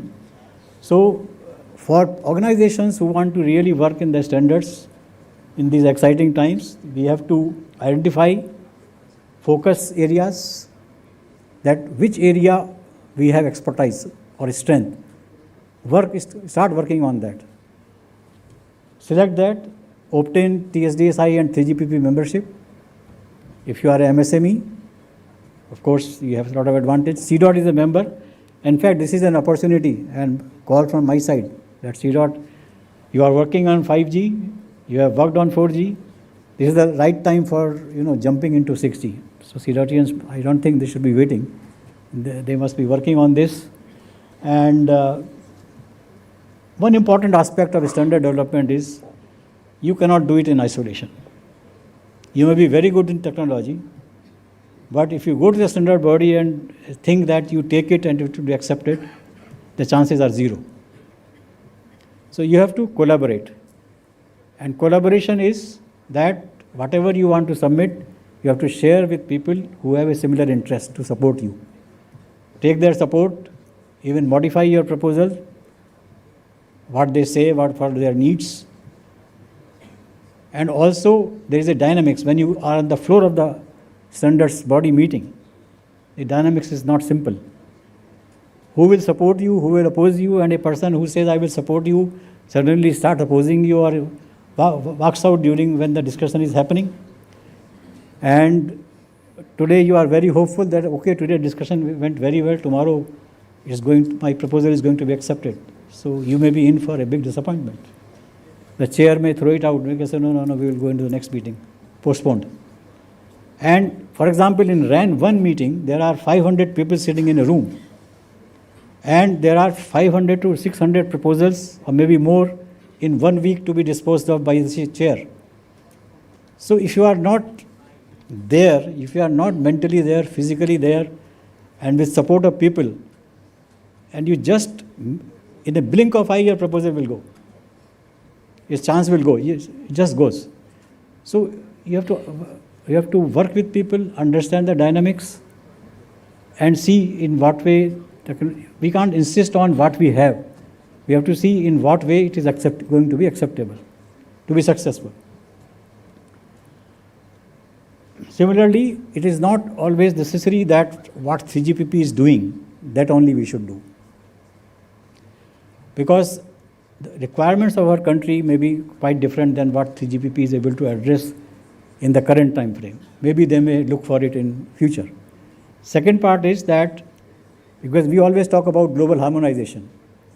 Of course, it is necessary because if you want to make the equipment and network interoperable, harmonization is important. But there may be things which do not require harmonization. They may be purely locally implemented. So from that point of view, for example, RIS is something passive. It doesn't require any harmonization. You just put in the network, deploy, make it more efficient, more and more efficient without anybody else's help, and use this in the network. There are many other technologies. For example, we are doing Wi-Fi over 26 gigahertz. Doesn't require global harmonization. It's our local innovation. It's going to happen and going to be deployed. Similarly, we can find out where we don't need harmonization. And next thing is also to be targeted is we have to become like HC for India. HC, for example, did NFV. Now, NFV of HC is a de facto kind of thing which people take it. Similarly, some of the IoT security standards and many other things they did in advance, and they are now referred everywhere. So we should be able to come at level that we create something in advance of where world is going, but world will go later, but you create that, and that is, so we have to think, in fact, 10 years or 5 years at least ahead of what is going to happen in the world. And before that, you think it over, create it, and keep it. That is where the standards bodies become successful. And the investment made by the inventors, that becomes successful over a period of time, because it is not encashable immediately. It takes time. For government, already I mentioned that travel support and membership support has been given, but this is still not available to academia. So, and there is a demand that academia, a wide variety of academia should be supported, because some academia like IITs, IISCs, because they are premier organizations, they are given funds for some projects, But we have found, sitting in TSDSI, that there are academia who have potential but don't have money. So academia should also be supported with some conditions, whatever they want to put, so that academia can also contribute. And parallelly, academia and industry collaboration is important, because academic research and industrial requirement, they should also match so that they become implementable. So that is one thing which probably government can promote more. In what way and when, I think when is immediate, but in what way, that is something which is debatable or which can be debated and discussed. Then R&D funding. Now funding for travel, funding for membership is done, but R&D funding, again, to the industry, at least the smaller industry who have potential. We have so many startups which government also gives numbers every day.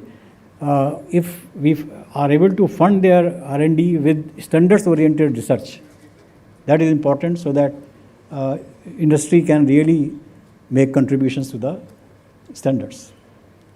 So I think with these things, what we are currently doing, and with foreseeable government support, probably it may come in near future, or there are so many R&D funds already created. I think we are well on the way to good work in 6G, and CDOTians will not be far behind. They will be part of the mainstream of 6G. Thank you very much.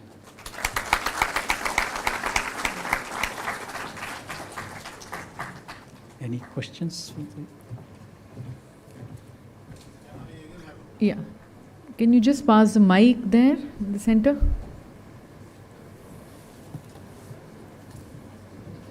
One question here. Any more questions? Yeah, actually, I have two questions. One is for Professor Chandra. Maybe I can ask him first. Yeah, sure.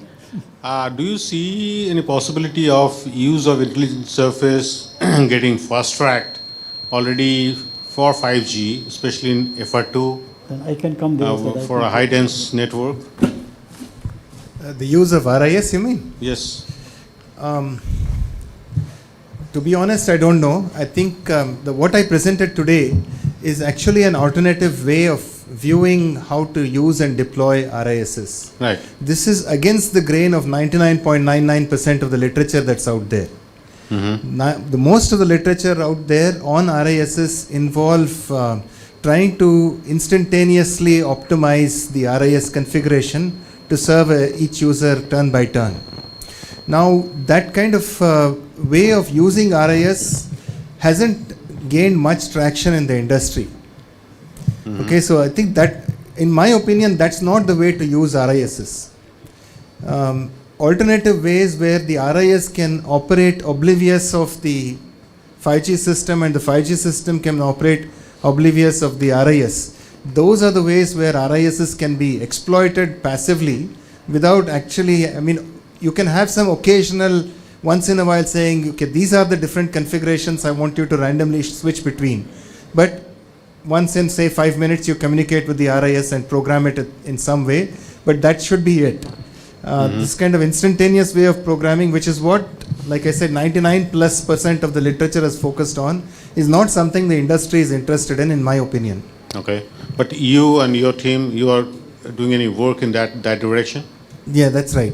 And so I think, in my mind, that, in fact, one can imagine if somebody here is has an entrepreneurial spirit, you can think of building a company where all you have to do is to deploy an RIS, and you'll have, let's say, a set of subscribers to an RIS assisted signal power boosting service. So what you do is you simply collect the RSS measurements from the users who have subscribed to your service. And this can be done with a simple app like NetMonster or something. And then you use some AI/ML simple algorithm to figure out which configurations are leading to your users reporting higher RSS measurements. And you focus on those configurations as long as those users are within your vicinity. And so one can actually think of simple services that can be deployed independent of whether you're on a 5G network or a Wi-Fi network or 6G network. Just as a signal booster. Yes. And so I think these kind of services, there's a lot of business opportunity out there. Just, I'm not an entrepreneur, so if one of you is interested, you can take it up and try to see if you can make something of it. But I think it's a good opportunity. Yeah, the second question I had, you already touched upon on that point. I mean, do you really see that in the prevailing geopolitical situation, the 6G standardization could get fragmented and it would not remain a single global standard? You already touched upon this point. Yeah, we keep hearing, but we really don't know.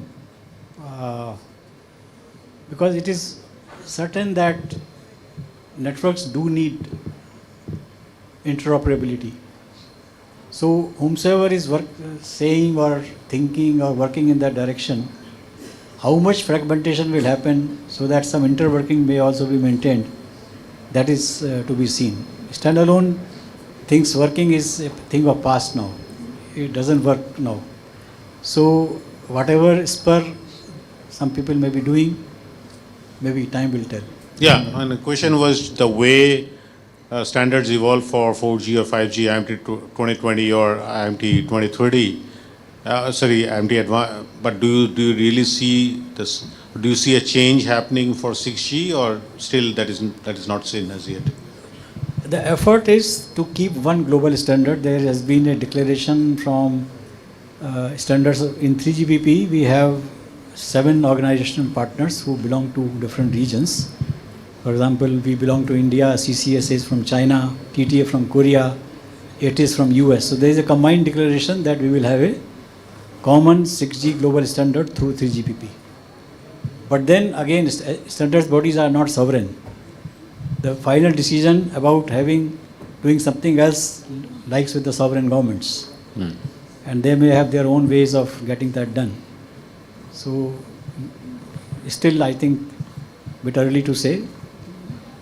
Yeah, right. But yeah, in the prevailing situation, things could be in that direction, right? Yeah, I think this is all probably, if we say something, it's all speculation. Right, absolutely. Yeah, that's true. Yeah, right. So thank you. In the interest of time, we'll close the Q&A window for this session. But for the expert concluding remarks for all the 3 presentations, I invite Dr. Dilip Krishnaswamy, the Executive Vice President, CDOT, to kindly synthesize the key learnings from these 3 sessions. Thank you. Thank you, Professor Chandramurthy, Professor David Koilpillai, and Shri A.K. Mittalji for your wonderful presentations.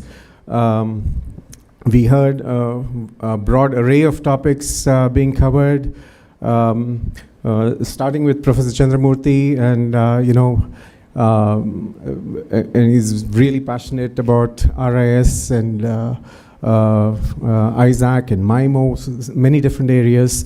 With regard to the reflecting surfaces, Professor Chandramurthy has done something very interesting. Not sure how many of you know about proportional fare scheduling, and this is where he's separated the reflecting surface from the 5G tower. So at the 5G tower, it's looking at all the users, and the users which have a good link, it will try to schedule. But then the users that have a bad link, it keeps monitoring. And have I scheduled them yet? No. And then a ratio of the how much bandwidth was given versus the link quality is computed, and eventually the weak users are scheduled. Now what Professor Chandramurthy has done is he's added the reflecting surface, and he's randomly changing the code book so that at different times, different users suddenly get a boost in the signal. That, oblivious to the 5G, the cellular, the radio, it certainly starts seeing an improvement in the signal quality, and then starts boosting the allocation of resources to that user. So that's a very beautiful, interesting way of system design, separating these 2 systems and still bringing them together. I think going forward, some hybrid design, maybe areas which are coverage holes, could be added to the code book in addition to some random code book vectors. And also maybe we could, as the RIS walks through the schedule, it could maybe distribute how much time it is using a particular code book, especially if there's a coverage hole. Maybe it wants to enhance those users more. Maybe we could explore some collaboration there. And I think Professor Chandramurthy also talked about a massive MIMO. Professor David Koilpillai also talked about massive MIMO and ubiquitous coverage, with regard to ubiquitous coverage that Professor David Koilpillai was talking about.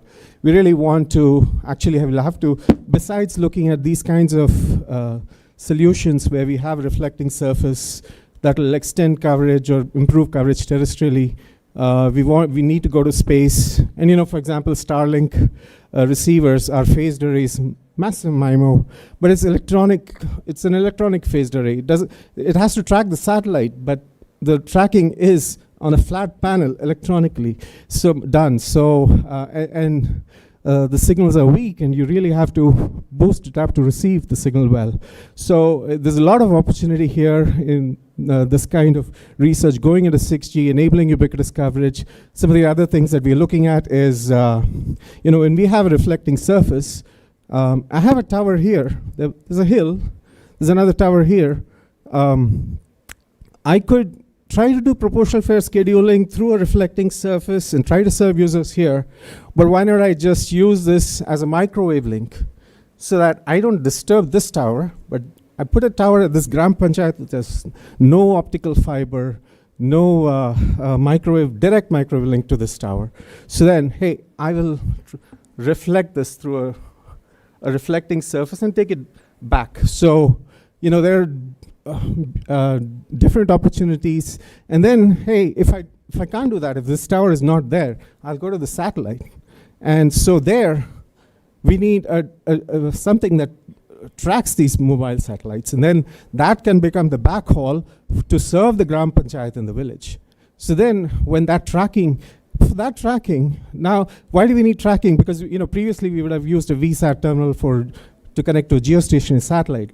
Bandwidth is low, latencies are high.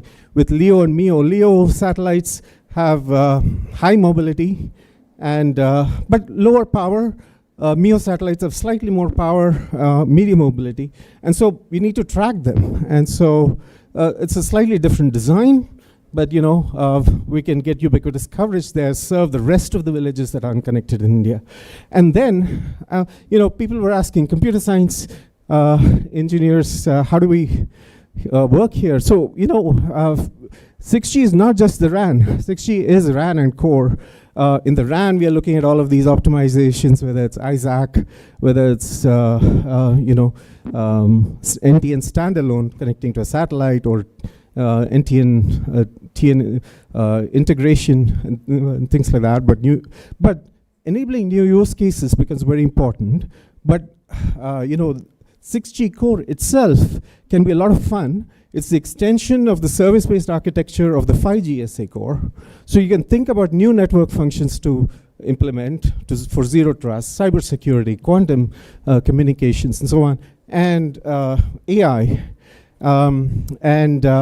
Besides that, cybersecurity optimized core and AI optimized core. And with all of this that's available, what use cases can you truly enable? For example, if we provided connectivity from the village, a remote village, there's an artisan in the village that produced a piece of art. If that is sold in the city, can that artisan be credited for that and be recognized in India? We're working on geographic indicators that can actually be utilized end to end to actually help the artisan. Also, we have now India has released spectrum for cellular V2X.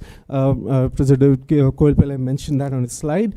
And there's opportunities there. We can have vehicular to infrastructure, vehicle to vehicle, and vehicle to pedestrian. We can think of use cases where we can help somebody who's blind or disabled to cross the road.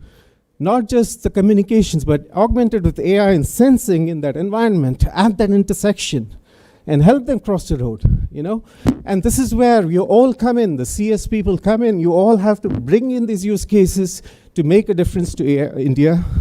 And while you do all that, we have to think about standardization as well, and let's leverage TSDSI. Through TSDSI, we are registered in 3GPP, so you can definitely directly make contributions to 3GPP, but it may be challenging to walk into that standardization room in 3GPP. So you can help. You can use TSDSI to refine your art of participating in standardization meetings, refine your contribution as well, and they will all help you. You need support globally. And in TSDSI, you have participants, global participants participating from India. And then when you go to the global submission, they will say, hey, do you have companies which are globally involved who will support your proposal? So you would have built up support for yourself. So do leverage TSDSI, in your journey towards standardization. Thank you, Dr. A.K. Mittalji, for encouraging all of us. So, and thanks all of you for your wonderful presentations. And let's all get together, let's all work together, make a difference for India. Thank you.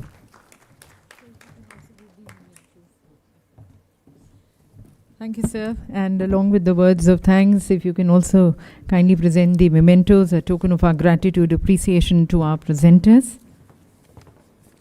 Thanking Professor David Koilpillai. Thank you, sir.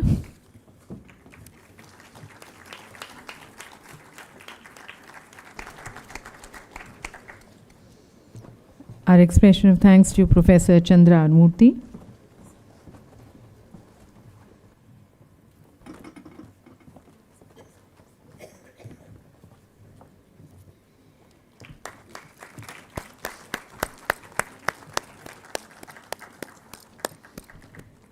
And thanking Shri A.K. Mittal.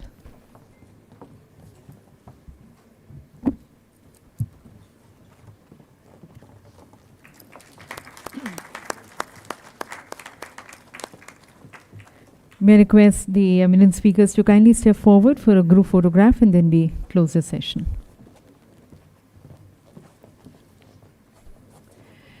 The next session, ladies and gentlemen, we move straight into the next session, and that's the last session of the day, quantum technologies. And as you know, we had the C.Quantum series, which were also unveiled in the morning by the Honorable Minister, sir. So from quantum computing and communication to sensing and cyber security, quantum science is today moving steadily from the realm of fundamental research towards real-world applications. We have 3 presentations in this session. We'll just take a couple of minutes to set the stage towards the presentations, and then we stand good to be starting with the session. And I invite on the stage Shri Atul Kumar Gupta, the scientist G, optical and quantum technologies, to kindly join us here on the stage as we welcome our speakers.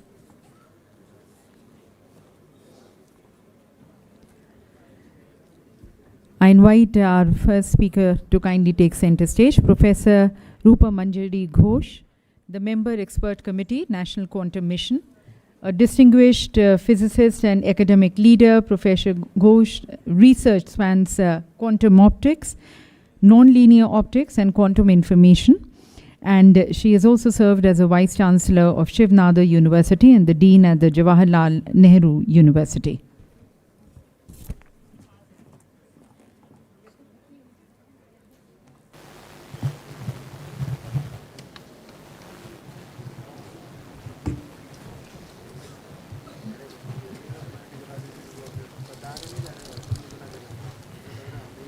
Thank you so very much, Professor Ghosh, for joining us as we invite your perspective on the evolving quantum landscape and then India's quantum ambitions. Our next eminent speaker, Professor Prem Kumar, Professor of Information Technology, Electrical and Computer Engineering and Physics and Astronomy, Northwestern University. a globally recognized expert in quantum communications and networking with research focused on connecting future quantum computing and sensing systems. Professor Kumar, we thank you for joining us, and we also look forward to your insights into the future of quantum technologies. And our next speaker, Shri Ashish Kumar Mishra, Deputy Director General, National Critical Information Infrastructure Protection Center. With the NCIIPC's mandate focus on protecting India's critical information infrastructure, his perspective stands extremely important as he brings in an important security lens to the rapidly evolving quantum technology landscape.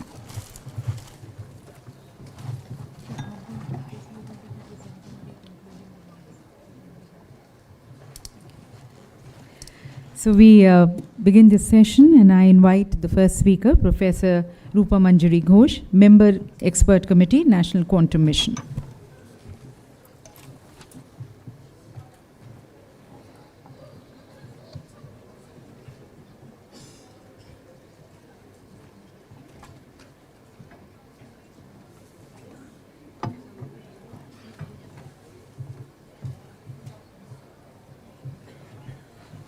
Ma'am, it's there.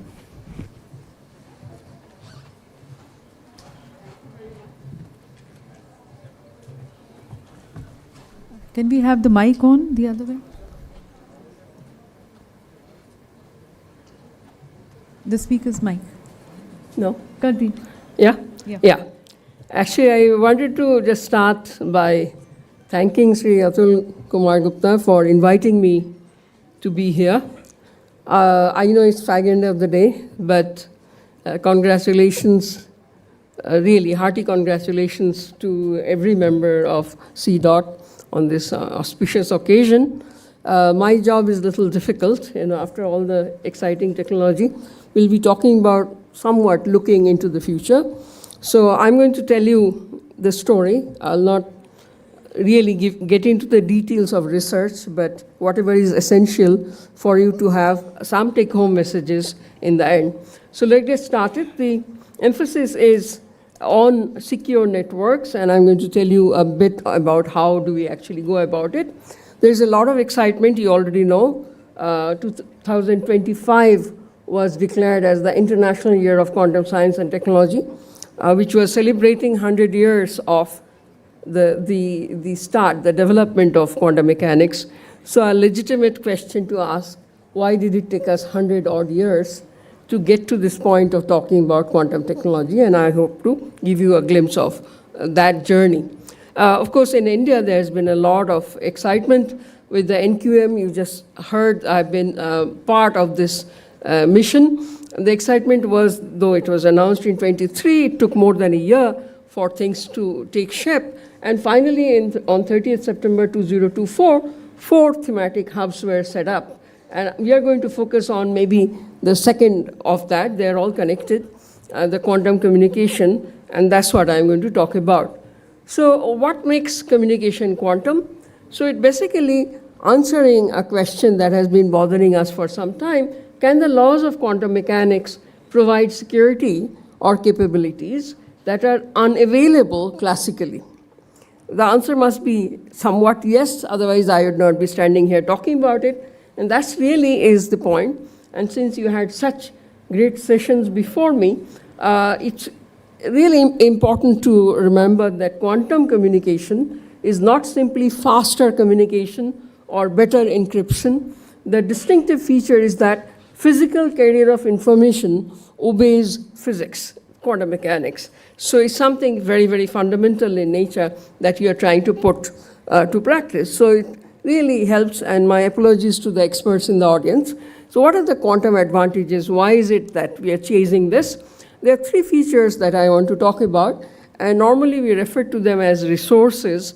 The very peculiar behavior of quantum particles that we actually exploit to make some technology out of it. The first one of this is quantum tunneling. This is like ghosts drifting through solid walls. Quantum particles can pass through energy barriers And this is useful in modern electronic devices, has been used for quite some time. I'm not going to spend any time on tunneling, though if you have been following, the last Nobel Prize was on macroscopic tunneling mechanism. The second one is extremely important for us today, quantum superposition. That is roughly to say that the ability of a quantum system to be in multiple states at the same time until it's measured. That means if you're not looking at me, I could be at the Ambedkar Center and at home at the same time, had I been a quantum particle. So these abilities of being in multiple states at the same time till you look at it, the action of observation is a measurement that we talk about. So this helps us in encoding, and I'm going to explain that a bit. So the third feature is quantum entanglement. This is like having a twin. It allows a particle state to extend across wide expanses of space, and that we, of course, use for networking. The last two sort of go together. There is a fourth one that always was thought to be a disturbance, and I'm going to talk about the security that comes from that problem. So these are definitely, these three have been really critical in the development of quantum technologies. So the first one I'm not going to talk about, quantum computer, is like an immensely powerful parallel processing machine. But what we are going to talk about is information is no longer coded in bits, zeros and ones, but in something that we call qubits, quantum bits. So they are like not yes, not no's, but maybes, which have infinite amount of information in them. And so it could be a combination of no and yes, like maybe I said, or could be dead and alive, upstairs, downstairs, my home and Ambedkar Center. So all of these distinct possibilities, you may have a possibility of carrying immense amount of information in these kind of quantum bits. The theorem that goes very closely with this is that this kind of a quantum information cannot be copied or amplified without disturbing its original state. Now, that's extremely important. It's a handicap, but it's something that really helps us. So it's very, very fragile system of this quantumness, and I'm going to come to that, what exactly happens. The third thing I talked about was entanglement, and Einstein talked about it as spooky action at a distance. So this is really what happens to one of the particles in an entangled pair.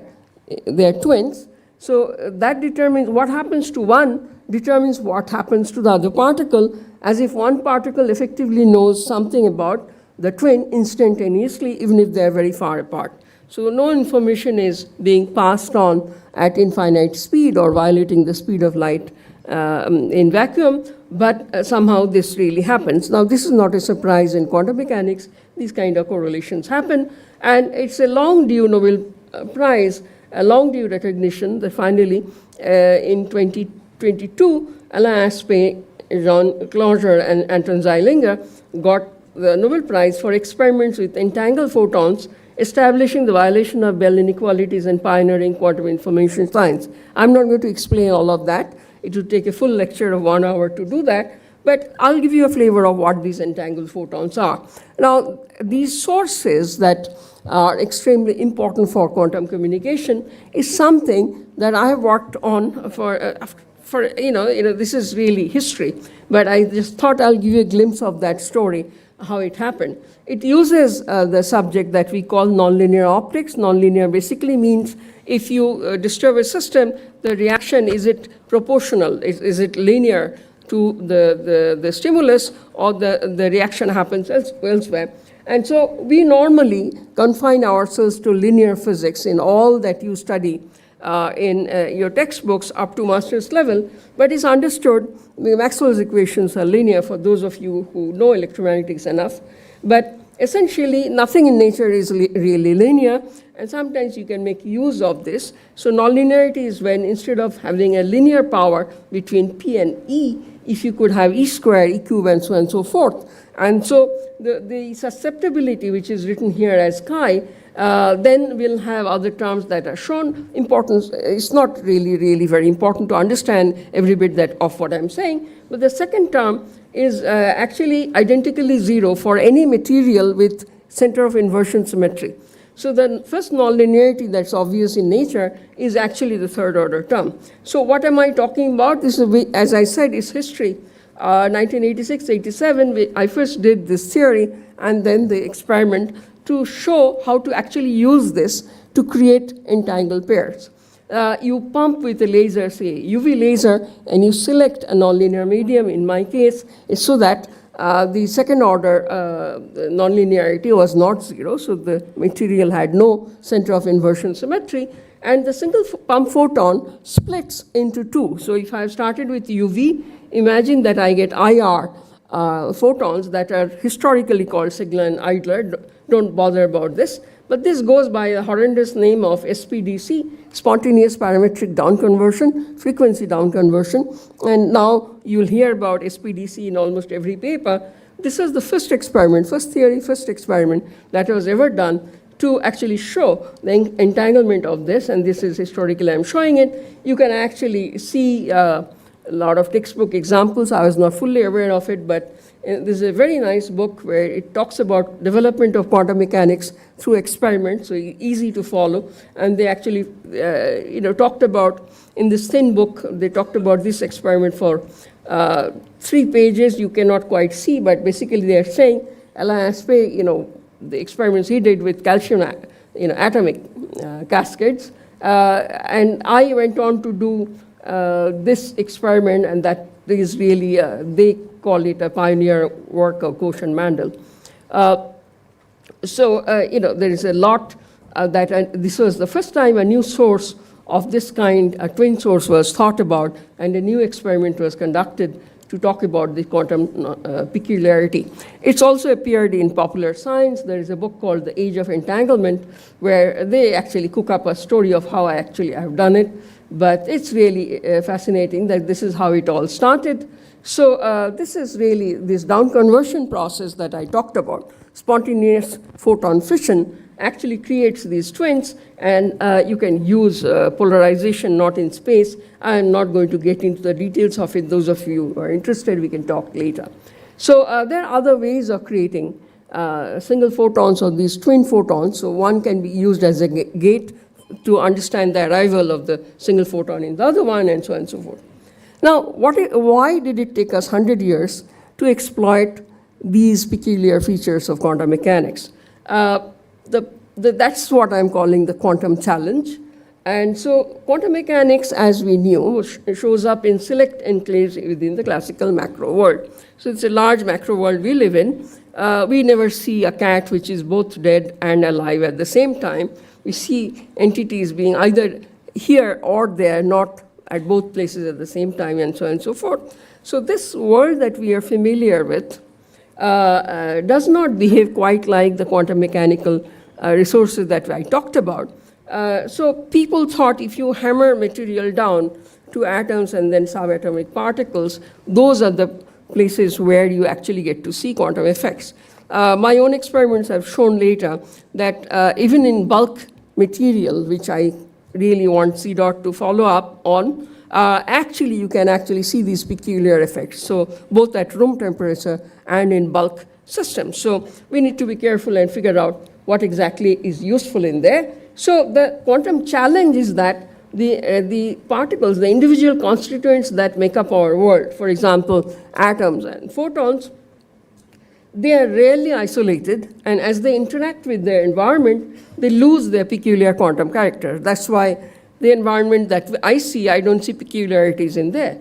So the central question is the mechanism of transition between the quantum and the classical world. If that is really so, is there a door? Do I need to open that door to go to the quantum world and vice versa? How do you define that door? And that was really the problem. And the problem for quantum optics people like me was that to make a measurement, you want to keep the quantum system isolated for long enough, but also you need to probe it very delicately so that the measurement doesn't leave the system disturbed. So these two are really, really critical.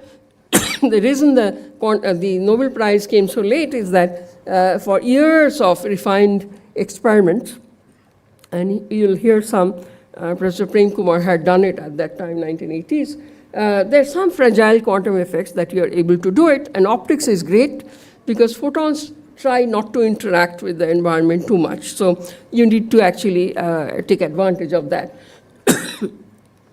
So I mentioned what is the boundary, and this quantum to classical transition problem is something that my group in JNU has probed quite a lot, and I would not get you the details of it, but there are several things that some of my students are famous in their own rights by now, and this is the process that we call decoherence, how a quantum system loses the quantum coherence and becomes like classical like us, either dead or alive, not dead plus alive at the same time.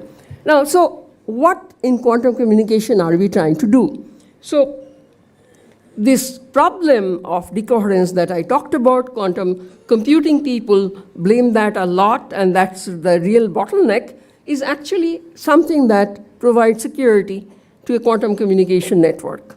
How? Because the QKD, the quantum key distribution, which is a secure method for sharing secret encryption keys using light particles, if anybody who is a spy attempts to look at the keys, it changes them, okay?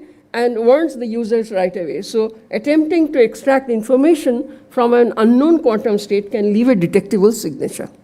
And that's what the security is all about in a quantum system. It's not make the apparatus secure, it's the physics that you are using itself is making the process secure. So measurement disturbance is really the principle of security in here. So I don't have the time to go through all the details. Those who of you already know. But those who do not know, I wanted to give a glimpse of what exactly we do. So turning quantum physics into a cryptographic resource is what QKD is all about. Alice and Bob, A and B, are connected through a quantum channel, and they also are connected through an authenticated classical channel through which they share some information. The details are not really important, but distinction is that QKD does not encrypt the internet by itself. It provides the key. The key material is what it does. So there are two main streams of QKD. BB84, which came in, the BB are the two initials of the two people who started it, 1984. And so Alice randomly chooses the basis, the bit value. Bob, the receiver, randomly chooses measurement basis. They publicly compare through the classical channel the basis, not bit values. So compatible measurements are retained. Eavesdropping introduces errors, so you immediately know that somebody has actually trying to look into it. So more disturbance would mean less confidence in the key. So here, this is the most important part, is security comes from statistics and not secrecy of the optical apparatus. So you don't have to hide your equipment. The channel could be quite open. Now, an alternative route to BB84 was distribute entanglement. Again, those of you know, this is just to remind you that I'm not talking about only one thing, but entanglement essentially provides a route, quantum correlations of the kind that we saw in my experiment in 1986 or so, that leads to a device-independent concept, and that comes to finally quantum networking. So what's the story? We are really lagging behind quite a bit. In 2017, Dr. Pan, who is called the China's father of quantum, he was the mastermind. He established a 2,000-kilometer ultra-secure QKD ground link between Beijing and Shanghai. And then later on, you must have read this in 2025, the first real-time satellite to ground QKD, et cetera, et cetera. You can read it up there enough. What are we doing? We started slow, 2022, DRDO and IIT Delhi, 100-kilometer QKD link. 2023, ISRO had covered, but it was a free space QKD and for over short distance. And this year has been, in the news quite a bit. A live 1,000-kilometer ultra-secure fiber optic trusted node QKD. We can talk about it, but anyway, it's done by QNU Labs. This was under NQM. NQM wanted to go, National Quantum Mission wanted to go up to 2,000 kilometers, half of that in a time that is, it's ahead of the schedule.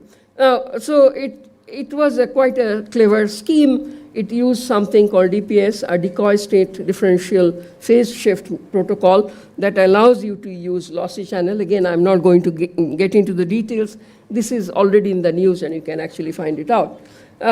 So loss here is fundamental. So fiber transmission, I don't have to tell a C-dot audience, but your power is P0 times 10 minus alpha L by 10. So low loss is not is what we are aiming for, so you still have a low loss. So consequence is that as distance increases, your detection probability will go down, signal to noise also would go down, secret key rate will go down. So we cannot simply amplify an unknown quantum state, because the state, the qubit, you actually do not know what it is. So here is the problem in quantum communication. You are using carriers for information which you do not know what it is. The moment you get to know, it would become either 0 or 1. It will not be a quantum information piece anymore. So how do you, truthfully, with high fidelity, transfer a piece of information which you know nothing about? So that is really the thing. The repeater problem begins here. And again, it's slightly biased towards my own work. So can we really, this is, I have already explained, so let me just take it. The conceptual shift here is, instead of make every detector perfectly secure, we ask, can the protocol remain secure even when the measurement device is not trusted? Okay? And quantum communication is trying to actually answer this. So the broader lesson is you put security in the architecture.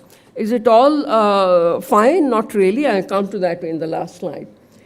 So this is the concept of the repeater that I was bringing in. So point-to-point QKD works over finite distances. I already briefly mentioned because of losses, etc. So for a continent scale quantum network, you need these R1, R2, R3, I don't know how many. These R's are repeaters that you need. So what should these intermediate nodes do? Classical repeaters, easy, right? You receive the signal, you amplify, you regenerate. Quantum mechanically, you really cannot copy an unknown quantum state. You cannot amplify an unknown quantum state. So what you have to do is generate entanglement, store, swap, and extend. Then only the line progresses. So this is a very, very different process and a very complicated one. Nobody has a very reliable repeater in the world today. But India also, under NQM, is actually trying out one system, actually 3 different systems. So the step 1 would be create entanglement over short segments. Step 2 would be store successful links. Step 3 would be perform entanglement swapping. Step 4 would be extend entanglement over large distances. So the challenge, and it's an engineering challenge, I'm a physicist, so we think this could be done, but you can easily see that successful operation will require high fidelity entanglement plus efficient memories plus synchronization plus low loss interfaces. So it's a pretty complicated system, but one point I want you to appreciate is that quantum memory is not just a storage device. It's part of your repeater system, and so a photon arrives, it goes to your quantum memory, you store the quantum state in whichever form, normally it's an atomic system, and you wait for another link, retrieve, interfere, entangle, whatever operations you have to do. So the fundamental tension is that long-lived storage, I have written down all these desirable qualities, but long-lived storage, that means it would stay there for at least 1 second. High efficiency and high fidelity are difficult to achieve simultaneously. So there are many systems. I'll talk about one example that we had worked on. So without memory, photon arrives, you must act immediately. With memory, photon arrives, you store, wait, synchronize. So this enables many things that are already written. So as I said, that a quantum memory is not merely a storage device, it becomes a network resource. So how do you create these quantum memories which will store an unknown state without disturbing it, and you can actually get it out with that. So this is something, flying qubit becomes a stationary qubit, and retrieval on demand is what we are talking about. So one physical process by which you can try to do this is called EIT, electromagnetically induced transparency. As the name suggests, it's really transmission of resonant light through otherwise opaque medium. When light goes through this, the transition frequency of the relevant level is resonant with your laser. So the laser gets absorbed. What does that mean? It actually lifts the population up, no light comes out.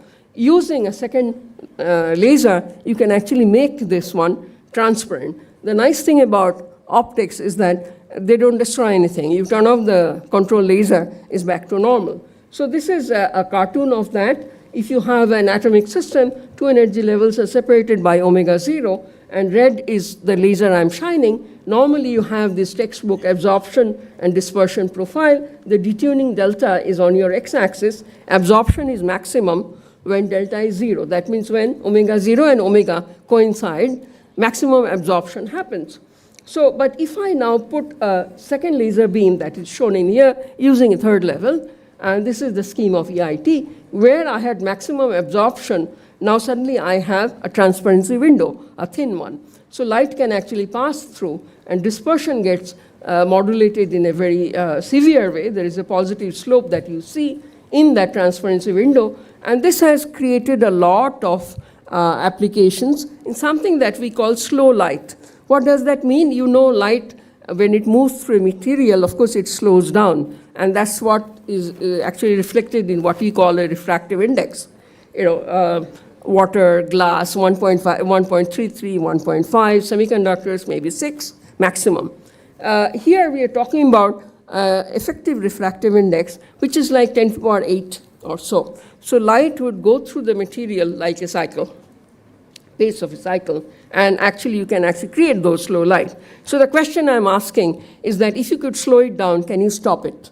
If you can stop it, that becomes a memory, right? So the light in such materials where I have created EIT can actually can it be stopped? And that's the question we addressed. And anyway, maybe I'll not bother you with the physics so much, but you know, it's extremely interesting, and without using any equation, I can actually explain that.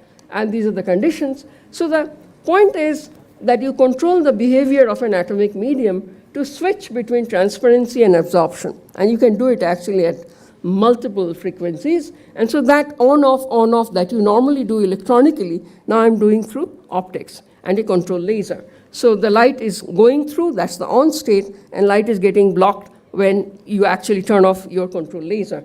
So you need to first select a simple usable atomic level. Let me just move very quickly. And this is where actually we did a lot of work that we could show this quantum mechanical effect in the bulk of an atomic medium system and at room temperature. And I think future of technologies probably should be probing room temperature dynamics a lot more than anything else. So this was the PhD work of my student Joy Ghosh, who is now a full professor at IIT Delhi.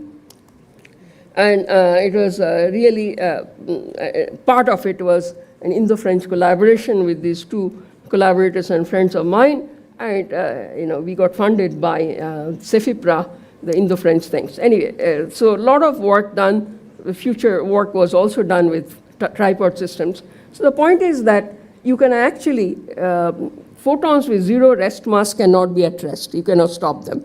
But when photons are interacting with atoms, they no longer have the zero mass, so they become dressed, and it's possible to really stop it. So when the light stops, the information is stored in collective atomic excitation, just like information is stored in the electronic memory of your computer. To access the information, the control laser is turned on, and out comes the initial thing. So that's really the idea. And even after that, a lot of work has done. There is a review article. If you're interested, you can take a look at it to see what all are going on. So what is the idea? The quantum information system for communication would be something like this. You will have photonic channels and atomic memories. So because photons are really good carriers of information, but they are difficult to store as memory. Atoms are good quantum memories, but difficult to transport. So there, of course, is an information transfer problem. From your photonic system, it has to go to your memory without knowing what that information is. And from your atomic system, again, it has to come out in your long channels without knowing what that information is. So that's really is the challenge. And I just want to leave you with this picture that all these elements, there's a lot of research that has happened in this, and they are in the process of getting developed into technologies. Generation 1 was quantum secure links, QKD, metropolitan networks, trusted nodes, what we are seeing right now.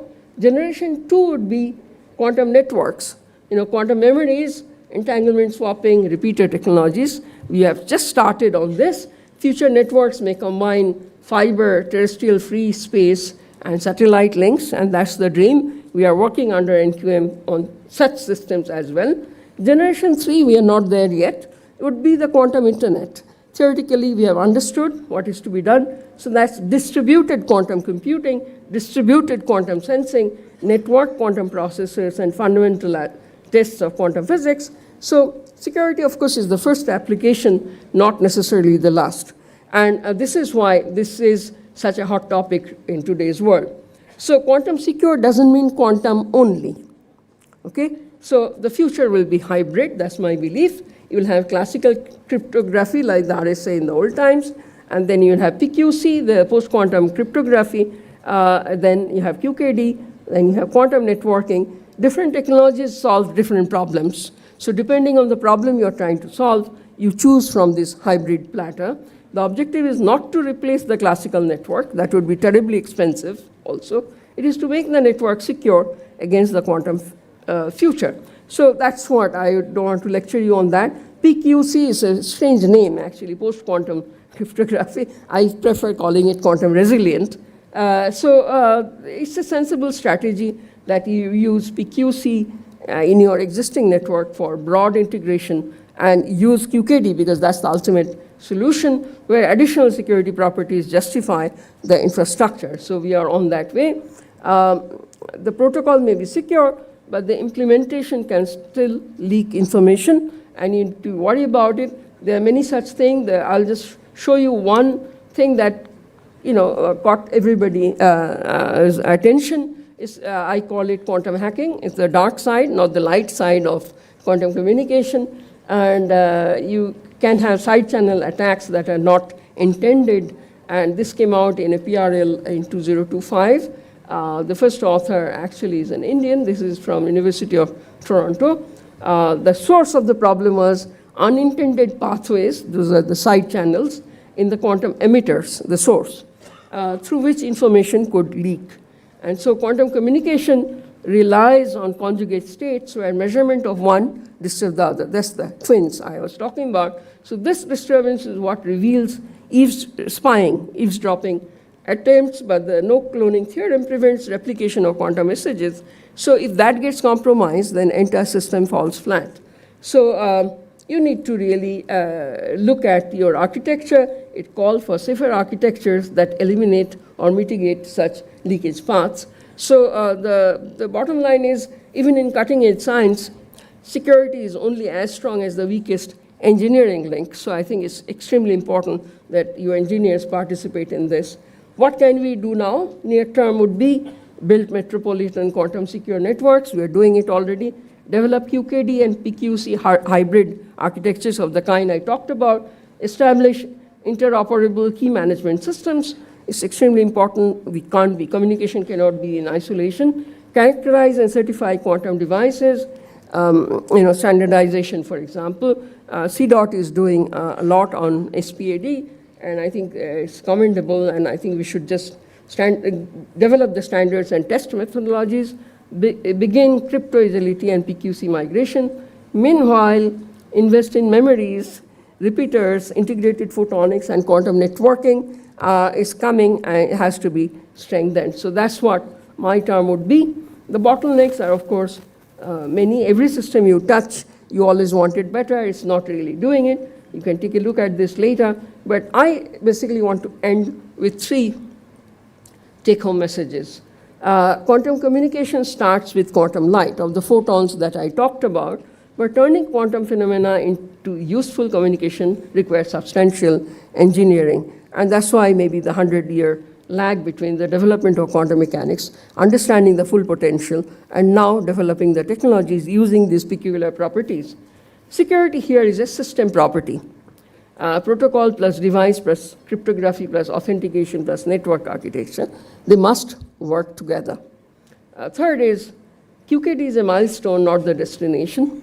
Today we are talking about quantum secure communications. That's what I wanted to give you a glimpse of. Tomorrow would be network quantum systems. We are still not there, but the journey has started.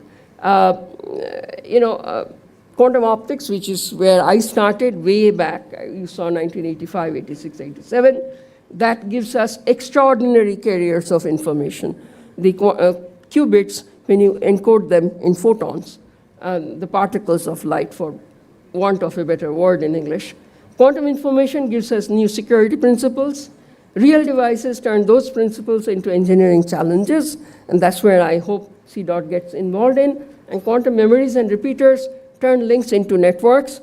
Nobody has a solution yet in the world, and we have started working on that. Telecom engineering determines whether those networks ever become useful infrastructure. Now, there is, of course, economics involved in this as well, of which I'm no good at. So thank you very much for your attention. I'll be happy to answer some questions.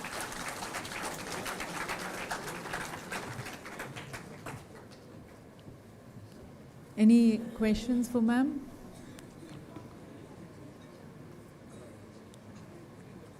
First session on quantum, it all went. Or maybe at the end, if someone has a question, we'll take it. Fine. Thank you very much. Thank you, ma'am. And now I request Professor Prem Kumar, Professor of Information Technology, Electrical and Computer Engineering and Physics and Astronomy, Northwestern University.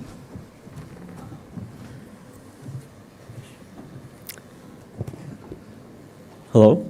Hi. Good afternoon. Well, first of all, thank you for this invitation. And so far, I've had the opportunity to listen to some of the wireless talks before, 6G, and now the world of quantum information, quantum communications, and sensing also, which Rupa didn't get into too much. I want to talk today about, my slides up?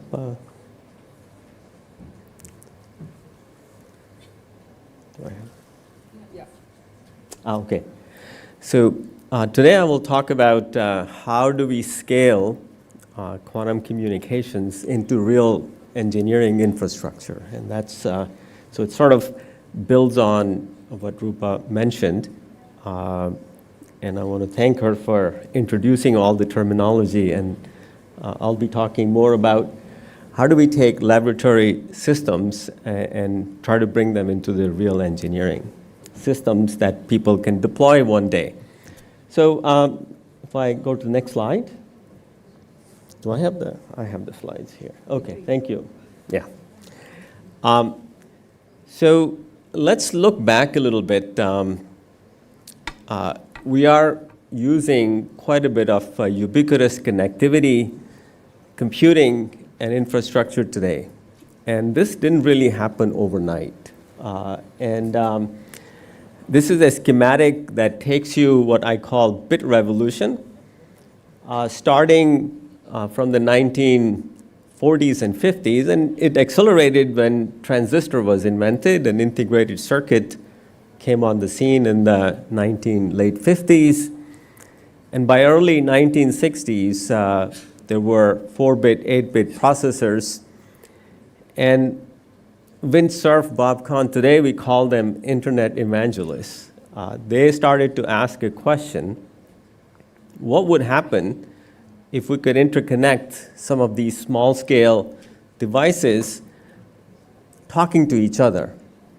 And of course, the intended application there was file transfer or email.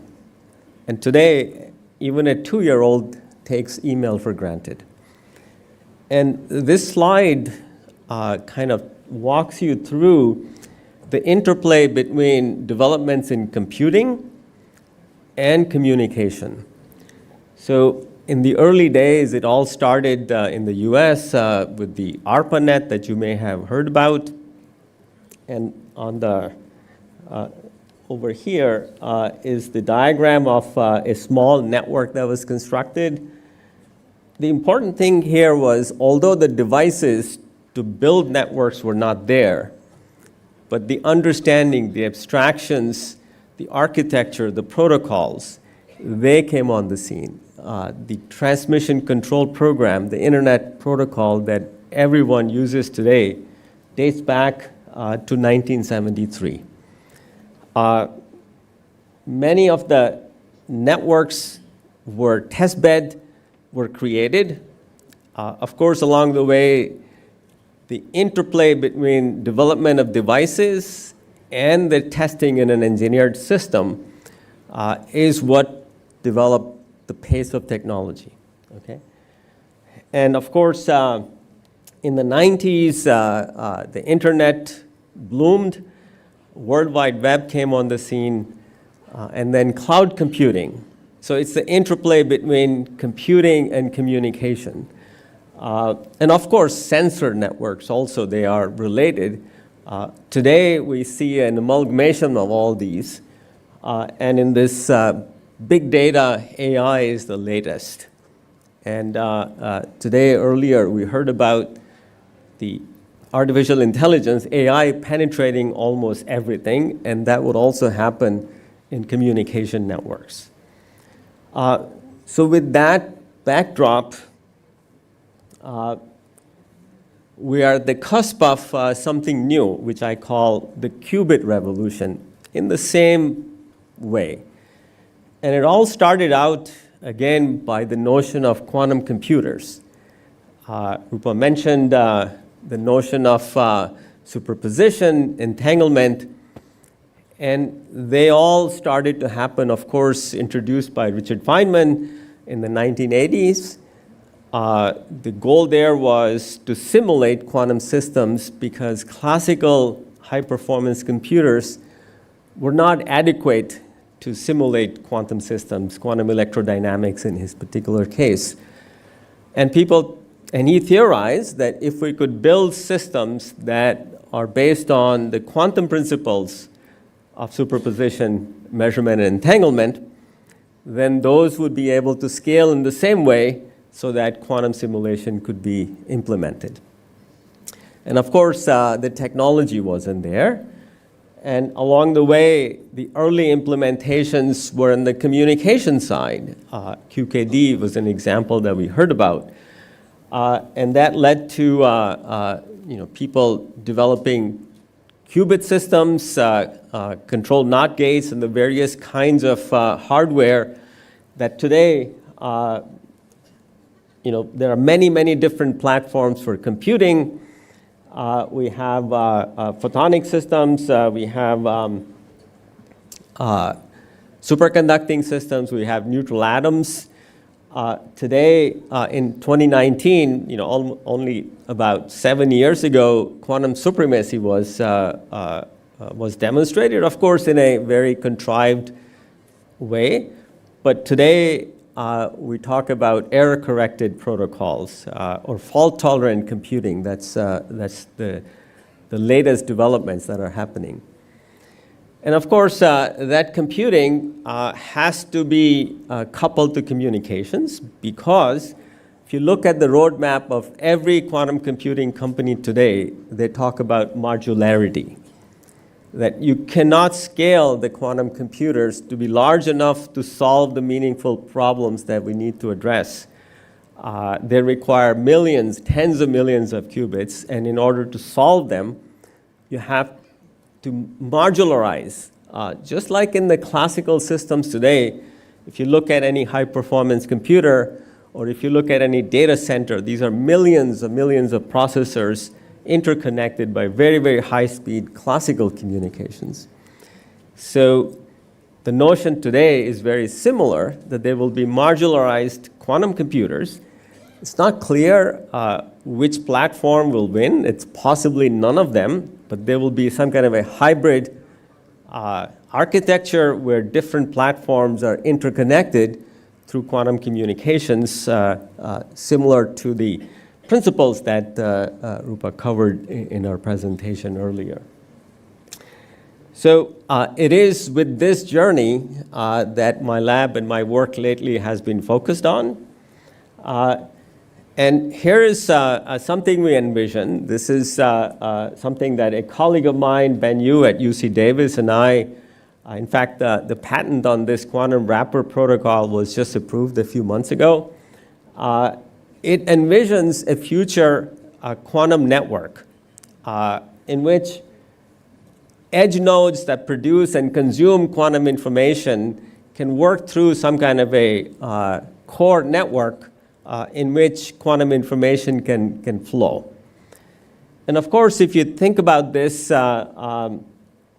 you realize that such a straightforward extension of classical networks to quantum networks is not possible. And that is because, as you heard previously, that there is something called no cloning theorem. That is, you cannot really read the quantum information for it to lead from one node to another. So how do you actually process or distribute or have a network in which multiple users are sharing resources to direct quantum information from one place to another? So in that context, we introduced this quantum wrapper networking protocol.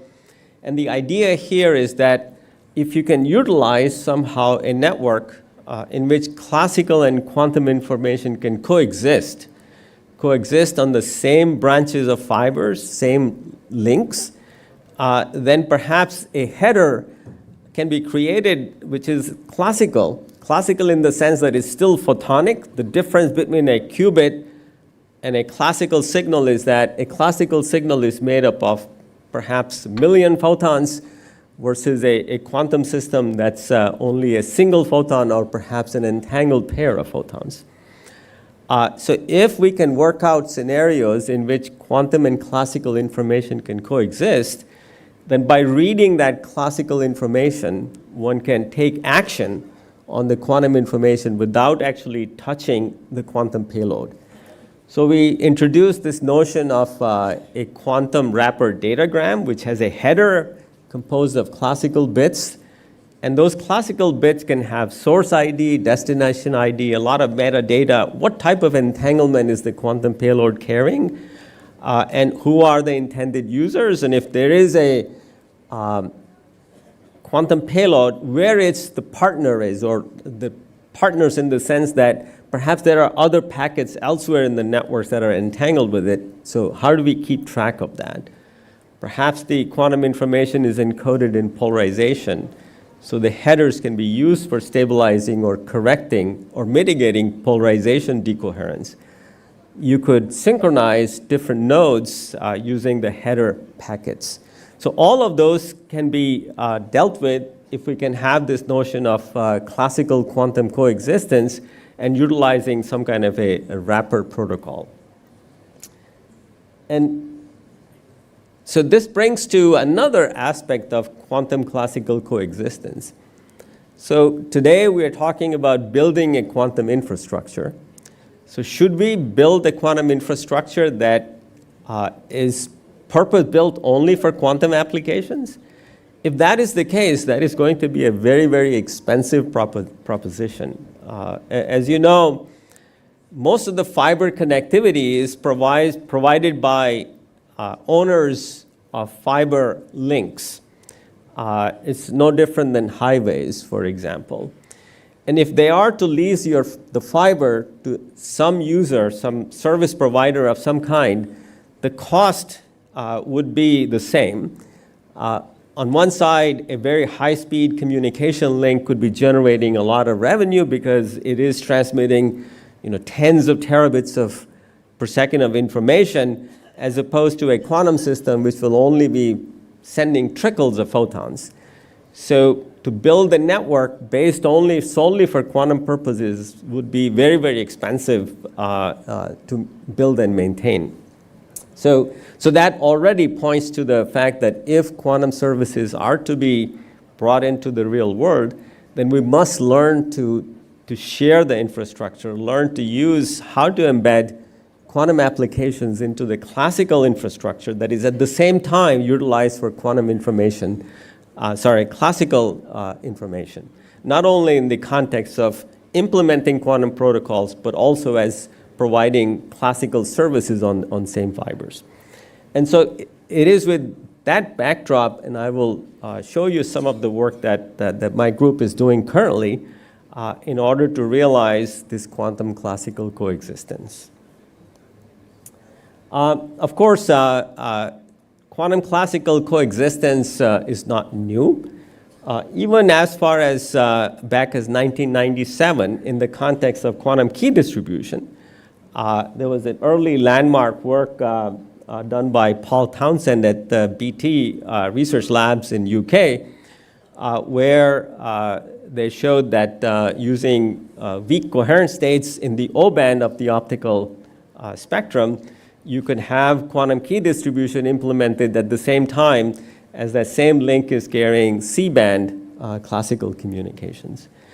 And of course, since then, in the context of QKD, classical and quantum coexistence has been done many times, but only very recently in the context of distributed quantum computing or entanglement distribution or these repeater type protocols that Rupa was talking about, has quantum classical coexistence being addressed.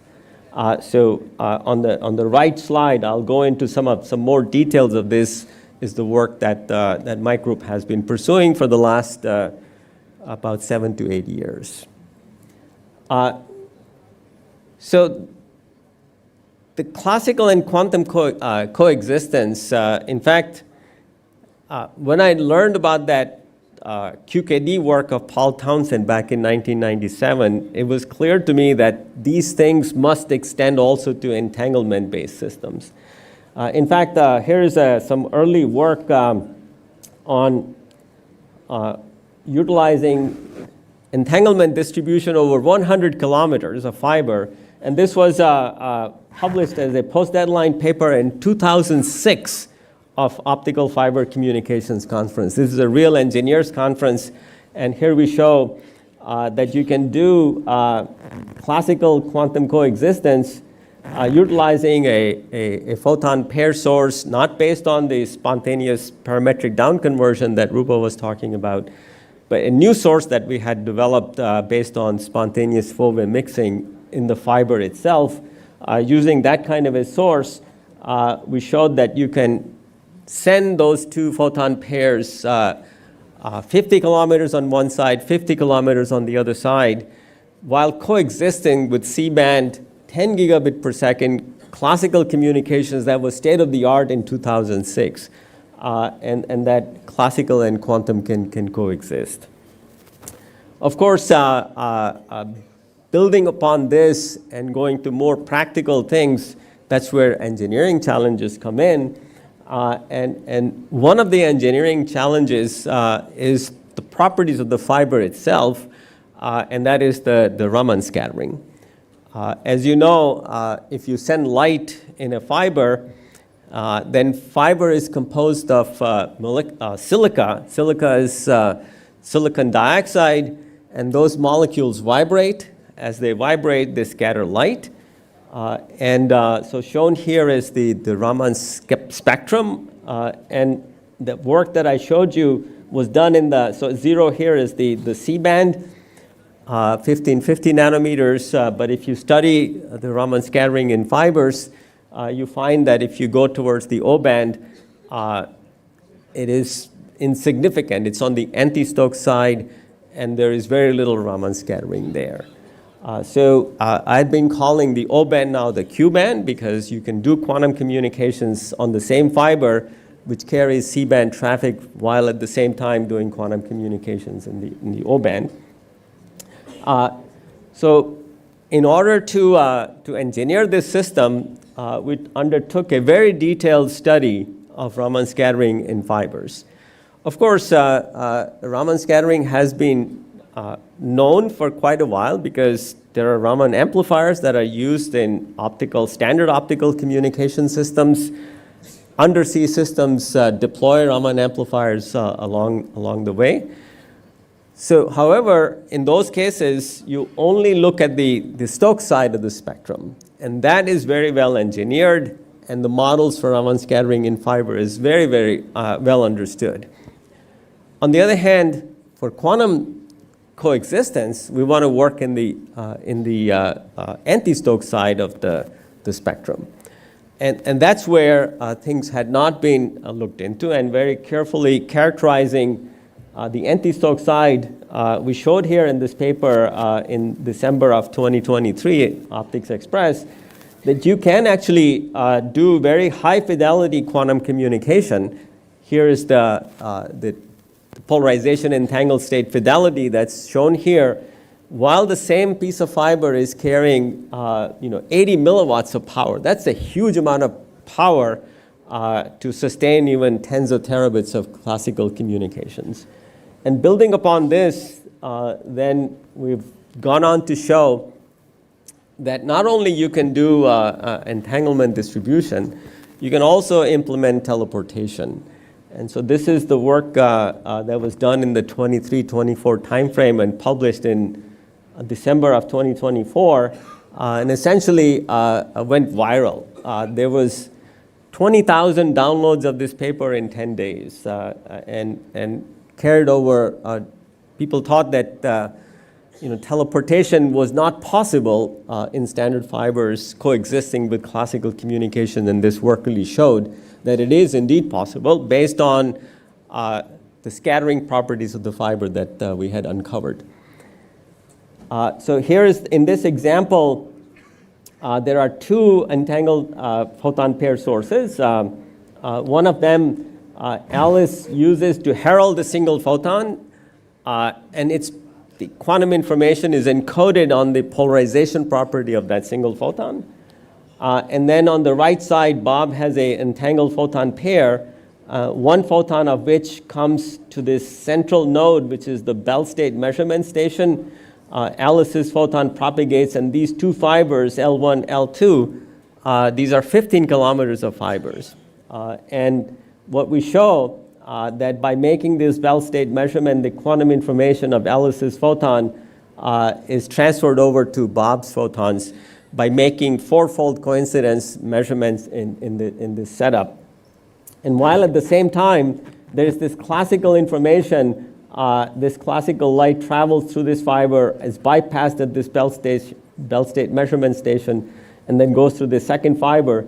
So there's 30 kilometers of distance over which teleportation is demonstrated. And here is the data. This, as I said, this paper appeared in December in the journal Optica, where we show high fidelity teleportation over 30 kilometers of fiber, while at the same time carrying 18.7, almost 70, 80 milliwatts of classical light that's propagating alongside. Of course, this work was done in the lab, even though the classical traffic originated in downtown Chicago, which is 25 kilometers south of Evanston, where my lab is, and the teleportation was done in Evanston. But of course, we understood that classical information over 25 or 50 kilometers round trip is nothing. We do classical communications globally. What was important was the teleportation of heralded single photons over 30 kilometers, but that was done in the lab only. Okay? So the next step for us is to take that into the real world. And that's work that we just recently published, which is actually implementing the first step in teleportation, which is entanglement distribution, in embedded fiber, 25 kilometer link between Evanston, where my lab is, and then a communications facility in downtown Chicago happens to be also at the location of Northwestern University Medical School. And we implement an experiment in which an entangled photon is locally measured in Evanston. The other photon propagates 25 kilometers in a real-world deployed fiber. And then that same fiber also carries a synchronization because one of the photons here is measured in Evanston, the other photon travels to Chicago and is measured there. So these timestamps that are applied upon detection of those photons are based on geographically distant clocks. So how do we ensure that those clocks are synchronous? So in order to synchronize the two clocks using the White Rabbit protocol, we synchronize the clock here in the timing circuit of the superconducting single photon detector, and similar on the other side. And then on top of that, there is a fully loaded, Sienna is a company that provides a communications gear. They have a ROADM, a reconfigurable add-drop multiplexer that is generating traffic over the whole C-band. And I'll show you the results. So here's an example of that Sienna system is generating two 800 gigabits per second channels, while at the same time the full C-band is loaded, capable of 36 terabits per second communications. We have in the L-band a synchronization channel between the two, and then this is the supervisory channel to make sure that the classical system works well. So here is the Raman scattering from all this traffic in the C-band. In the O-band, if you notice here, it is very, very small. And by carefully studying the Raman scattering in the O-band, we figured out where to actually park the quantum channels so that it has very little contamination from the Raman scattered light. And based on this, you can see that the timing was synchronized to a few picoseconds. Our photons have their wave functions on the order of about 100 picoseconds. So that kind of a few picosecond timing synchronization over clocks that are 25 kilometers apart is adequate for these kind of measurements. And so here is the results. And you can see if we switch off the classical, then this is the fidelity of that polarization entangled state that's distributed between the two locations. And this is when there is a fully loaded C-band channel of C-band traffic.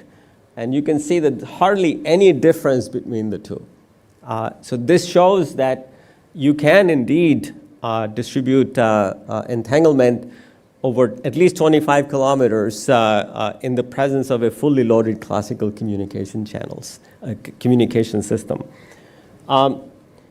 So for us, the next steps are to go in this direction of a futuristic quantum wrapper network.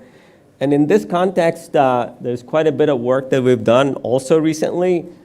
For example, utilizing the quantum wrappers to be able to route traffic. This is by looking at the wrapper, if it happens to be contaminated or the channel is effectively very lossy or noisy, one can take action to reroute your quantum payload. You can also use, for monitoring purposes, even though quantum information cannot be directly measured, but you can infer based on what is happening to the headers, what might be happening to the quantum payload. So this is a way to implement some kind of a monitoring system or quality of service type of guarantee that could be implemented in some futuristic quantum network. And moreover, here we show that you can use the datagrams to switch quantum information from one place to the other. So in this experiment, this was done at UC Davis in my colleague Ben Yu's lab, where we showed that you can have two different headers. So there's a header 1 with payload 1, header 2 with payload 2. By measuring the header, you can direct quantum information to one node or the other based on what the header destination IDs are. And you can see in this particular case, the locations were implemented by delay fibers into the same measurement device because we only had one single photon detector. And you could show that you can switch between one or the other. So in this expanded view here is that HV is the blue curve and HH is the H curve, and you can switch that around. Also, in the context of the same link across Chicago and Evanston, we're implementing and studying noise properties of the entangled photons due to the Raman scattering, because the classical header itself is classical light, so it also scatters Raman scattering. And so, for example, we had to figure out what other mechanisms might be there. And one unknown, but in retrospect, possible mechanism is that you have a header which is doing Raman scattering, but Raman scattering can occur both forwards and backwards.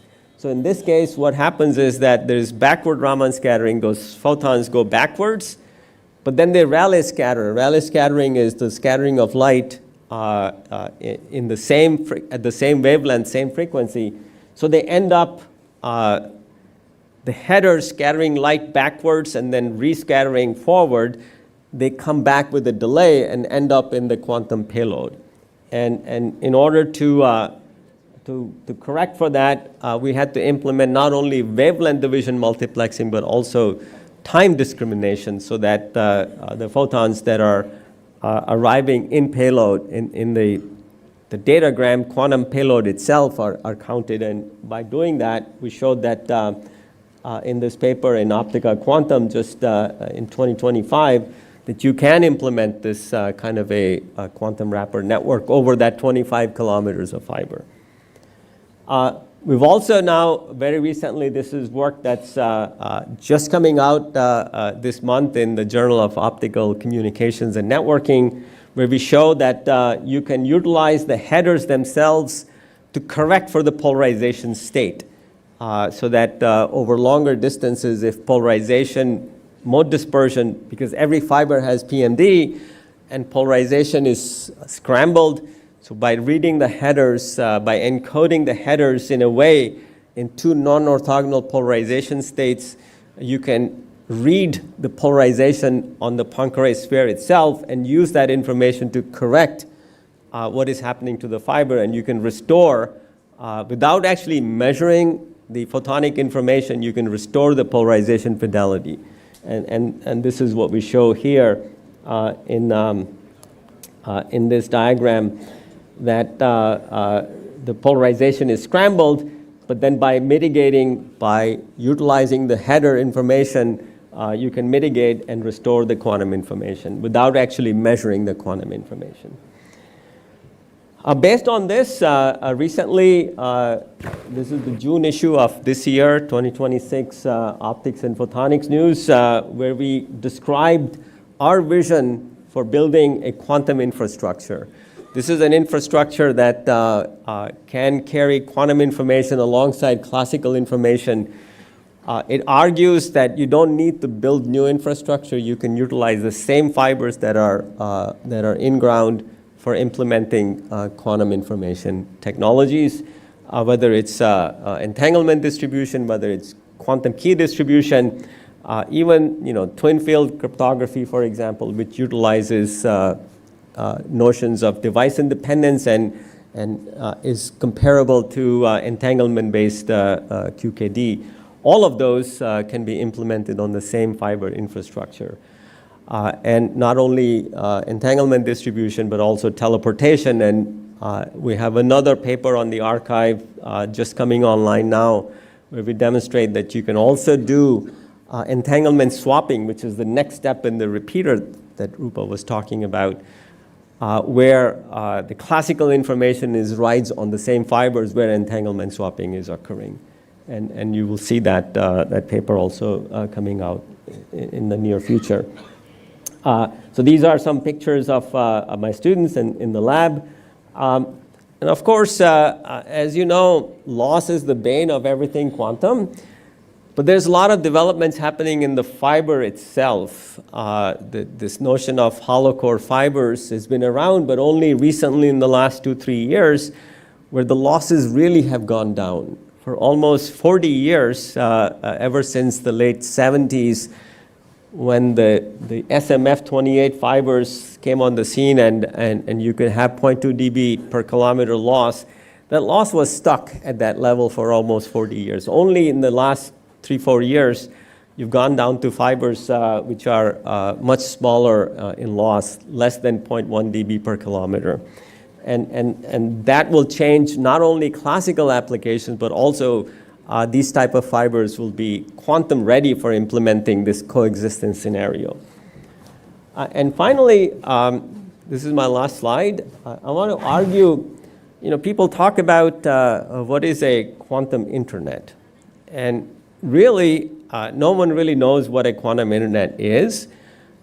Everyone talks about quantum networks. Of course, we are connecting different types of quantum nodes and into a network. But historically, and of course, the notion of quantum internet was introduced early on in a paper that my colleagues and I and Seth Lloyd had written.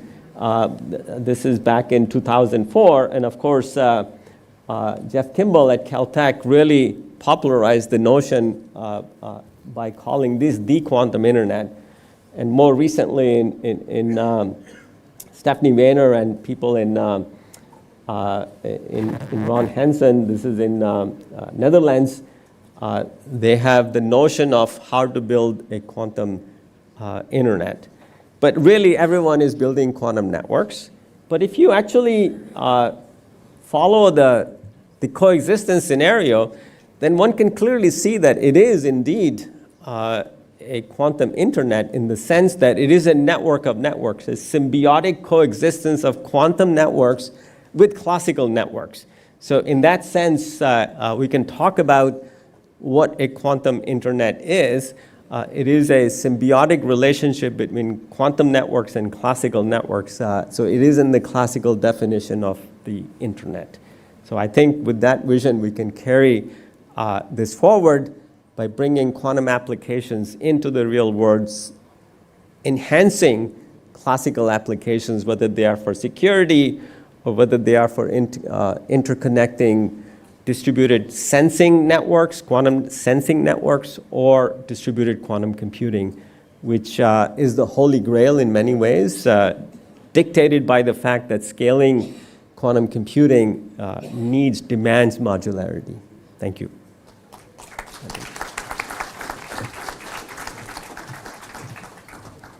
In the interest of time, we'll take all the questions later. That's fine. Thank you, Professor. I now request our next speaker, Shri Ashish Kumar Mishra ji, Deputy Director General of the National Critical Information Infrastructure Protection Center.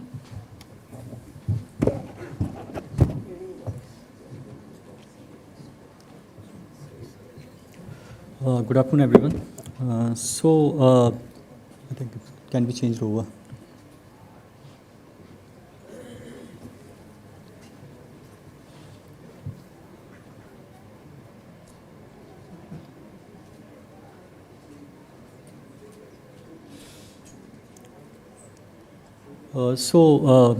During my talk, I'll be basically talking about the roadmap for migration to post-quantum cryptography, PQC, in critical information infrastructure.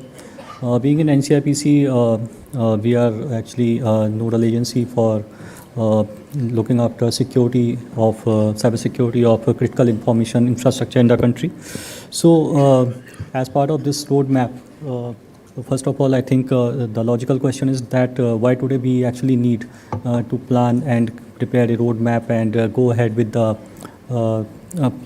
implementation of implementing PQC in the crypto systems. So, although today there is no cryptographically relevant quantum computer is available, but it is expected that some of the best estimates say that it's possible that during 2030 to 2040, sometimes we cannot predict at what time, but we will be having a general purpose quantum computer capable enough of breaking some of the public key cryptography which is currently in use, like RSA or DP-Hellman or ECDH. These are some of the protocols, algorithms in the cipher which we use today. So, and it is expected that they can be broken. And today, we have to start. We have different roadmaps, standards coming up world over. Even in the country, DST has proposed a roadmap for implementation of PQC by 2029. So, The reason being is that there are certain type of information which is having long life. Basically, we have to, for example, we have to maintain the confidentiality, and we have to preserve their confidentiality for a much longer duration. And there are kind of attack world over. In fact, it is known that adversaries or malicious actor may be actually storing this kind of information to break that crypto cipher and decrypt that data at the time when the quantum computer comes. So this is one of the reasons. Second is also that there are systems like in OT environment and also in the telecom devices. They have a very long life cycle. So they are going to remain in the users for much longer duration. Another thing is that there are information like PII related information, banking data, transactions, banking transactions. So those kind of information need to be preserved. So that's why we have to start today itself, and based on the approved roadmap and best practices. So actually what needs to be changed, obviously, as I said, the public infrastructure is required to be changed. It includes common encryption algorithm like RSA-DH, ECDH, digital signature algorithm which are based on these algorithms like RSA and elliptic curve cryptography. PKI infrastructure which is used for signing and even code signing is also using the similar technology. So all these things are required to be changed here. And if we talk about the protocols or communication channels which are going to be affected, these are TLS, VPN, SSH, IPsec, transport layer security. All these things are required to be changed. There are different APIs in different systems. They make use of mutual TLS connections. So all these applications, systems, protocol, network are the candidate for migration. And here, the important fact is that AES or any symmetric key cipher, they will be affected. There are algorithms like Grover's algorithm which can reduce the complexity of the system, but they are not going to completely break the system. They can speed up the brute force attack. That speed up will be quadratic rather than exponential. So they are still safe by increasing the key length, doubling the size of key length. We can ensure the similar security measures, secure complexity. Excuse me. Can you please take from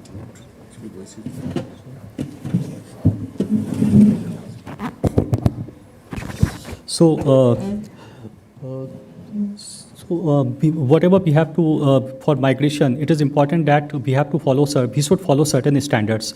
NIST has come up with standards as part of a very. In fact, they had in the August 2024. They have released some of the approved standards like FIPS 203, which is also called MLK. This is a module that is key encapsulation method. This is going to replace the normal RSA or ECDH algorithm, which was used to share the secret keys. And similarly, FIPS 204, which is MLDSA, this is a digital signature algorithm.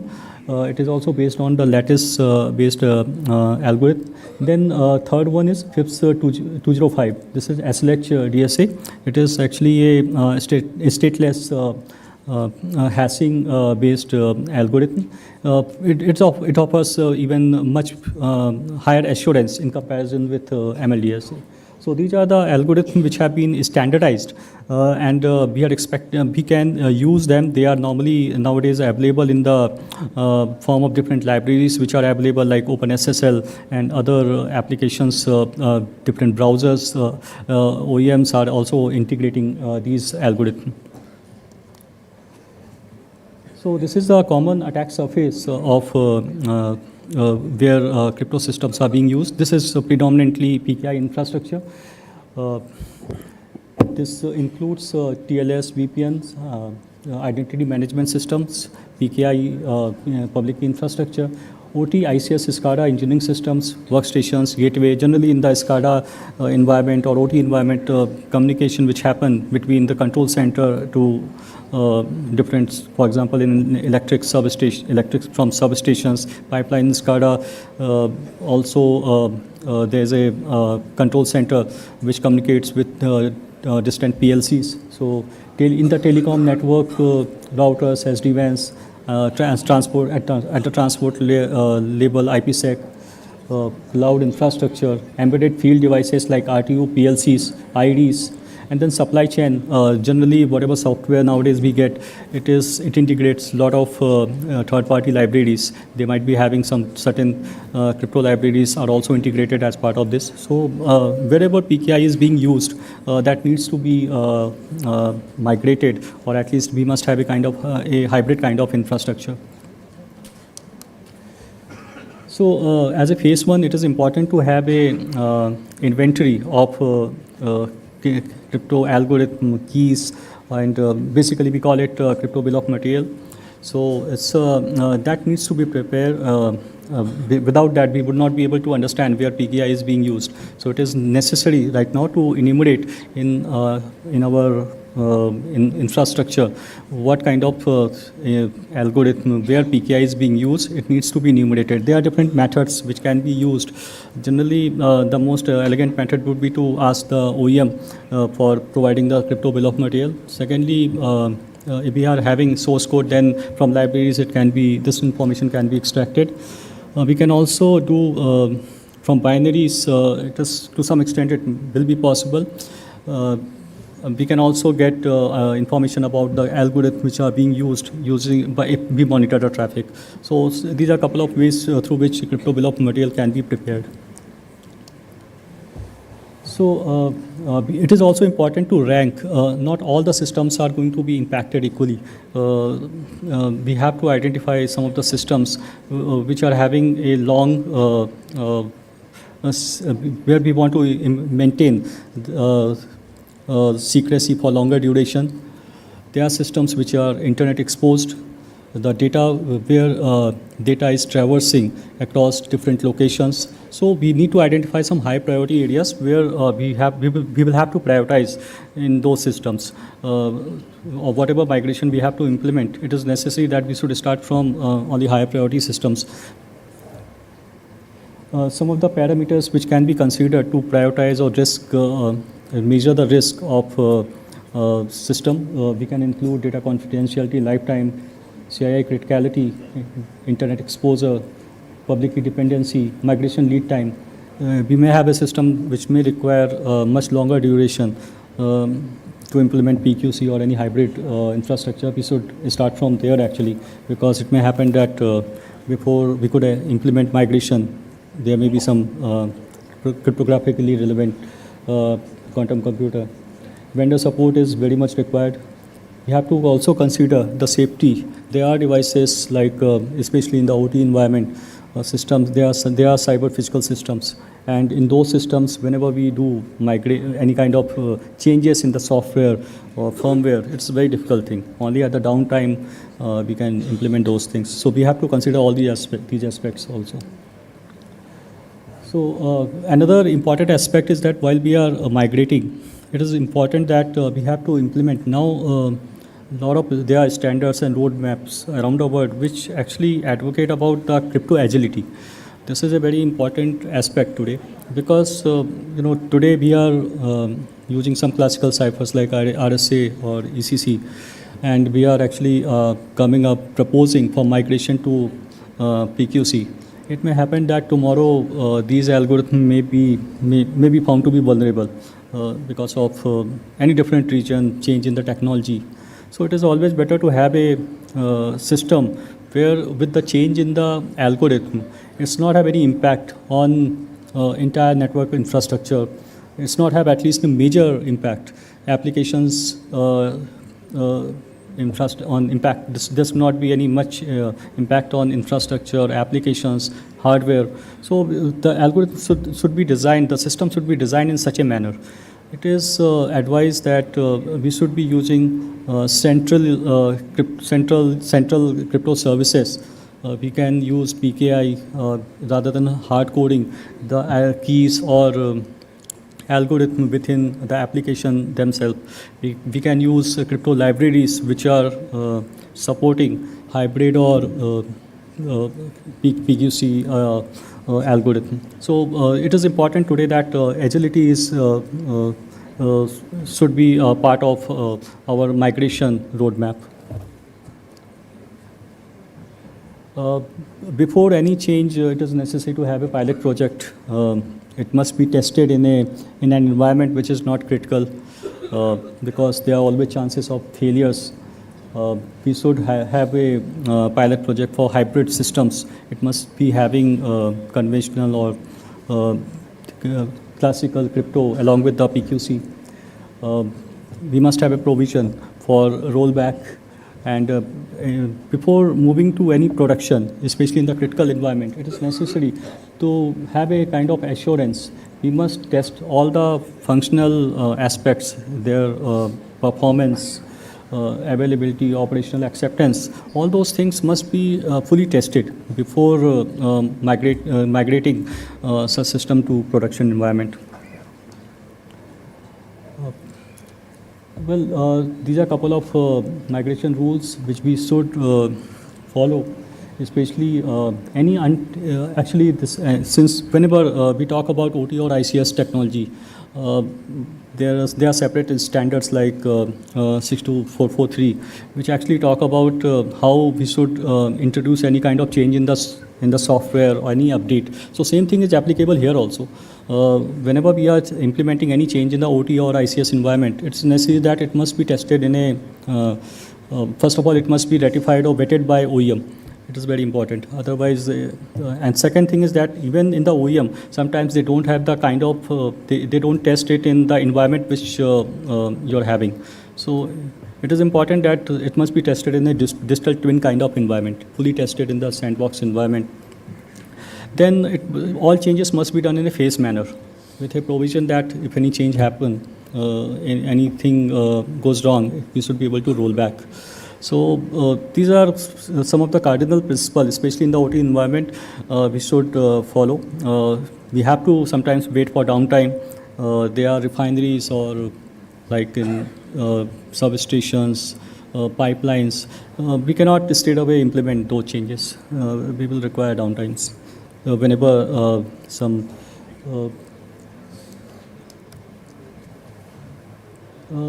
in order to any kind of upgradation in future, we must have sufficient provisions in the contract itself. We must have those terms and conditions laid down in the RFP as well. We should actually clearly articulate about standards which we want to implement in the PQC. Agility is, as I said, is very important. System must be designed in such a manner that tomorrow we change the algorithm, it should not have much impact. Then, obviously, we must be getting crypto bill of material. SBOM, SLS should have a kind of provision, should have provisions for migration testing, vulnerability disclosure, and end-of-life notification clauses. So these are some of the, actually in India, DST has come up with the roadmap to migrate. For CII, they have envisaged that by 2029, in the CII, we will be having a hybrid PQC crypto system. So it will include, we have to start with establishing governance, discovering all C-bombs, prioritize on pilot projects have to be initiated.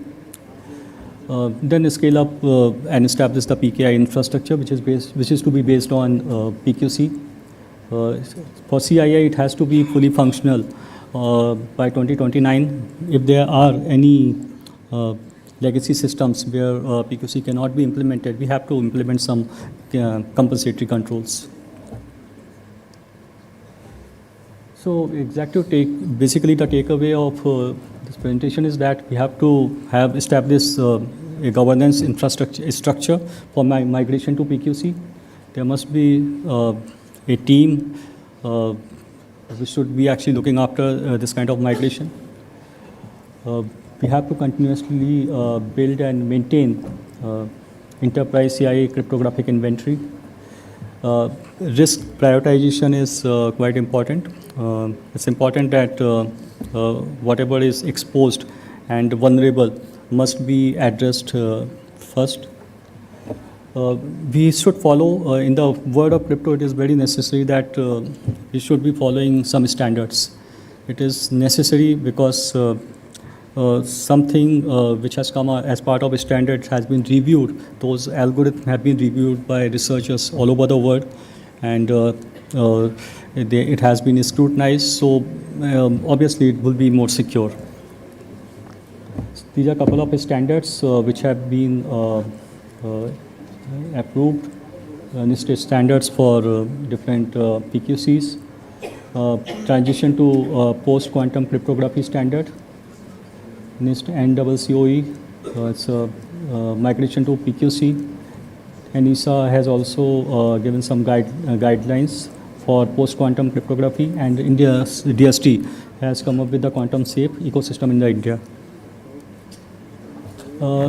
These are a couple of systems or protocols which are high priority systems which need to be which are candidate for migrations, like remote access, jump servers. These are basically part of our DMZ of enterprise IT network, PKI, firmware, software signing, long-lived data like PII, health-related data, transactions data, inter-site links like communication link between data center and DR sites, SCADA control centers, APIs, payment, open APIs, fintech payment gateways.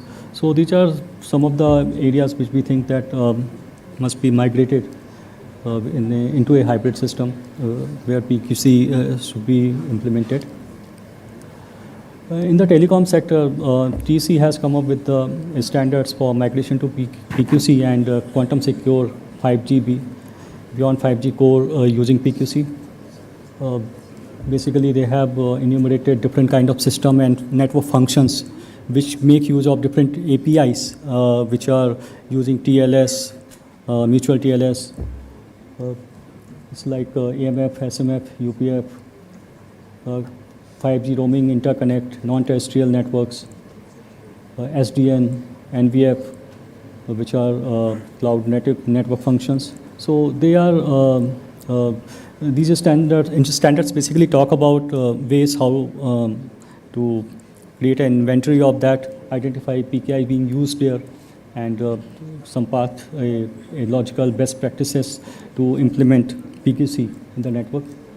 Similarly, in the BFI sector, especially apart from other network infrastructure, since PII information is quite important, and it has a long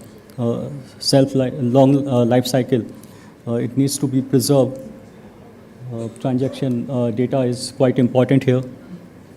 So this like banking and payment, capital market, insurance and fintech, these are different segments where migration is required. RBI has already come up with some committee who they are actually trying to formulate the roadmap for implementation of PQC. That's all from my side. Thank you so much.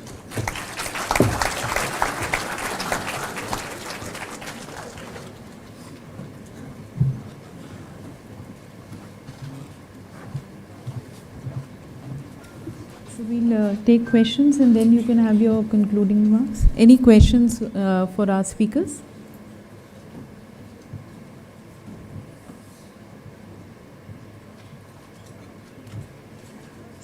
In that case, sir, concluding remarks for this session from you.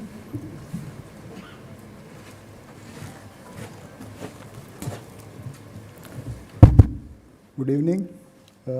First of all, I would like to thank all the distinguished speakers, Professor Ghosh, who actually rescheduled some of our appointments today to accommodate this talk. Professor Prem Kumar, I think he came early morning today and must be, suffering from jet lag. And Mr. Ashish Mishra, he also spared some time for giving a talk today. Regarding the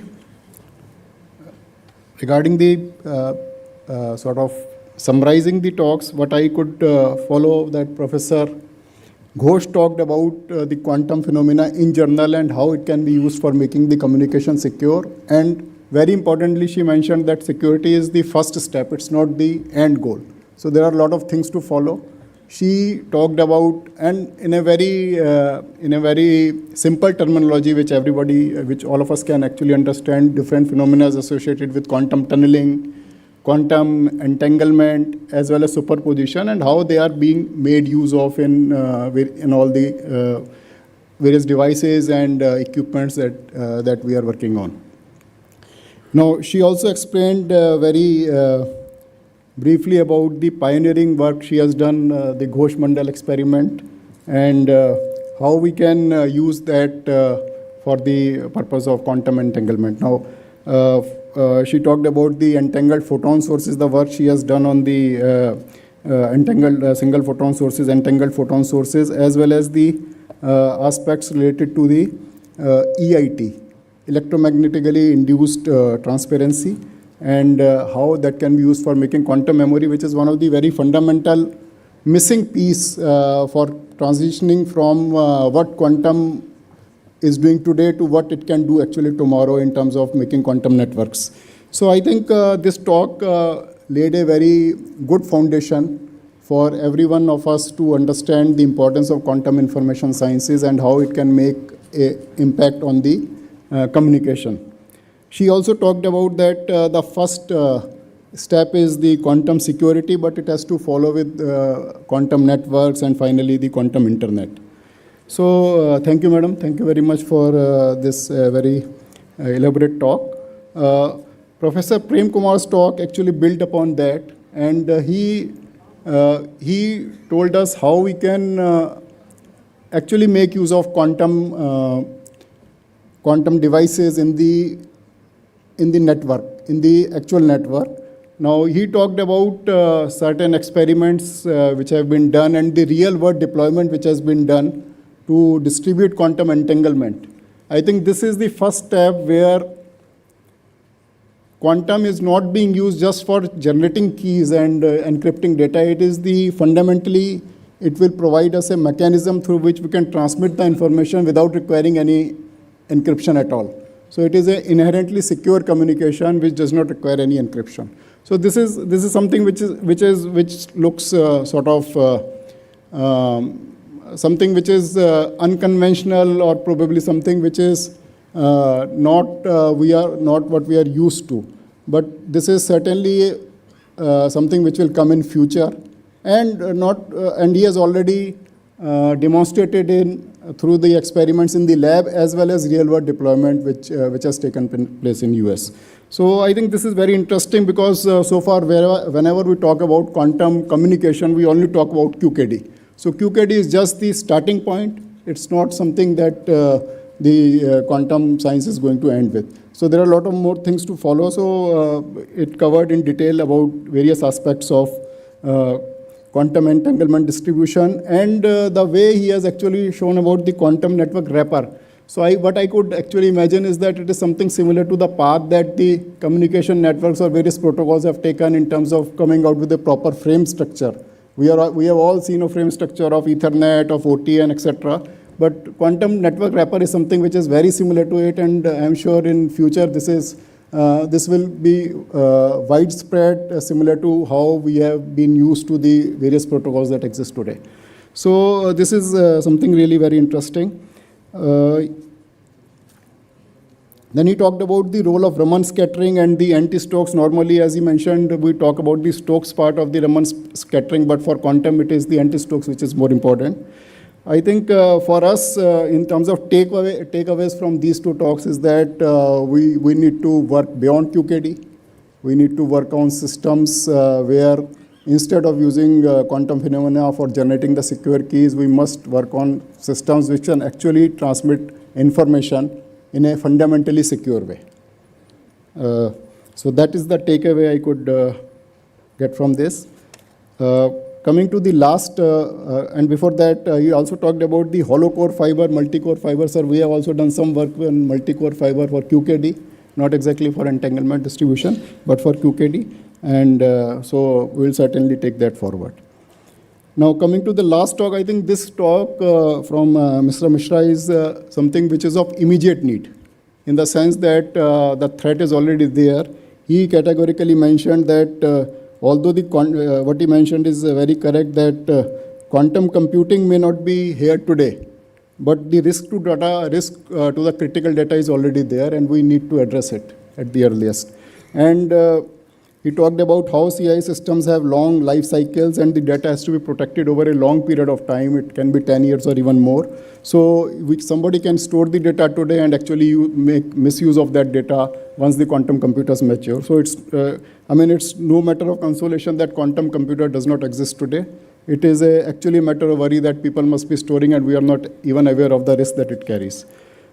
He talked about various attack surfaces. Then in a very, very lucid manner, he presented different phases which relate to the cryptographic inventory, the risk rank that we must present in terms of high priority, medium priority, low priority.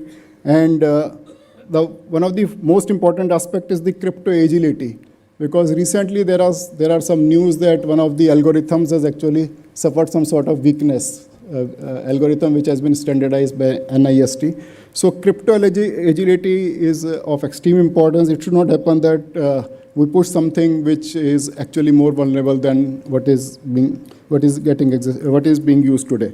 And another important aspect is the pilot but before production. So a lot of people are coming with different solutions, but it is important to properly test them, certify them before actually going for the deployment. So he also talked about the migration timelines of 2029 for the CIE sector and how this can be made use in the telecom sector, what are the different components of it.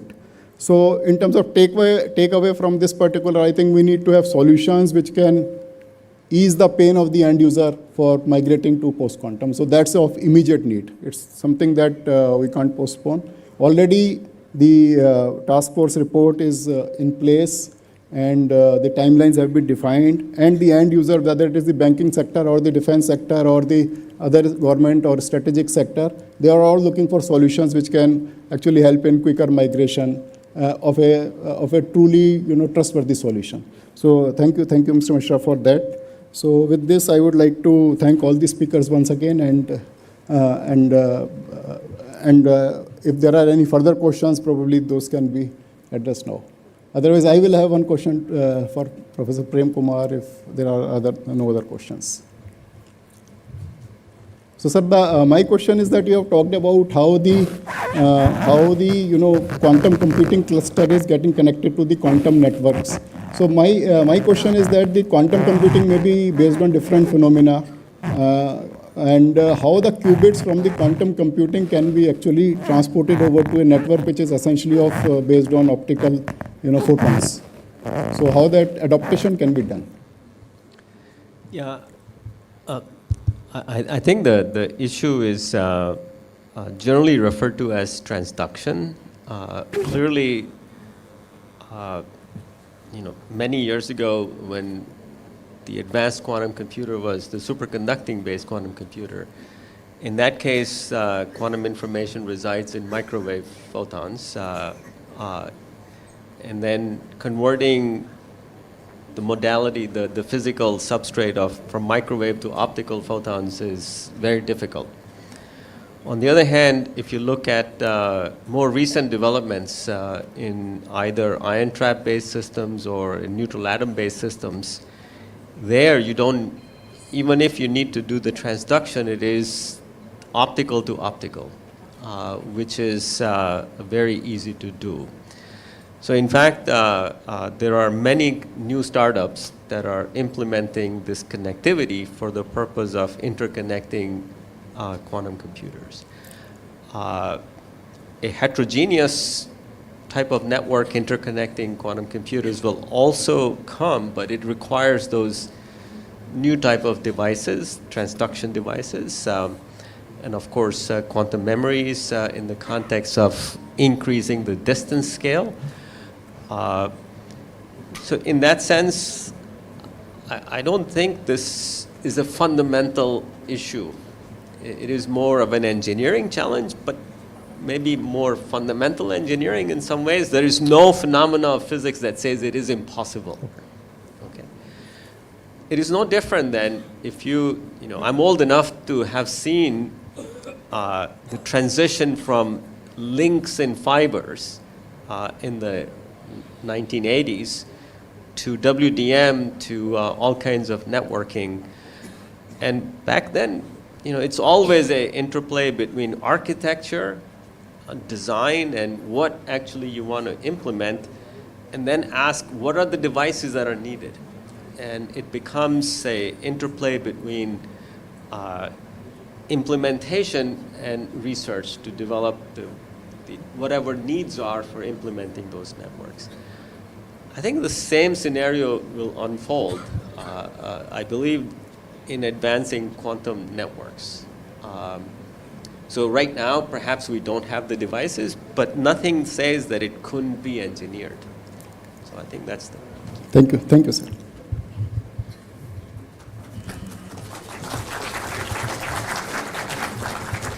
May I request you, sir, to also present the mementos to our speakers.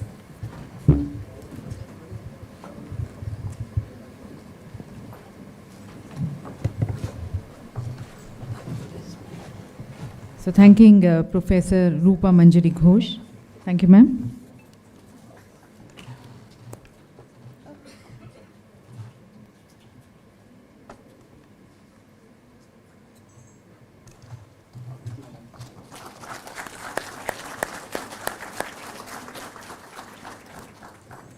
Our expression of thanks to Professor Prem Kumar.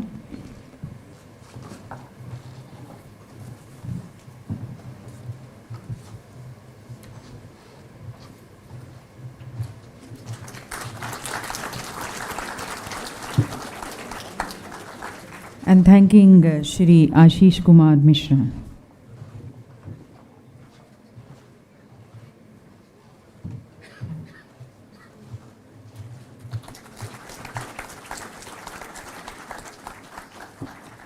We'll close with a group photograph of all of you.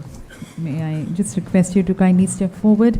May I also request Dr. R.K. Upadhyay to please join us. We'll have him also in the photograph. In fact, ladies and gentlemen, with this session, we come to the end of the day-long discussions and deliberations and the presentations which we have had from our expert speakers. May I also request Dr. Dilip also to be kindly joining us.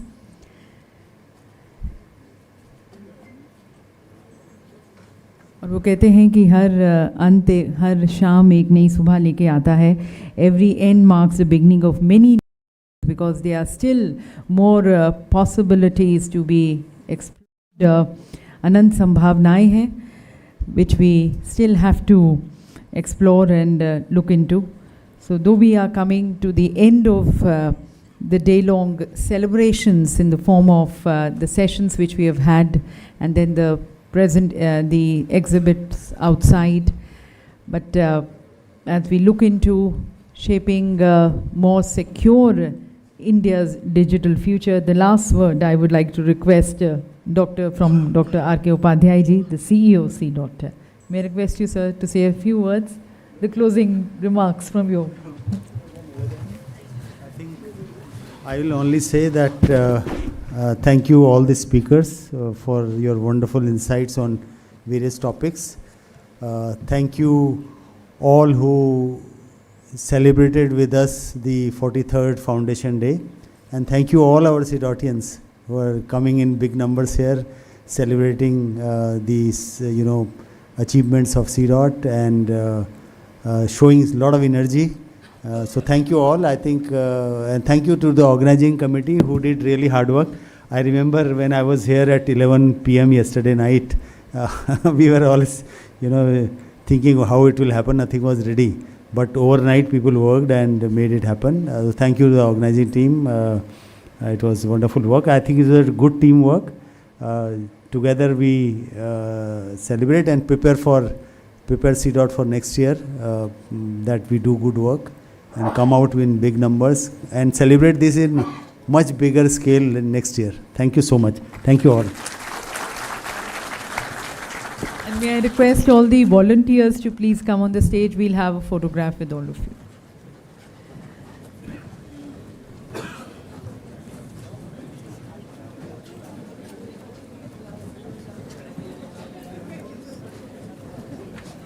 So all the volunteers और आप लोगों का थोड़ी देर के लिए, जैसे sir ने कहा कि सभी वॉलंटियर्स इतने दिन से काम करते आए हैं, स्पेशली कल रात के 11 बजे जब he came here and he saw so many of them working towards making this event a success, तो एक बार उनका भी हम विशेष आभार और धन्यवाद उन्हें प्रकट कर दें। थोड़ा सा आपका और कीमती समय चाहेंगे, थोड़ा सा 5 मिनट आपके और, पूरी टीम को धन्यवाद करने की तरफ।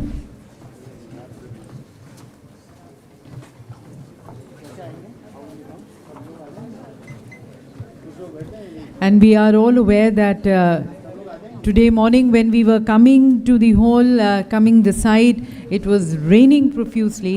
But then all the arrangements, in spite of the rains, I know for sure, IT, all the members from the IT team, IT, okay, sorry, ठीक है। इसके बाद चाय की भी व्यवस्था की गई है बाहर हाई टी की, तो वो भी ज़रूर, बाकी की चर्चा चाय पर करेंगे हम, वो time with all of you.